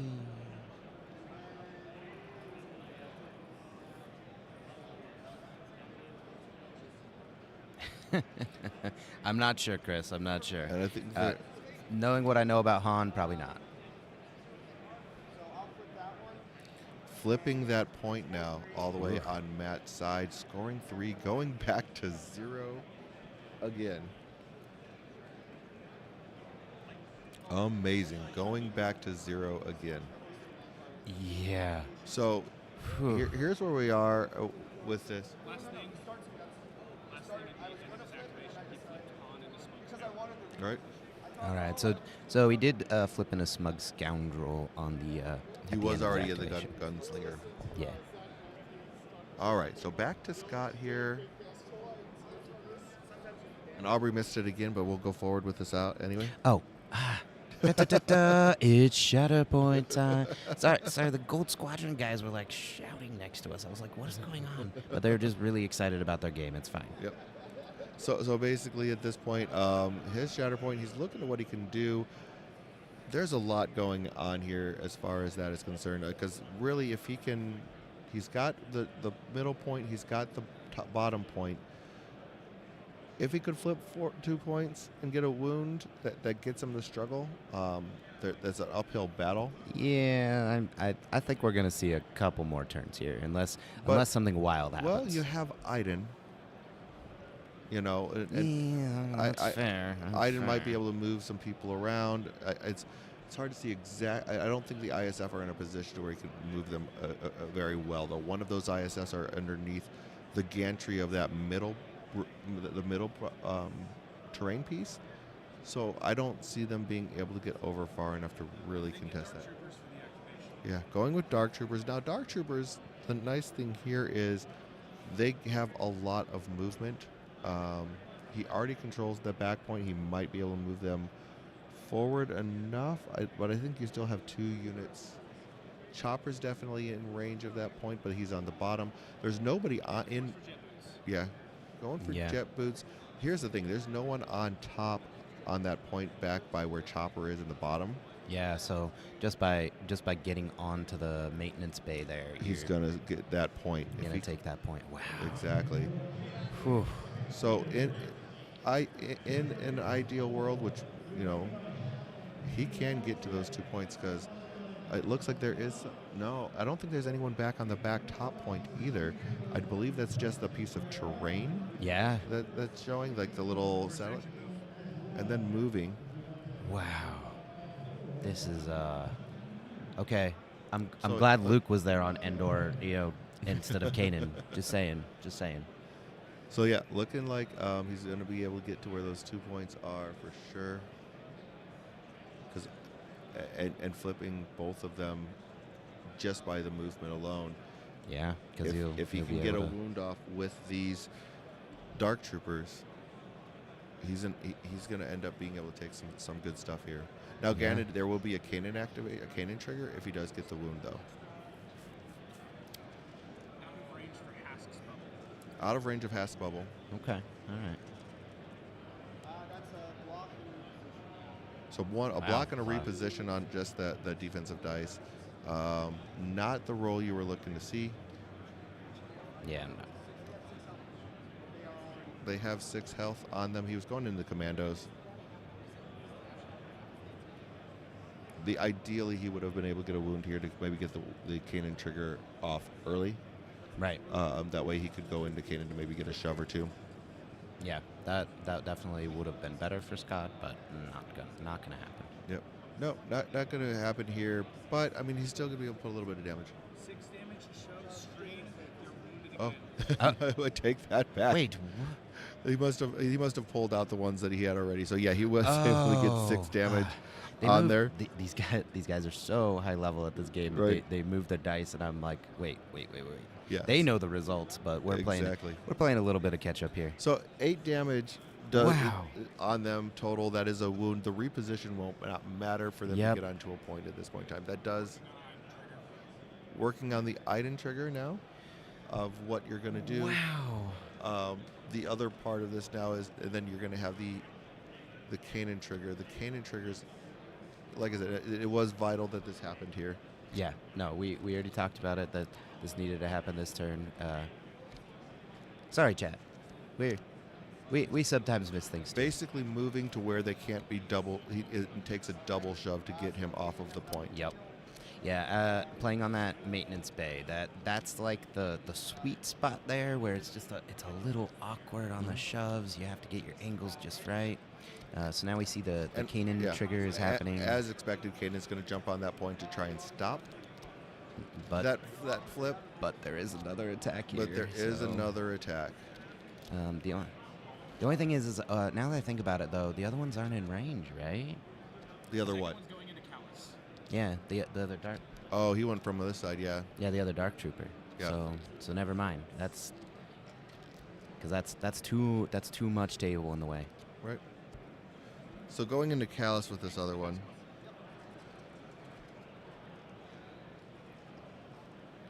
That's 4 blocks. All right, so just the crit going through. One down the street. Yeah. So, like I thought, I think we're gonna. Oh, And this is just going into Callus, so it's just going to put a little softening up to him because Callus is 100% healthy. yeah. So just soften him up a little bit as we get ready to go into Just 2 damage to Callus. He was already disarmed. two into Callus, who already had a disarm on him. Yeah. So, like I was thinking, Kanan on card flip. Kanan on the card flip, trying to decide Ooh. whether he wants to go with Kanan or not. hmm. But that scores 3 points. Scott definitely in the driver's seat at this point in time, depending yes. on what Callus can do here. Is going to go forward with Callus. Kanan. So Kanan, I Kanan. mean, yes. Yeah. There's a lot of Calluses. There's a lot of K names, G names. It's all right. It's been a long 4 days. I do think that at this moment, Kanan is what you need if you're going to try and affect change here. But it's I do think Matt's a little bit on the back foot already. A little on the back foot. This is what he needs to get maybe to get things going. He can either double move himself because he is a Spectre. He can probably get Ezra going up the board somewhere. I think he's still going to want to leave Chopper where he is, although he's not able to be targeted by an attack. Yes. There is a possibility though that he tries to get Chopper up because he's still in the order deck as a result. Yeah, Chopper going up. You can put him into a position where he still is not over range, but don't want to overcommit him forward by any means. No. The thing is that Scott's team is just so far across the board already. I'm not sure there really is a safe place right now for our favorite murder bot. Or, well, my favorite murder bot.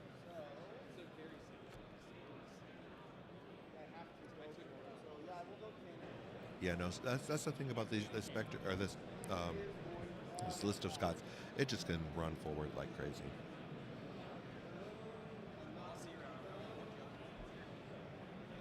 All right, so just kind of getting some measurements out here, trying to see where the best movements to go is.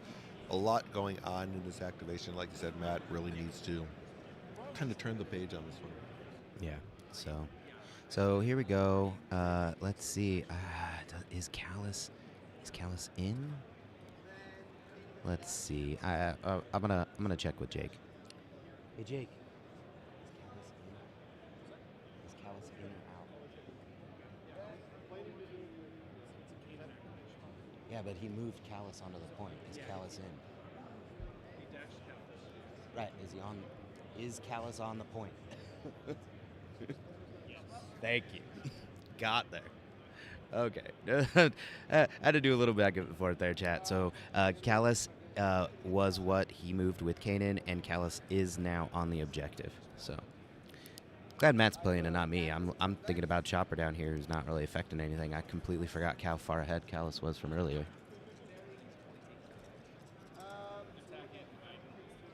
All right, Kanan going into Iden here. Oh, got that reposition here. Matt's pretty happy about that. He definitely needs a lot going on here. Yeah, needs to get that extra movement for sure. She's got 2 blocks of heal and a reposition on that roll. 2 blocks, a heal, and a reposition on that roll Reposition from was on the Iden side. for Iden. Yeah. Oh no. Yeah. Yeah. So Iden, basically everything he's going to do into Iden. I missed. I was excited. I thought it was. No, not a Kanan reposition. No. Oh no. Oh boy. All right. Yeah. I was seeing a glimmer of hope. Yeah, I think that one hurt Matt a little bit. I think he's a little A little frustrated on that because now the point is not going to be able to get. He's going to be able to put Iden right onto the point. Well, I don't want to take too much of your time. Oh Yeah, boy. he's Right, this one's because been a little brutal. yeah. Sorry, chat. As a reminder, Kaden has a reposition on 4 on pack leaders. So I was like, oh, Kaden's gonna get. Nope, it was Iden. Yep. It was Iden. Oh, He's currently deciding on Callus reroll. Yeah, looking to see if he wants to Yeah. do a Callus roll. yeah. Makes sense. Oh boy. Go ahead and spend for the reroll. Okay. Spending for the reroll, knowing that he has 6 successes, a fail, and another expertise. The Callus rerolls have not been nice. Yeah. That is the one downside of Callus. I really like Callus because he tends to have a very strong activation. Like he can do a lot of damage, especially if you get the extra. But sometimes those rerolls, you're still rolling dice. Yeah, definitely still rolling dice. No, it's been brutal. Like the dice. Yeah, Matt is not happy at all here. Yeah, he is very disappointed with how these dice have been going for I him. think that is a reasonable reaction, Yeah, though, in these yeah. circumstances. Yeah. I mean, what are you gonna do? It's I just. mean, Not rolling any blocks, but the expertise were just fantastic for Scott. You know, yeah. I don't want to blame it like just dice. Like skill definitely is here. 7 damage and a pin. 7 damage. Oh, 7 damage and the pin. The pin will. Yes, 1 short of the wound. Doing 7 damage. That was really what he was looking for. The pin will get cleared by that reposition. Yeah, it's all right. I got the list for you. So the list being played right now is on Scott's side, it is Vader 2, a Stormtrooper Sergeant, and Dark Troopers, along with Iden, Gideon, ISF. And then on Matt's side, we have General Solo, Callus, Rebel Commandos, and Kanan, Ezra, and Chopper. Yeah, unfortunately, I like the overlay piece of it. There was an overlay that was made available, but basically just due to the short time turnaround that I had, wasn't able to get that overlay. So that would have been fantastic to get the overlay because there was one being offered, but just a short turnaround time, and then some computer things that took place as we got here. Yeah, we're on the backup laptop. Yeah. There were some shenanigans that happened technology-wise when we were getting set up. Yeah. So there was a reason we brought 2 laptops. A good we did. But yeah. Remind me, Todd, whose idea was that? Yeah, it was yours. Yeah, you were smart about that one. Yeah. So, yeah, sorry about that. We, technology will technology sometimes. Yep, yeah. So unfortunately, wasn't able to get there. So, I mean, that's something that we can definitely look at in the future. Hopefully, when if we're coming back here next year, I hope to be coming back. Well, that is in the hands of AMG and Adepticon if they want to have us back.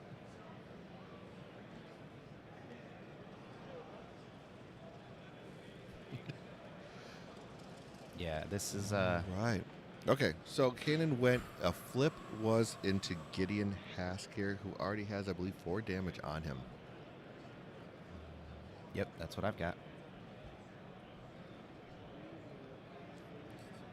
Okay, yep, so he's going to go with Gideon. He's going to pay the force for the covert operations. Brandon, you're absolutely right. Yeah, the panda running the wheel to power the first laptop retired. That is exactly what happened. I know you're not supposed to put pandas in wheels, but that's what we were trying to do to get this off That's the ground. all we had at the local zoo. That's all they could rent us was the panda, Yeah. unfortunately. Yeah, all the hamsters were gone. It was a little yeah. confusing. So we had to go a little larger. I mean, it is Adepticon, go big or go home. So we went with the panda. Really, what happened is we ran out of bamboo and the panda ran off. Right, exactly. Well, he's like, if I'm not getting paid in bamboo, I'm leaving. That's really what it turns out to be. All right, so covert operations. Going to get that sharpshooter, get some of that dice going.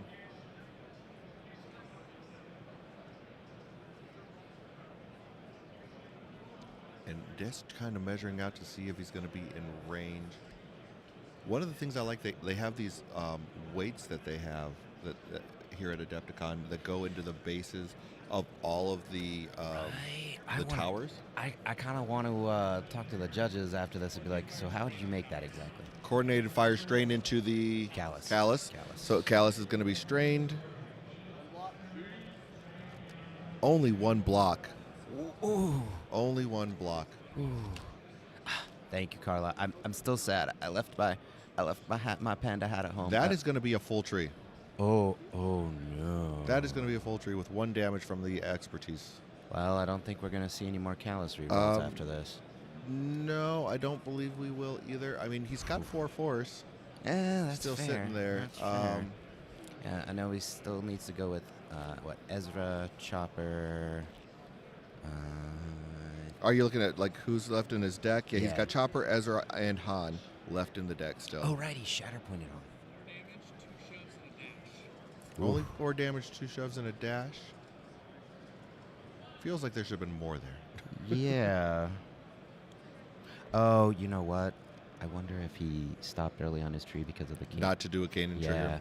that would. Makes sense. Yeah, stop and short because he could have gone the full tree. So just stop and short, but being able to sit there and do what he needs to sit there and score these 3 points is really all that it matters. Scott is just trying to get to the point where he can score this first wonderful struggle. That's all that really matters at this point in time. Second action, recover. Doing a recover action. Hask down Okay. to 3 damage total on him. That's strong. That is the struggle. Yep, that will do it.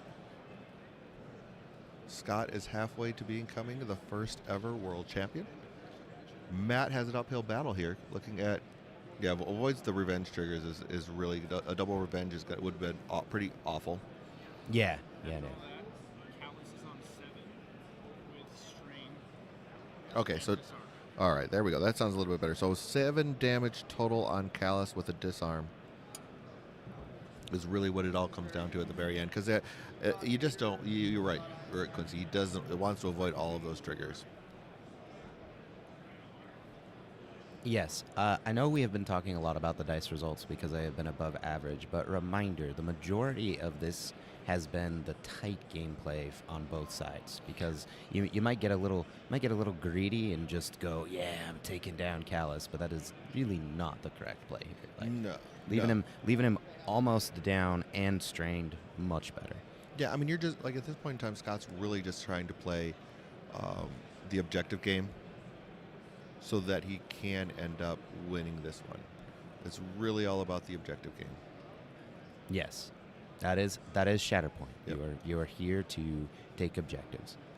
Which, speaking of which, players are now working on the next struggle, getting things set up. We know, we Shatterpoint players know this. You take a few minutes here, make sure you get everything right, get all the right objectives turned on. Exactly. So the objective is the one in the top center one. Is kind of hidden a little bit by the camera. You can see it sticking peeking out. You Yeah. can, Supporting units are challenging the odds. and supporting units challenging the odds. Yeah, you could just see like the crescent of the Yep. objective there on that topmost terrain piece. Correct. That's where the objective is. Yep, card flip is Ezra still deciding whether he wants to go with that or stick in reserve. Yeah, we're at that little curved tower at the top, and then down at the bottom, under like right where the high ground is where your other one is, and then on top of the bay, again is where that is. Priority point is The diamond. diamond. I don't think they put out where these are though. Yeah, let's Jake, priority. just making sure we get those priority tokens out on the table so you can see what's going on. And frankly, so we can see what's going on. These players are just they're moving fast. As you know, you gotta get going in this game. Games can sometimes go long, and you do not want that to affect the outcome if at all possible. Yeah, so now we go. The priority point is going to be the one on the back where next to Matt's side. That Pretty is decent attack roll here. a good start for Matt here in Struggle 2.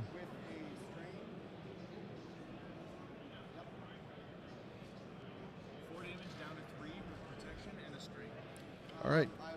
Strain and 3 damage is going to be total going on to the the Dark Troopers. It was 4 damage. That protection, of course, brings that down to 3. 2 points. Scoring just the 2 points. All right. I mean, it wasn't Bounce. the best flip for Oof. Matt here. Here comes Um, Darth Vader. Yep. That is correct. This is the finals of the 2025 Star Wars Shatterpoint World Championship here at Adepticon. All right. So look at here. He's got Vader. The only things that he had is Vader, ISFs, or the Sergeant left in the deck. He's really kind of looking here at, does he want to go forward, anger, hate, aggression move, do an attack into Ezra. That would take that point back.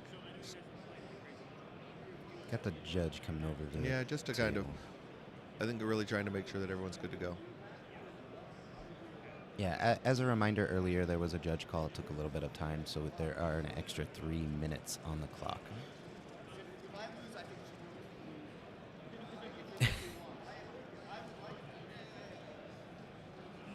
I'm not sure what they're talking about here, but Matt's having some fun.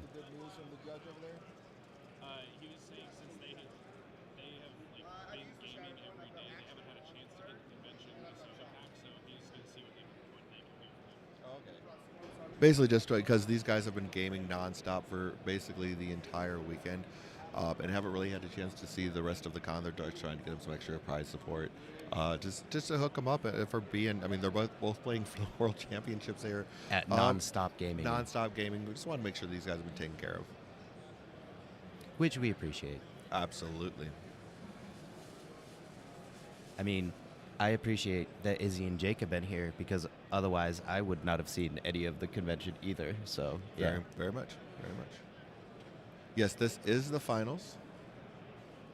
This is down, and Scott is up 1 struggle to 0. Basically, just starting the second struggle, though.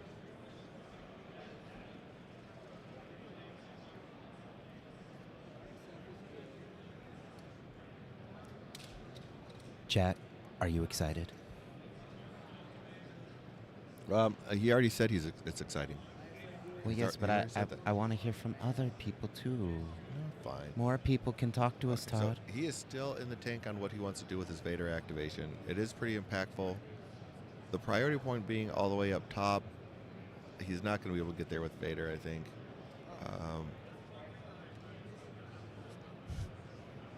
Yeah, and that's, I think, really the biggest thing he's looking at is where can he get to? I mean, he does have a range attack, so he can definitely put an attack into somebody.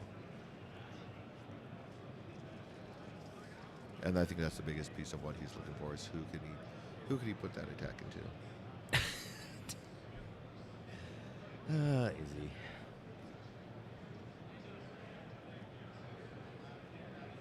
Yep.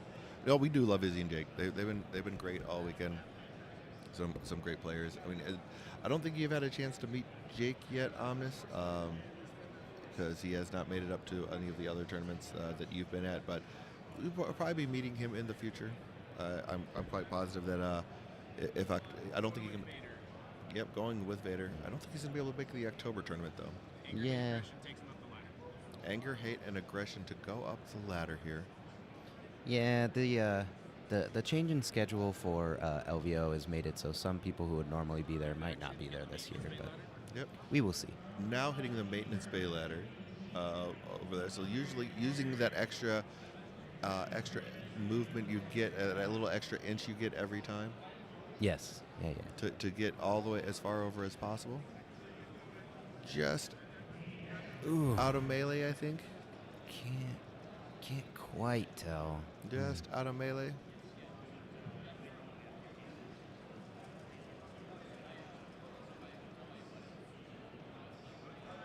Yep. That's one of the things I really like about trying to get him to move out of your way. Like, what?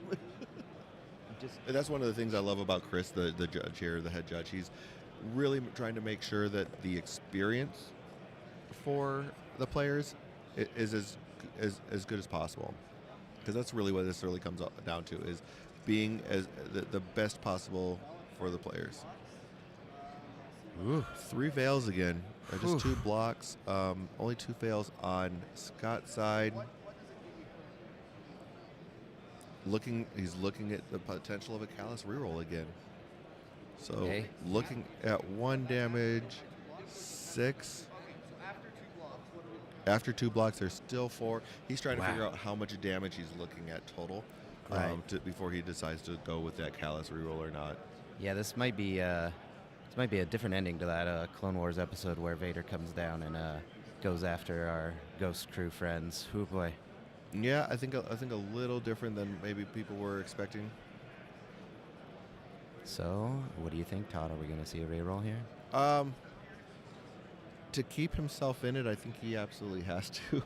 Right. I mean, you don't necessarily want to spend the Force, but this is a tough roll. Yeah, he's looking at like what the like spending the Force, Yeah. Wow. wounding Callus. Yep. Because of that strain. Yep. Yes, Trevor. So this is Because there action wasn't- is gonna wound Callus. Yeah, Callus is strained. Yeah. I mean, not anymore. Well, yeah, he popped the strain, and 1 result short of what he needed. Wow. So That has been the Callus rerolls have been brutal yeah. to Matt. Just Absolutely one brutal. shy. 5 damage, 2 shoves, and a pin. 5 damage, 2 shoves, and a pin. Ezra doesn't get his dash. And Ezra will not get his dash. Ooh. Ooh. Just one off. Oh. Players. There are a handful. Yeah. not many, But a putting that handful pin onto Ezra, of non-exclusive Iron Jedi boxes at the 5 damage on Ezra with the pin. The pin falls off, You're right, Jake? over. Yeah, the pin will end up falling off because of the dash. Yeah. You want to go? Go now. Wow. But it's going to. Yeah. So basically, what they're looking at here is can he get him off of the point because he's right up against. Yeah, they're base to base. I was talking about this earlier. That little pocket there on the maintenance bay makes shoves really interesting. Yeah. So what ultimately what he's looking at is how. Okay. He's looking to see if he can get. He's guaranteed he can definitely get him off of the maintenance bay here. The real question is, will it slide through? Yeah. Yeah. I think at this juncture at Worlds I would have called a judge too. This is just Right. such a tight situation. And you're looking to see basically can he slide him past that Dark Trooper base is really what we're trying to see here. And first off, what Chris is looking at here is to make sure that 90-degree angle is exactly perfect at 90 degrees. That's the first thing that he's doing with that straight unit there with the range 5 tool is to get that angle perfect. And Yeah. now once he gets that angle perfect, then he's going to look and see if he can get them off. Just trying to determine if that second shove could run off. That's a way of saying that. It's all right. Second We're shove over here. runs into the Dark Trooper. And the second shove basically is going to run into the Dark Trooper. Wow. That is such a tight. That's just such a tight spot. Whew. But you are going to get 2 onto that point, right. Yeah. and it will flip that point, scoring 3. That's what it looks like to me. Or no, scoring 2. The priority was up top. Oh, Puts it at 0. Right. Which means momentum on each side. Yeah. Yes, exactly. Wild start. Base to base is you have to really take a look at your angles. All right. So looking at the commandos here.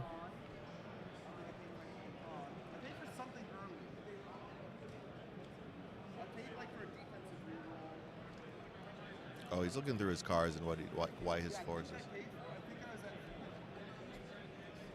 They're just confirming force expenditures. That's all. Yeah, I don't know if he's used his force for anything other than 3 Callus rerolls. That's what I believe. Yeah. Yeah. I don't recall anything. Oh, wah wah wah wah wah wah. Yep. So it was either Chopper or Han. Han, whatever you want to say it. However you want to say it. Han. Han. Han. No Han. Vader didn't kill. He's getting shuffled in, by the way. Oh yeah, and Vader goes Oh, back yes. into the deck. I think I'll have to go with Chopper here. He is going to go with Chopper. I'm going to pay one for the jump.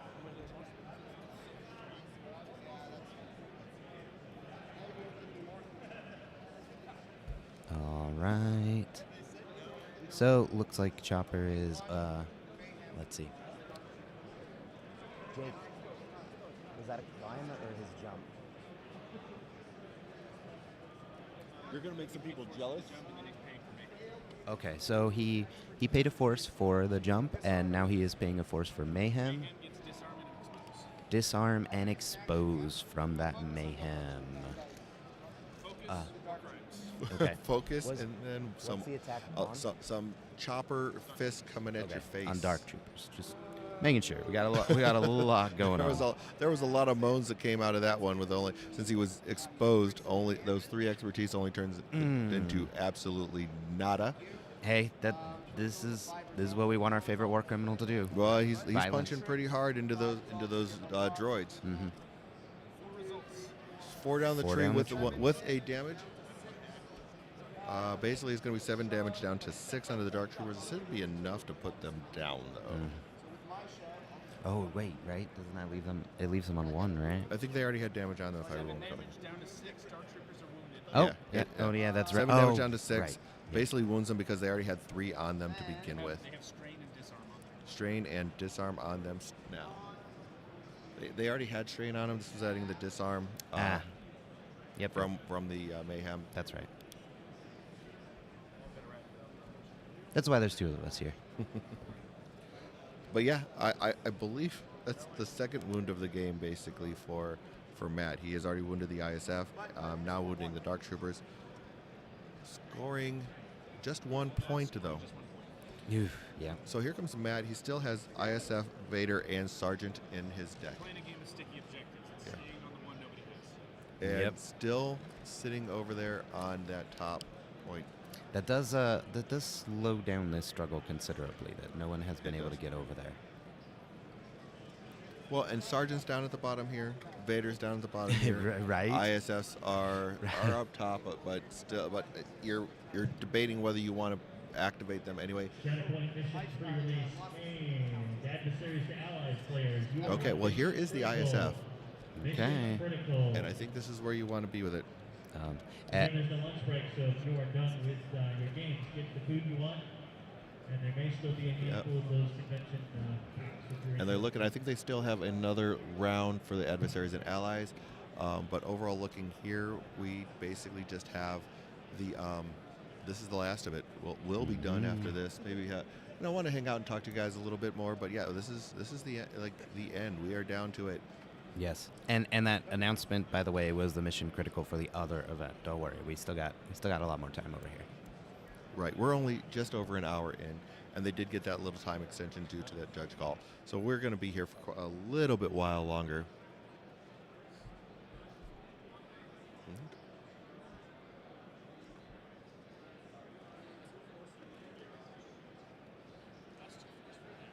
All right, paying 2 force to go ahead and dash them ISF with the covert operations. Yes, Yeah, so many covert operations. so many covert operations. Hello, Aubrey changed. Yeah, we've changed our Aubrey a little bit.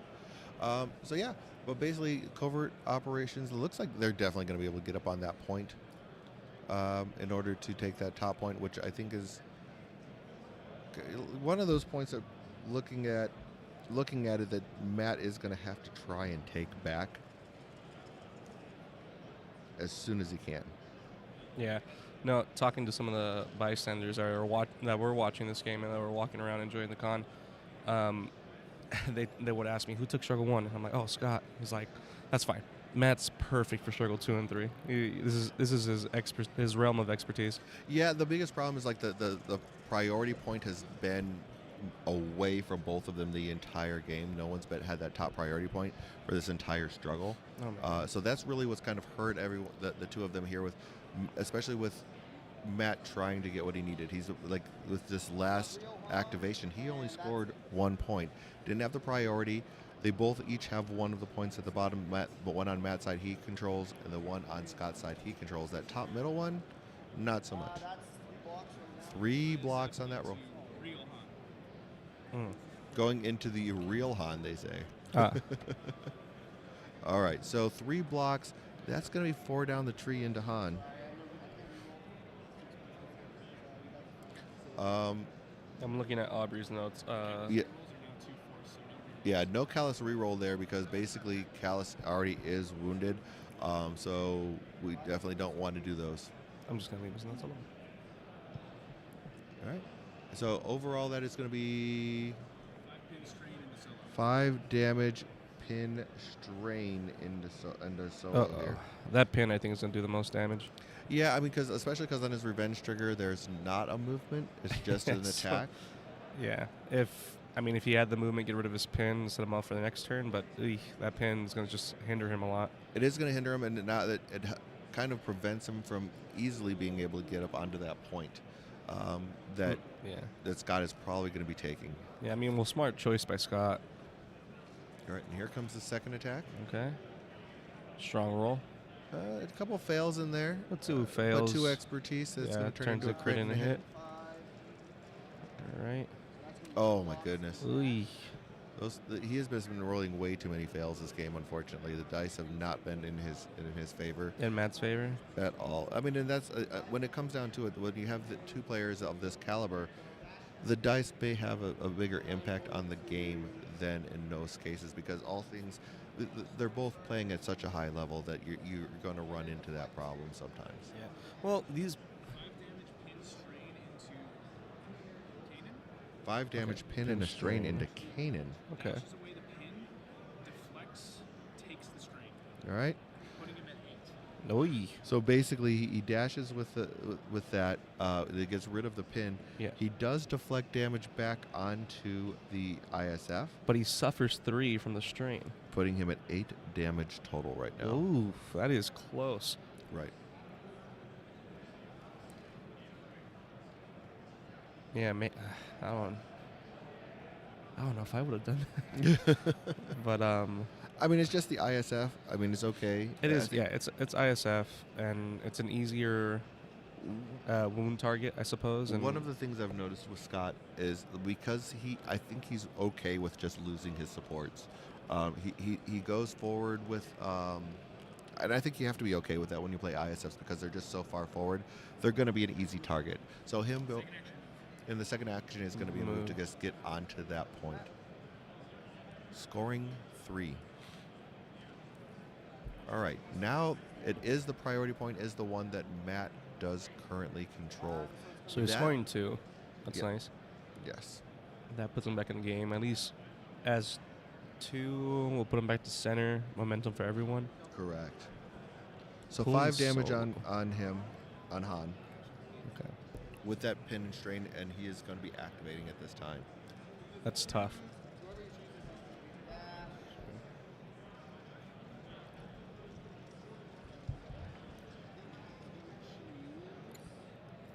Might like to disappoint me. Yeah. Yeah, Right. I mean, I'm the same way. I mean, my dice can be somewhat brutal. All right, giving Kanan the dash. Kind of getting Kanan up there where he needs to be.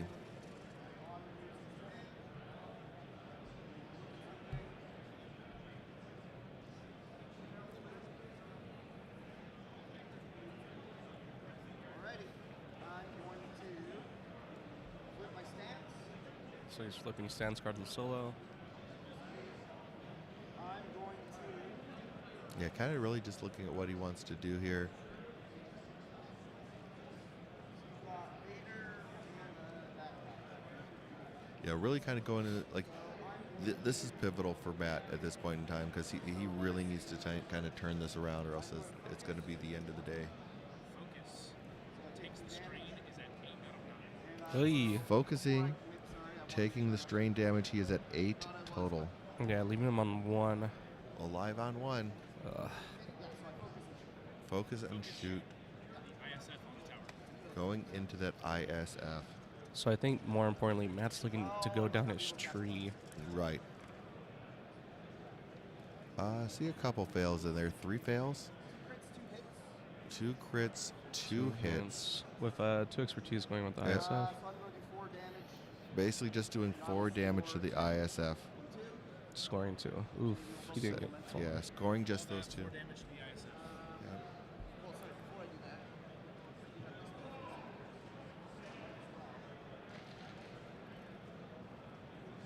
Yeah. What did he just do?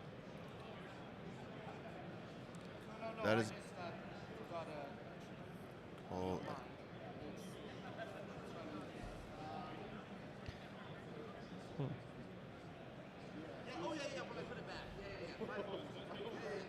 Okay, yeah. All right. Matt's confusing us. Oh, Aubrey's back. Goodbye, everyone. It was nice talking to you, folks. okay. Had to fix that real quick. Matt moved the struggle tracker, and then realized he didn't want to score quite yet. Tried to move it back, but moved it the wrong way and gave himself the 2 points and not Scott. So we had to go and get that a quick fix over there. I leave for 1 minute and y'all mess up the struggle tracker. What's going on Not here? I, sir. Not I. Spending 1 doing a 5 die in the house. All right. Whoa. Spending his last force, doing a 5 dice attack into getting Hask. Looks like nothing. Putting Hask onto 7 damage total. Now scoring the 2, each of them getting a momentum. There we go. Ah. All right, so Stormtrooper Sergeant is the pull. He could put him into reserve if he wanted to get Vader. Priority point is back up top, though. No matter what, Scott is scoring 3. I don't know how much but Vader is right there on the priority point. A big punch into Chopper or into Ezra. Wait, Ezra's already on I thought 5. the shield was a priority point. Up here? Yeah, but he already owns that, is what I'm saying. So I'm saying Vader's on it. So I'm saying Scott already has control of the priority point, which is up top, and he has the point at the bottom on his side. Oh, gotcha. You just said Vader was on the priority point. I thought I Vader is on the mixed one something point. up. Vader is on the point at the bottom. If he wanted to sit there Right. and activate him to try and flip that point and Which, score 4. which I would say that But it doesn't look like he's going to do that. no. Yeah, he's just using the sergeant Okay. to go ahead and move them. Again, Takes away their string. takes away their string. Wait. Basically, they were wounded. Oh, right. They're down. They're currently down right now. So Correct. So it doesn't wake them up. So basically, the strain just goes away. They get the 3 damage, but the 3 damage goes away. So basically, when they wake up, all they'll be doing is healing that disarm, correct. and they'll be 100% no conditions or anything else on them. And right here, Sergeant's basically going to go forward, maybe put an attack to Ezra potentially. Kanan is not necessarily in a point where he could. Maybe his revenge trigger might be able to do something, so maybe he just wants to try and get shoves, but I don't. Because Ezra's going to be the only target over there unless he wants to go into Kanan. Right, because Chopper's back in Chopper's the deck. back in the deck. Yeah, I almost think, Todd, I might have reserved Stormtrooper Sergeant and just gone with Vader. And I don't know. Move and take cover is all he's really going to do, scoring 3. Because this did not quite feel that impactful. Shatterpoint. Right on. It's Shatterpoint time. And this is probably the best possible pull he Oh, could have yeah. had without a doubt, Oh, especially yeah. since he's got 1 point. I don't know if he's rolled the priority point at this point in time yet. I think he's just Yeah, don't going through the think motions. So. Yeah, and they just caught that. Mhm. Here it comes. It's the failure, so it's back where the Stormtrooper Sergeant just took cover on.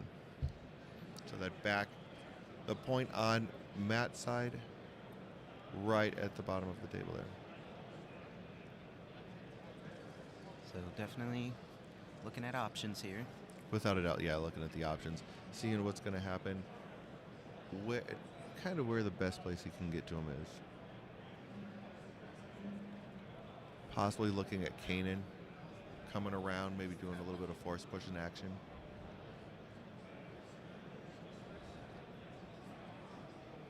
Yeah, the angle is very tight there. Let's see. It is the supports. The supports are the currently there. Just refreshing the force, he would have the option, so it is potentially wanting to use one of his supports. But and going into Gideon, if he wanted to do that, would end up moving it. But it does. That's not going to impact the struggles or the objectives that are being controlled. Shadow pointing Kanan. Which is what we were thinking. Yep. I think Kanan is the correct choice here, because Kanan's going to kind of sneak around the tower there, giving him a good angle for a potential force push here. Yep, exactly. Yep. See. Yeah, right off the bat, all he's going to do. Yeet the baby. Yeah, throwing him right off. And then taking a shot. Taking a shot into the ISF at the top is potentially wounding here. Oh yeah, I got to look at the screen again. I was looking from the tower, and I'm like, wait, what guy's up on top of the tower? I can't see from here. Yep. And here is he finally gets a good thing. Ooh. He got the reposition. Wow. He's getting okay, he's getting 4 crits. There we go. This is what Matt needed. 7 damage, double shove, definitely putting that second wound onto him.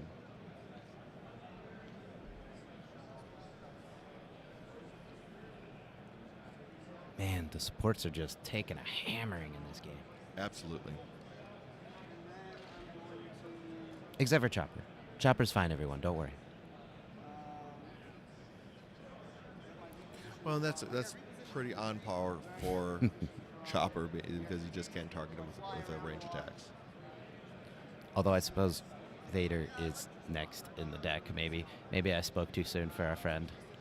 Yeah, I think he's He got a reposition on his tree and from his expertise, so he's just hiding in the corner.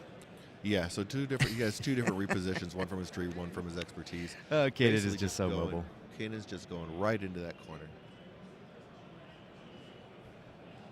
He just boot scoot boogied around the tower.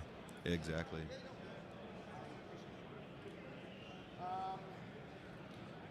So this is going to score 2 of the points. Now flipping the priority point back to Matt. So here's where we are though. It's going to take us back to 0. Oh. 2 more momentum. Wow. With Vader coming up. Ooh, wow. Okay. Whew. Yeah, second action is just going to be take cover. Yep. Just get a hunker. Make Kanan as tanky as you can on that point there. Oh no, he is able to flip the point because he put them down. So he does flip the top point because they went down. So actually scoring 4. Oh, right. So it is the failure in the back here. With Vader coming up. I wasn't sure if Solo was in range there, but it appears that he was on the top.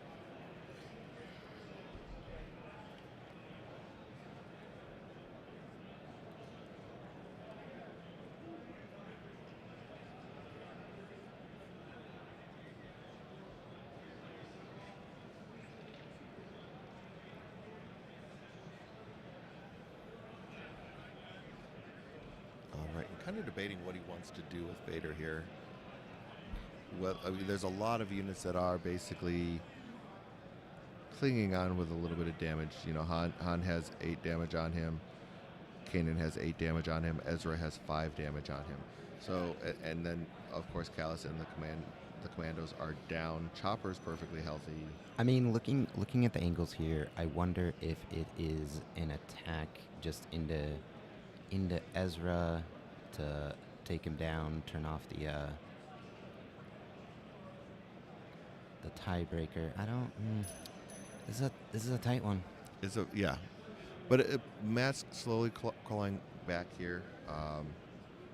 We are closing in on Mission Critical, so there is a little bit of that coming in probably within the next 10 minutes or so. So, Sky Guy, the teams are on Scott's side as follows: Vader 2, Stormtrooper Sergeant, Dark Troopers, Iden Gideon ISF. On Matt's side, we have General Solo Callus Rebel Commandos and Kanan Ezra Chopper.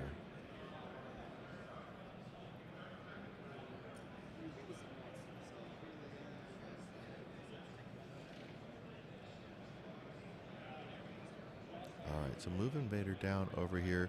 Looks like he's trying to get Vader Anchorhead Aggression and another move just to sit there and probably put some put a little punchy punch into Kanan over here. Yes. Little bit of a replay of maybe sometimes that we've seen on a famous little cartoon that we know of. Yeah, oh boy. Kanan, I remember what happened to you at the end of the story.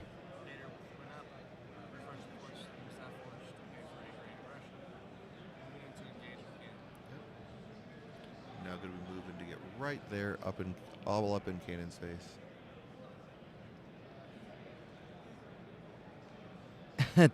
Thanks, CJ. Yes, I used my words, but I appreciate you putting it in the chat.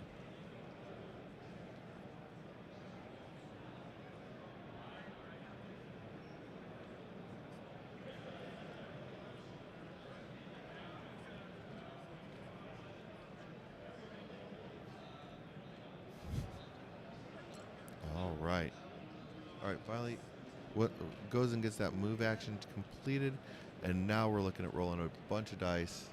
Oh, that is I would be terrified if I was Kaden. Yeah, as well he should be. 10 dice into Kanan. And he is going to get the Haas dice.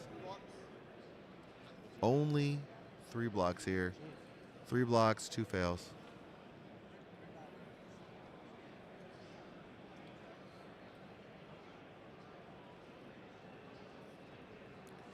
Looks like it's going to be a total of 4 successes. Oof. Anger, hate, aggression, indeed. Yep. With 1 damage.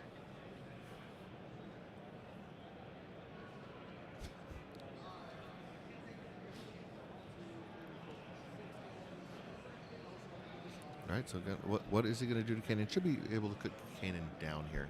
Right, yeah. 6 damage, shove, pin, disarm. Yep. Pin disarm. So pin disarm, like the shoves that he got on the tree are basically going to just put him right back into that building, but it is enough to put Kanan down, the 7 damage.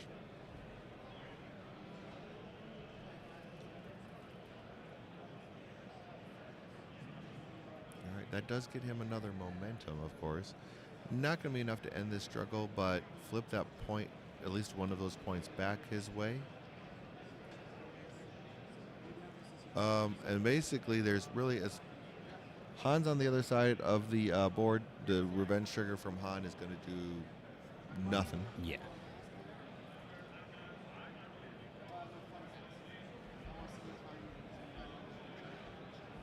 Just doing some measurement here, everyone.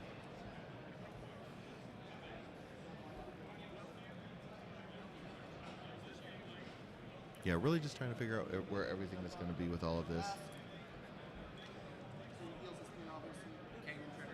Yep. Yep. So Kanan does trigger here because of that, so he still is able to use his identity. Which go you ahead. might as well get him out of there. Yeah. He's not helping anything. Any conditions that were on him, the pin and the disarm are gone from the 2 heals. Jump and then shoot into Gideon Hask. Which, I mean, Only the crit going through though. But Yeah. it does wound Hask. yeah, because he only needed. Only needed that one. Mm-hmm.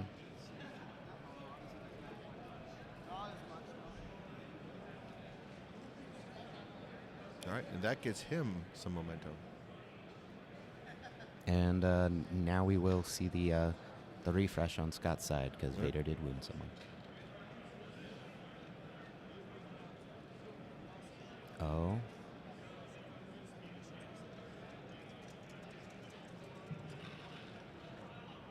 Oh right, now we're doing the Gideon back.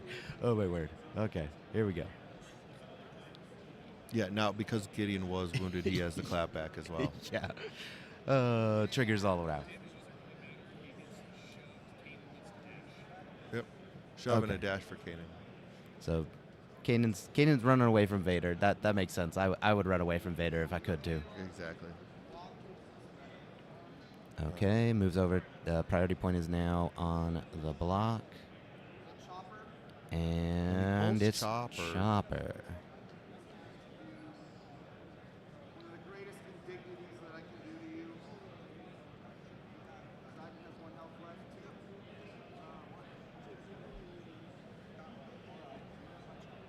Looking at like potentially going into Iden here to try and get that other momentum. Right? Wah wah wah wah wah wah.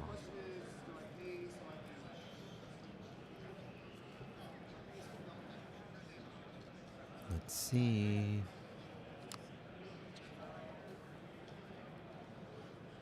So moving Chopper forward. Yep, just taking the move action. Now he's trying to decide whether he wants to mayhem or not, I think. Yeah, I think we'll see a jump first Jump. out of his abilities. So using a force on that.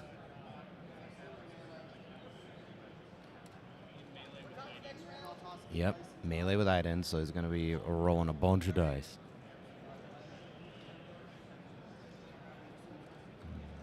Scott's working on refreshing his force, getting his deck ready, and we're seeing the roll. Looks like a couple of fails in here. All the blocks though. Yeah, but there's some crits They in there. just hit mission critical. Okay, mission. Ooh, okay. And But- just like that, we've seen a shift here. Right, but I think there is a strong possibility of getting. Yeah, it gets the wound. Yeah. So just like that, I think we're.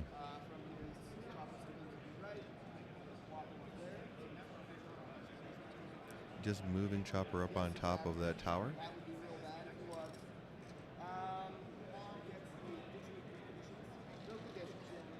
No conditions from that attack. The age-old battle of microphone versus fingers. Yes, that is a rough one there. Yep, on the wound, Han is going to be able to go ahead and dash.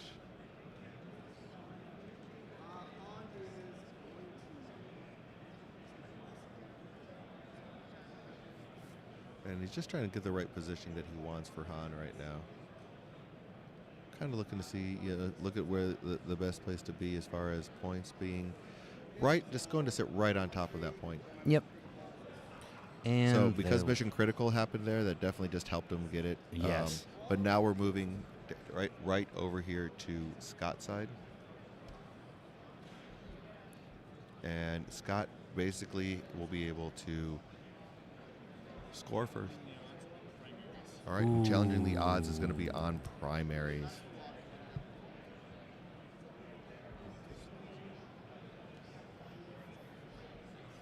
So challenging the odds on primaries is going to be kind of critical here, especially with just now refreshing force for Scott, Right. and refreshing his deck. He has the ability to pay for this, and this might come in kind of clutch here for him.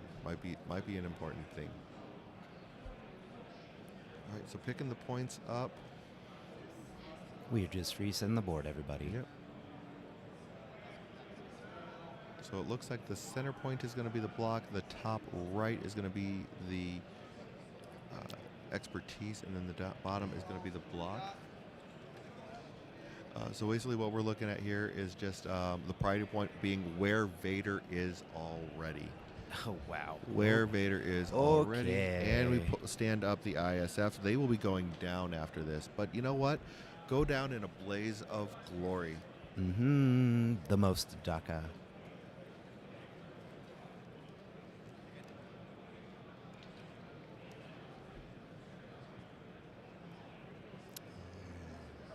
Gotcha.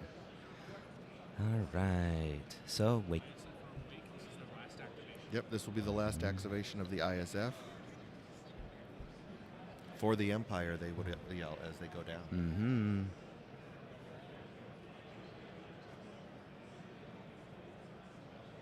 Yes, I wonder if we're also going to see Rebel Commandos go out as well.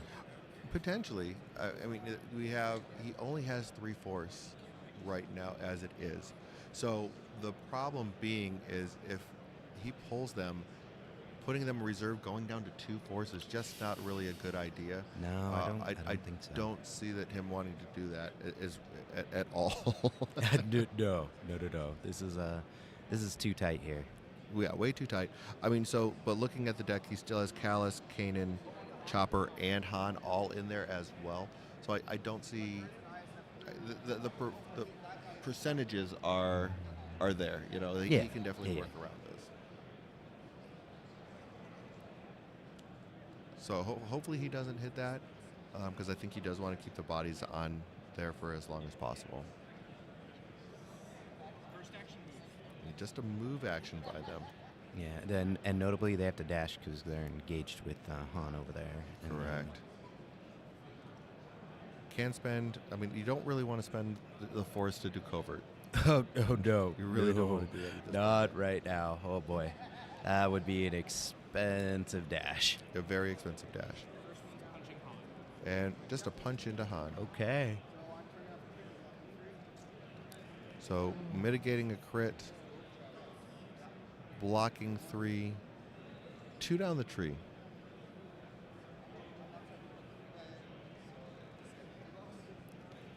Blocks.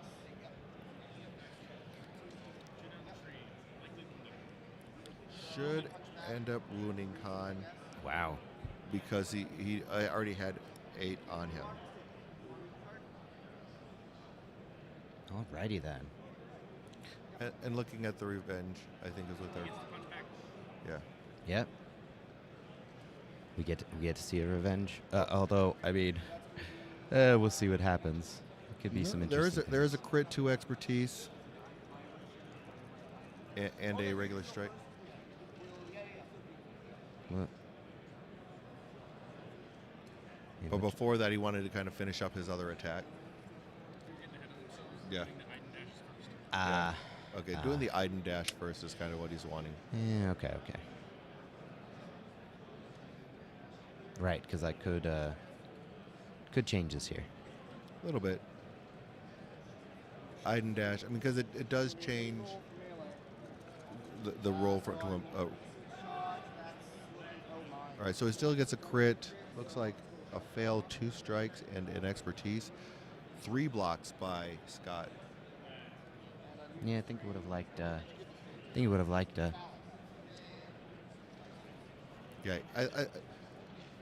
I don't think there was as much of a difference from one roll to the next, but yeah, definitely it's one of those things where you want to make sure that you're taken care of.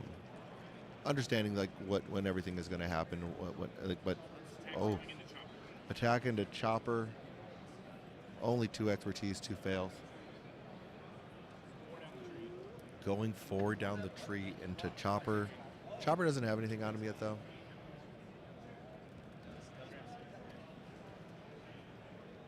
There's a lot of people starting to clear out now as the con's starting to come to an end. The Shatterpoint guys, everything. So starting to slow down. Yes, yeah, we had a few people coming over and saying bye to us. So sorry if I ducked out on you for a second, chat. Yep, yeah, no, and it's good to see all the players and all these guys. I mean, we've really started to grow as a community, and I think a lot of us.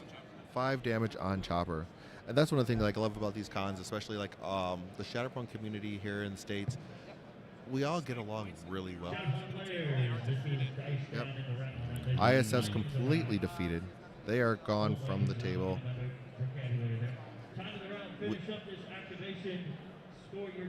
Yeah, the time in the rounds they're calling and behind us is for the Frenemies event. Yeah. Yeah. That's adversaries and allies, not us. Don't worry. We're still going. All right. So priority point now going to Oh wow. Okay. Han is going to wake up right off the bat. So, Han's going to tell. Needs a big turn by Han here, though. in order to really make things go for you. I mean, Han does give out quite a bit of movement, so I mean, we'll see. We'll see.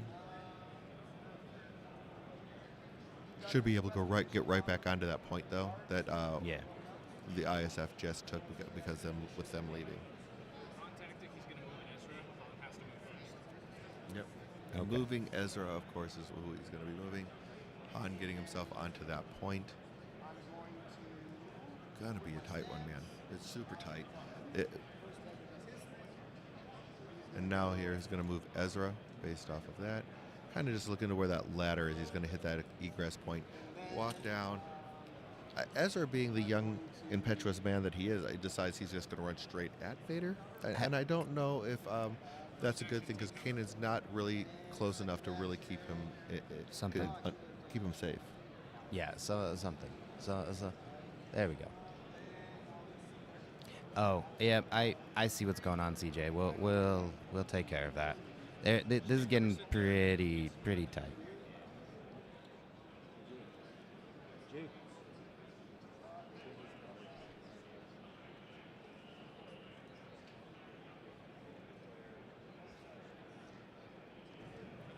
There you go, Chad. Thanks for pointing it out. Yeah, with how intensely they were playing, we didn't really want to interrupt them because they are hyper focused on trying to finish this match. So really want to kind of stay a little out of it as much as we can. All right. All right. Then looking what Han is like, the Han attack here, kind of just mulling over because there's a lot going on. Thank you, Carla. We are getting very close to the end here. 1-1. Yeah, Carla, like really looking forward to hearing more from you in the Discord. Thank you.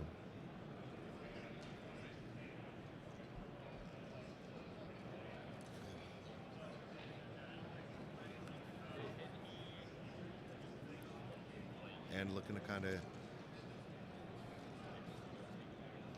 figure out what to do here. Especially, it's a big one. So, like, this is the Vader flip. I wonder if we're gonna see. Beat me to it. Because he doesn't need Vader right now. No. Stormtrooper Sergeant. Ooh. And they quote, puts it in reserve. Hope I don't get Stormtrooper Sergeant. Yeah. The last thing that he wanted was Stormtrooper Sergeant here. That was really. Oof. Yep. Because Sergeant is just not going to do what he needs. He really probably wanted the Death Troopers, or Dark Troopers, I should say. Yeah. So that he could try and impact 2 points. Not being able to impact those 2 points is pretty brutal, especially since the priority point is up top still, where Han just took that point. And Chopper's kind of locked down that center objective. So the only objective that he has is the one that Vader was already on.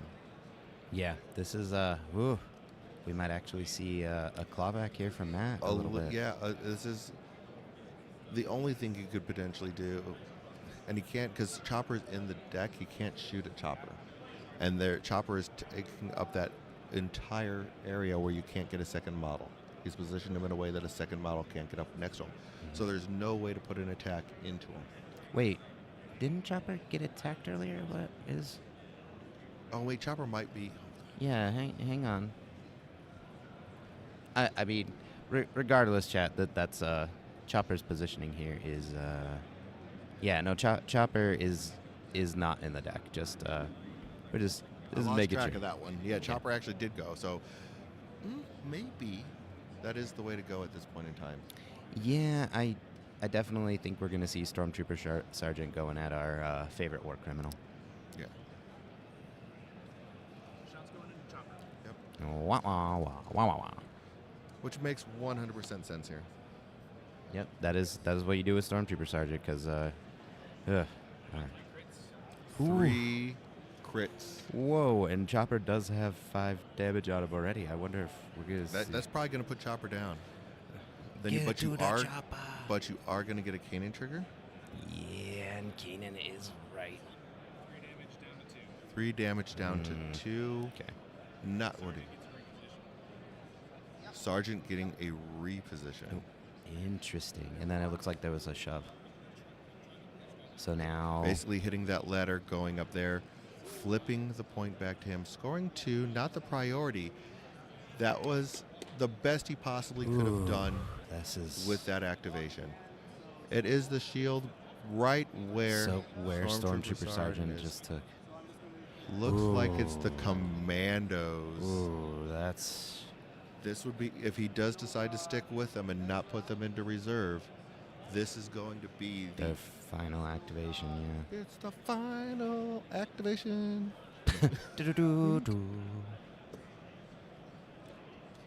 And we're getting more players coming over. They are they're eagerly anticipating this result as much as we are. Yeah, a lot of the players are slowly starting to filter over to see kind of the end. They're starting to get a little bit of a crowd. Oh, he is activating the Commandos. He is going with Commandos. All right. Players, your pairings are Ryan and Longshank. All right, and one game to go. Yep, final activation. So leaving the strain on that was already there. Yeah, no reason to worry about that strain. It's not going to affect anything.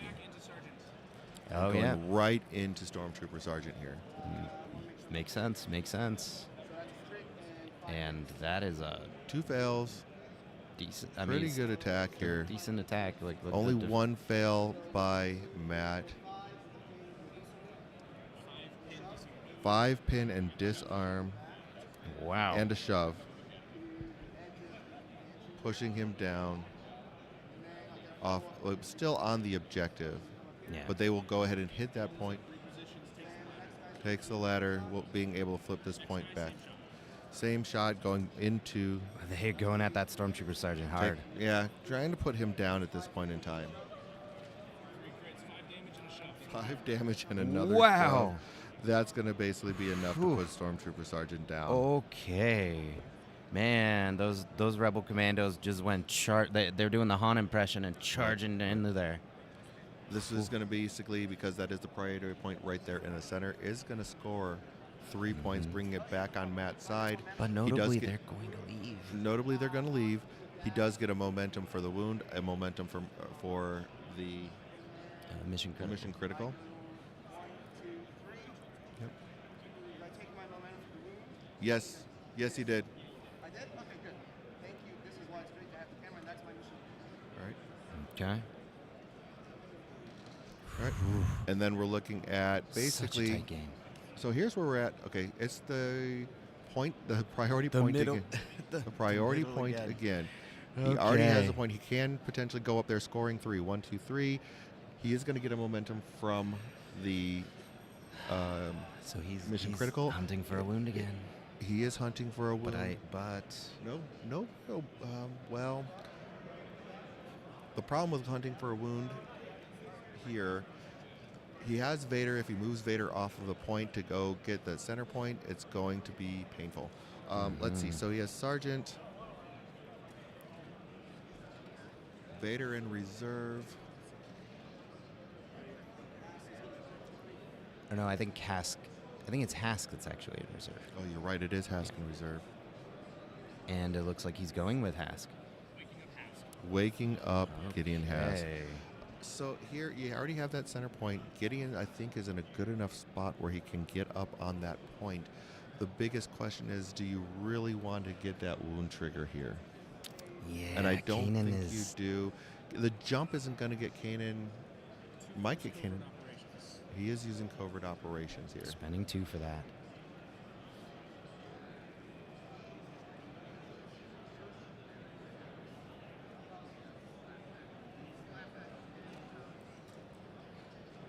Ideally, it would have been better to possibly get the Dark Troopers, but we don't know where they are in the deck is the other problem. Right. So basically covert operations gets him to where he can get up. Right, Chris? I really don't know how this is going to go in this particular moment. This last struggle has been intense. Right? Very intense, very intense.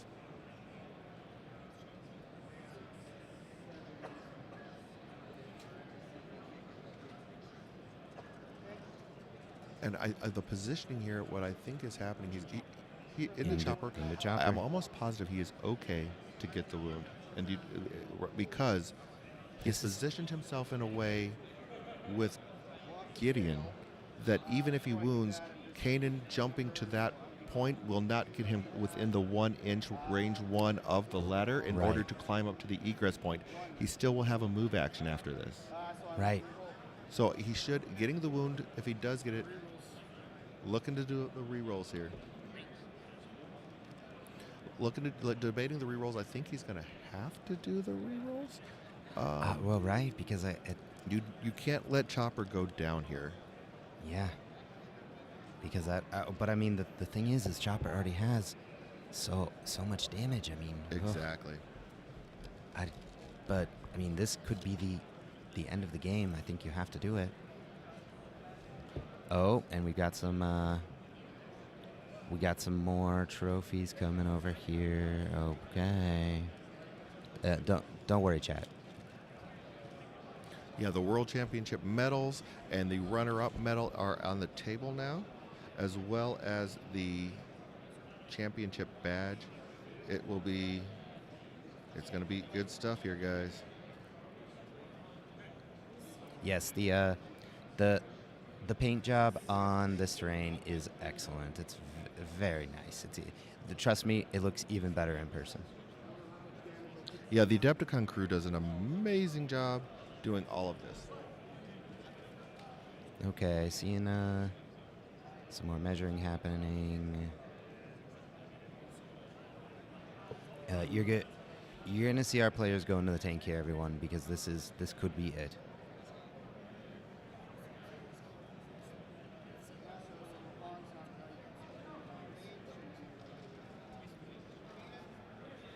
Okay, so it looks like we are going to see the Kanan trigger. It does look like Kanan was. Yeah, so it does look like he went down the ladder to try and shove Hask back with that crit pistol. Okay. Ooh, now we are seeing a Callus reroll because missing dice. Yeah, that expertise there, the Callus reroll. It's crit hit off of 1 expertise, so that is going to be 3 successes. Exactly. Which means that that is going to shove Hask, I believe, out. So let's see them resolve that. But if I do recall, I think he still has the move, his move action. Yeah, I believe he does. I wonder if he's gonna go the pin route. I'm so tired. I play Kanan all the time. Let's see, bring it up. I mean, this could be it. So, yeah, you still have your action left? Yeah. There is the handshake, ladies and gentlemen. Scott is your world champion. What a game. That is it. The handshake, amazing play. That I said the positioning of Gideon so that he could not jump onto that point was it. Scott is your champ. Amazing. There it is, everyone. Oh boy. Taking down the title. Amazing. Big congrats to Scott. Yes. Big congrats to Scott. Yes, congratulations, Scott. Oh, good game. Very good game. Again, the theme of this year's World Championships, again, has just been tight play, intense games. Decisions all the way down.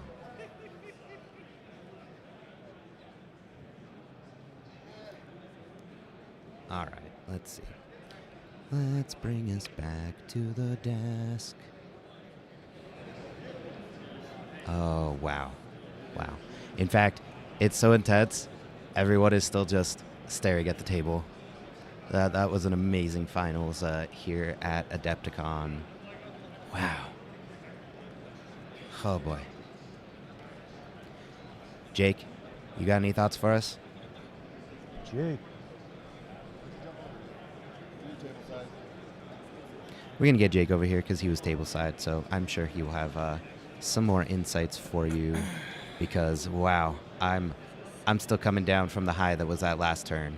It was so much. So, what do you think, Jake? That was wild. You all right over here? I know. So chat. Just for the record, when a game is that intense and that tight, you tend to feel it just as much, just being eyes in the sky. Is that where you're at? I always hate using this term, but I'm very much an empath. So when I'm feeling like whatever people are feeling around me, I'm usually feeling as well. And man, there was a lot of stress at that table. I'm still coming down off of that. That was a lot. Yes. That was a lot. I mean, so viewing this unbiased and giving us unbiased information is there, but also like first time that Matt was on stream, I was at their table side as well. Super nice guy, very knowledgeable, type of person that knows your expertise before you're able to convert it. Like he is very knowledgeable about the game, and he comes to the top table playing a list that a lot of people have shrugged off and said, no, not as good, but he comes up here and was like 1 or 2 dice results short of being the champion. You know? Yes, that is that. There were multiple callous rolls that literally he just needed one more result. Yep. And this would have been different. That is how close the gameplay was on both sides. A couple of dice rolls. Yeah. And I hate to say, oh, this was decided by dice, because no, each player put themselves in a position to win. Yeah. That's how close it was. Yeah, I mean, it like the one that I keep coming back to from this whole tournament is the game that we had on stream with Sarah Cruel, where the game timer is 2 hours, right? And the last half hour is mission critical, where they took 1.5 hours on the first, or it was like 1 hour 38 minutes on struggle 1, right? Correct. It just kind of shows the level of play of people that have shown up to this tournament. When this is a best of 3 with a timer of 2 hours and the first point isn't scored until an hour and a half into the game, that's crazy work, right? So this one felt very much the same way, except it just was that way for all 3 struggles. And for that last little bit of mission critical, you could definitely tell the tension was high at the table. People, like, they seemed a little less calm. They were a little more jittery with the movements, and you can definitely tell what was at stake in the game. Yeah. I have been. Both players played fantastically. I have been in that position where mission critical is moving those cubes into the center, and you start to get a little shaky. You're like, can I even pick up my model and move it? This is what I tend to knock over the gantries, because I'm like, oh. And then this is also the time where the next game starts 10 minutes later, and you forget to deploy your commandos at range 3. Yes, that happens too. Hey, thanks, CJ. Thank you for hanging out with us. Yeah, thank you guys for hanging out with us this whole week. This has been such a blast. Yeah, everyone else. So, oh my god. And yes, Wild Start. That was the final game. Yeah, they're still. You guys wouldn't believe this. They're still talking about like how close the games were, and just discussing scores and finishing up scoring the game. But man, this is such a close game. Yeah, I am glad I was over here. I think I just heard them count it. It was 6 wounds apiece. It was removing 2 units from the table it doesn't happen very often. Like, you hardly ever see units removed from the table as is, but they each removed a support. Like, it was neck and neck the entire game, tit for tat, just constantly moving. Right. In my opinion, it's the fact that it came down to a couple of dice rolls shows how good the gameplay was. Not only the gameplay, but the game mechanics. Like, yes. If the only variance in decision making on the game is up to the dice, then that's what the game is meant to do. You know, it shows that they played 2 separate styles of play that have completely different mechanics and how they approach the game, but it was quite literally just down to dice rolls on a few of them. And minimal. We're talking like a result. Mhm. So I mean, that's just Like there was the one time where Matt needed one person to survive, and he was re-rolling he was rolling an expertise and a fail, and what he needed was 2 blocks, and he rolled again an expertise and a fail. Well, actually, he needed an expertise and a block. Either one of those needed to become a block, and he was set, Yep. and just couldn't get it. Yeah. Sometimes that happens. Which just happens. Quincy, yes, it has been a pleasure. I know some other people up above said thanks for the stream going back down. So everyone, thank you. Yeah. Yes. We appreciate it. You know, the 4 of us came all the way from the Phoenix area up to brave the cold here in Milwaukee. So we appreciate the thanks. We are getting to see.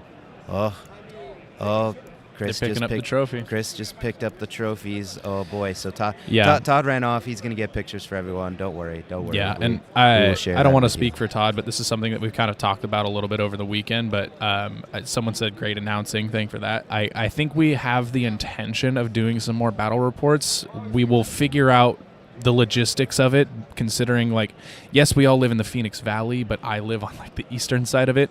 And so to cross over to their lands is like an hour-long drive. So it's just a matter of figuring out what schedules allow us to do. But when we figure out what the logistics of that is, we intend to do some more of that.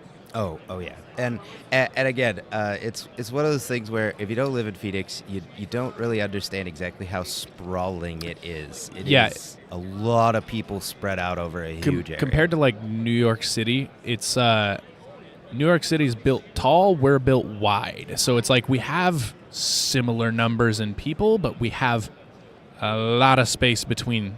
So yeah.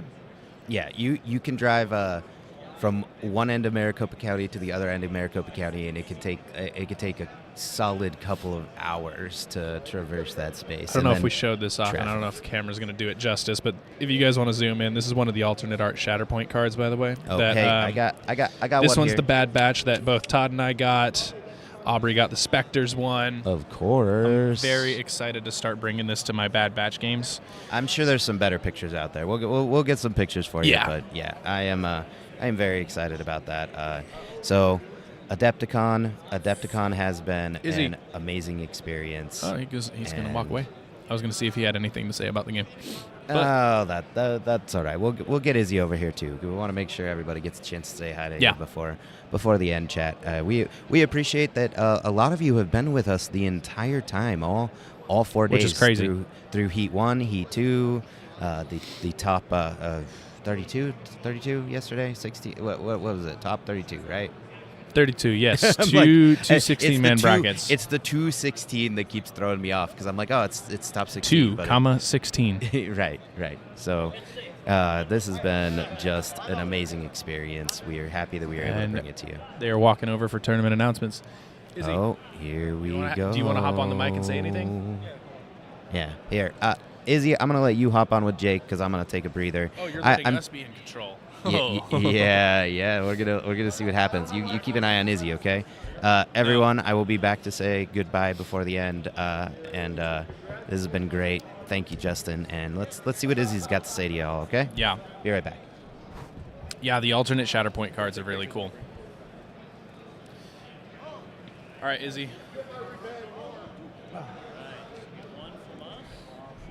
What do you have to say about the game that we just watched? Because you were hanging tableside with me most of it, yeah? Yeah. So, Get a little closer to the mic. Went to go get breakfast, and then I came back, and it was still struggle one. Yep. I was. Yep. So that was breakfast. That was a breakfast of champions. I watched this man walk over with 2 bowls. It was really good. But I basically got to eat and watch a really good show. It was amazing. I mean, I laughed. It was still struggle one. It looked like Scott had it, and as I was leaving, people were asking me who's won struggle one. It's been a while, and I told them I was like, oh, I don't know, but the momentum tracker's on Scott's side, and it looks like he's just like one off from like winning. He was just like, oh, don't worry about it. And Matt's good at like with the comeback. It was so good. I'm like, all right, fair. I come back, still struggle one. I'm like, what the heck? Mm-hmm. Then the rest of the game just went by like Scott ended up pulling it out. Aw. Oh my gosh, that's Scott's talking to his adorable. wife, his Oh kid. my God, yeah. That is adorable. Aw. His daughter is all happy. Oh my gosh. Oh my God. It is a Disney movie here. I mean, if we get approval from Todd, we could see if he wants to have anything to say on the stream. That's true. Should I go ask? Yeah, I can talk to the audience for a bit. All right. But, yeah, no, so the game was intense. Struggle 2 went by so quick. I'm glad that Matt pulled it out. He's just a really good player. And if the deck order and his dice were just a little bit kinder, because that's what it is, you know? We had great players all around from the top 16 and even the both heats.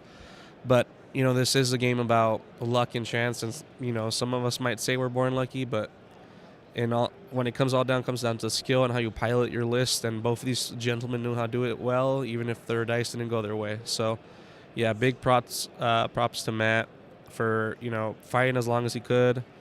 And, yeah, so Struggle 2, he fought it back, and he took it. And Struggle 3, you know, sadly, well, not sadly, but Mission Critical ended up happening. And I believe, or at least I'm one of the believers, that if Mission Critical wasn't happening, I think probably Matt would have taken it back. Mm-hmm. But, yeah, no, it was a real stressful situation for both players because Scott had an aggro list, but with Matt's expert positioning, was frightful of winning one of Matt's characters due to the revenge triggers of Cannon and Solo. So it's just, it was just a really good game all around. So much tiptoeing over each other's list, and Scott ended up coming up on top. Yeah, I think they're just talking logistics and getting things set up, but from the sounds of it, Scott might be able to hop on, give a few words, quick little interview, but then him and his wife are going to drive home as soon as they are done. So seems like they're all very tired from a long weekend, but they're very excited to get home. So hopefully we will be able to get a little bit of discussion and talk out of like planning and strategy from him. I think that'd be really cool. Yeah, it's what they did for. Oh, well, I'm not sure if they did that last Adepticon, but I know for the stream tables of MCP, that's what they did after every match, and it'd be nice to hear what Scott has to say to his fans. Yeah, his brand new fans. Yeah, yeah. I mean, he's the new champ. Can't put disrespect on a champion like that. He's going home? Yeah. Sounds like he's going home, folks. I wouldn't blame him. We'll get an interview at another time. Week. Yeah, he will eventually probably hop on the podcast, you know, talk about his glory and his run that he had at Adepticon. I don't blame him. Yeah. A lot of these players are tired, although have so much fun in their heart, but they just want to go home. Yeah. I can relate. I'm feeling ready to have my own bed again. Me too. Although it's been a nice experience. Oh yeah, absolutely. It's been a nice experience. I'm so happy to be here. So happy to be here and enjoy this, but nothing feels better than your own bed. Yeah. And I think we've been spoiled with this weather too, because we're gonna get back home and it's gonna be 90 plus. Folks back home have been telling us to just stay here. Yeah, the new set's coming out. I got lucky. A few other people got pretty lucky that the swag bags for the VIP tickets at Adepticon, they were handing out some of the new boxes. Unfortunately, they did get delayed for the States, but I was able to get my hands on a Cassian Andor box. I was able to get my hands on Kit Fisto because I needed him. I didn't get him pre-ordered yet, so I was just like, I wonder if I'll walk away with a box. Got the box, happy, and then got the new mission pack, got the dual pack. I've got a lot of new toys to play with when I get home. I'm very excited. Oh my god. Yeah, I didn't get any of the stuff, but I will eventually Coward. play into them. Call me a coward if you want. I didn't get any of it. Coward. That's all right. All right. I don't need the new stuff. You But want to hop back on, Todd? Yeah. All right. Todd's going to hop back on. all right. You want me to get Aubrey? He'll be here eventually. All right. Yeah. Alrighty. So yeah, Scott was not going to be able to do like a quick little interview here before he goes. His wife and his daughter are literally right on the other side of the rope, kind of watching him ready to get driving home. They had such a cute moment together. You should have seen it, where Scott was jumping in the air. His daughter was too. Scott carries her up. It was like a Disney movie. Yeah. No, it was great. So I mean, and as everybody knows, Mr. Evil Houdini is fantastic as a player, and it just had a great run this entire weekend. So I'm gonna have him on on an episode. He's gonna come on, do an interview with me, and hang out and everything like that, and just kind of go over his experience this weekend. He's, like I said, his brain's kind of just done at this point in time. Yeah, the box is delayed, unfortunately. Kit Fisto, man. But yeah, so basically what we're looking at here is like Scott's going to be leaving.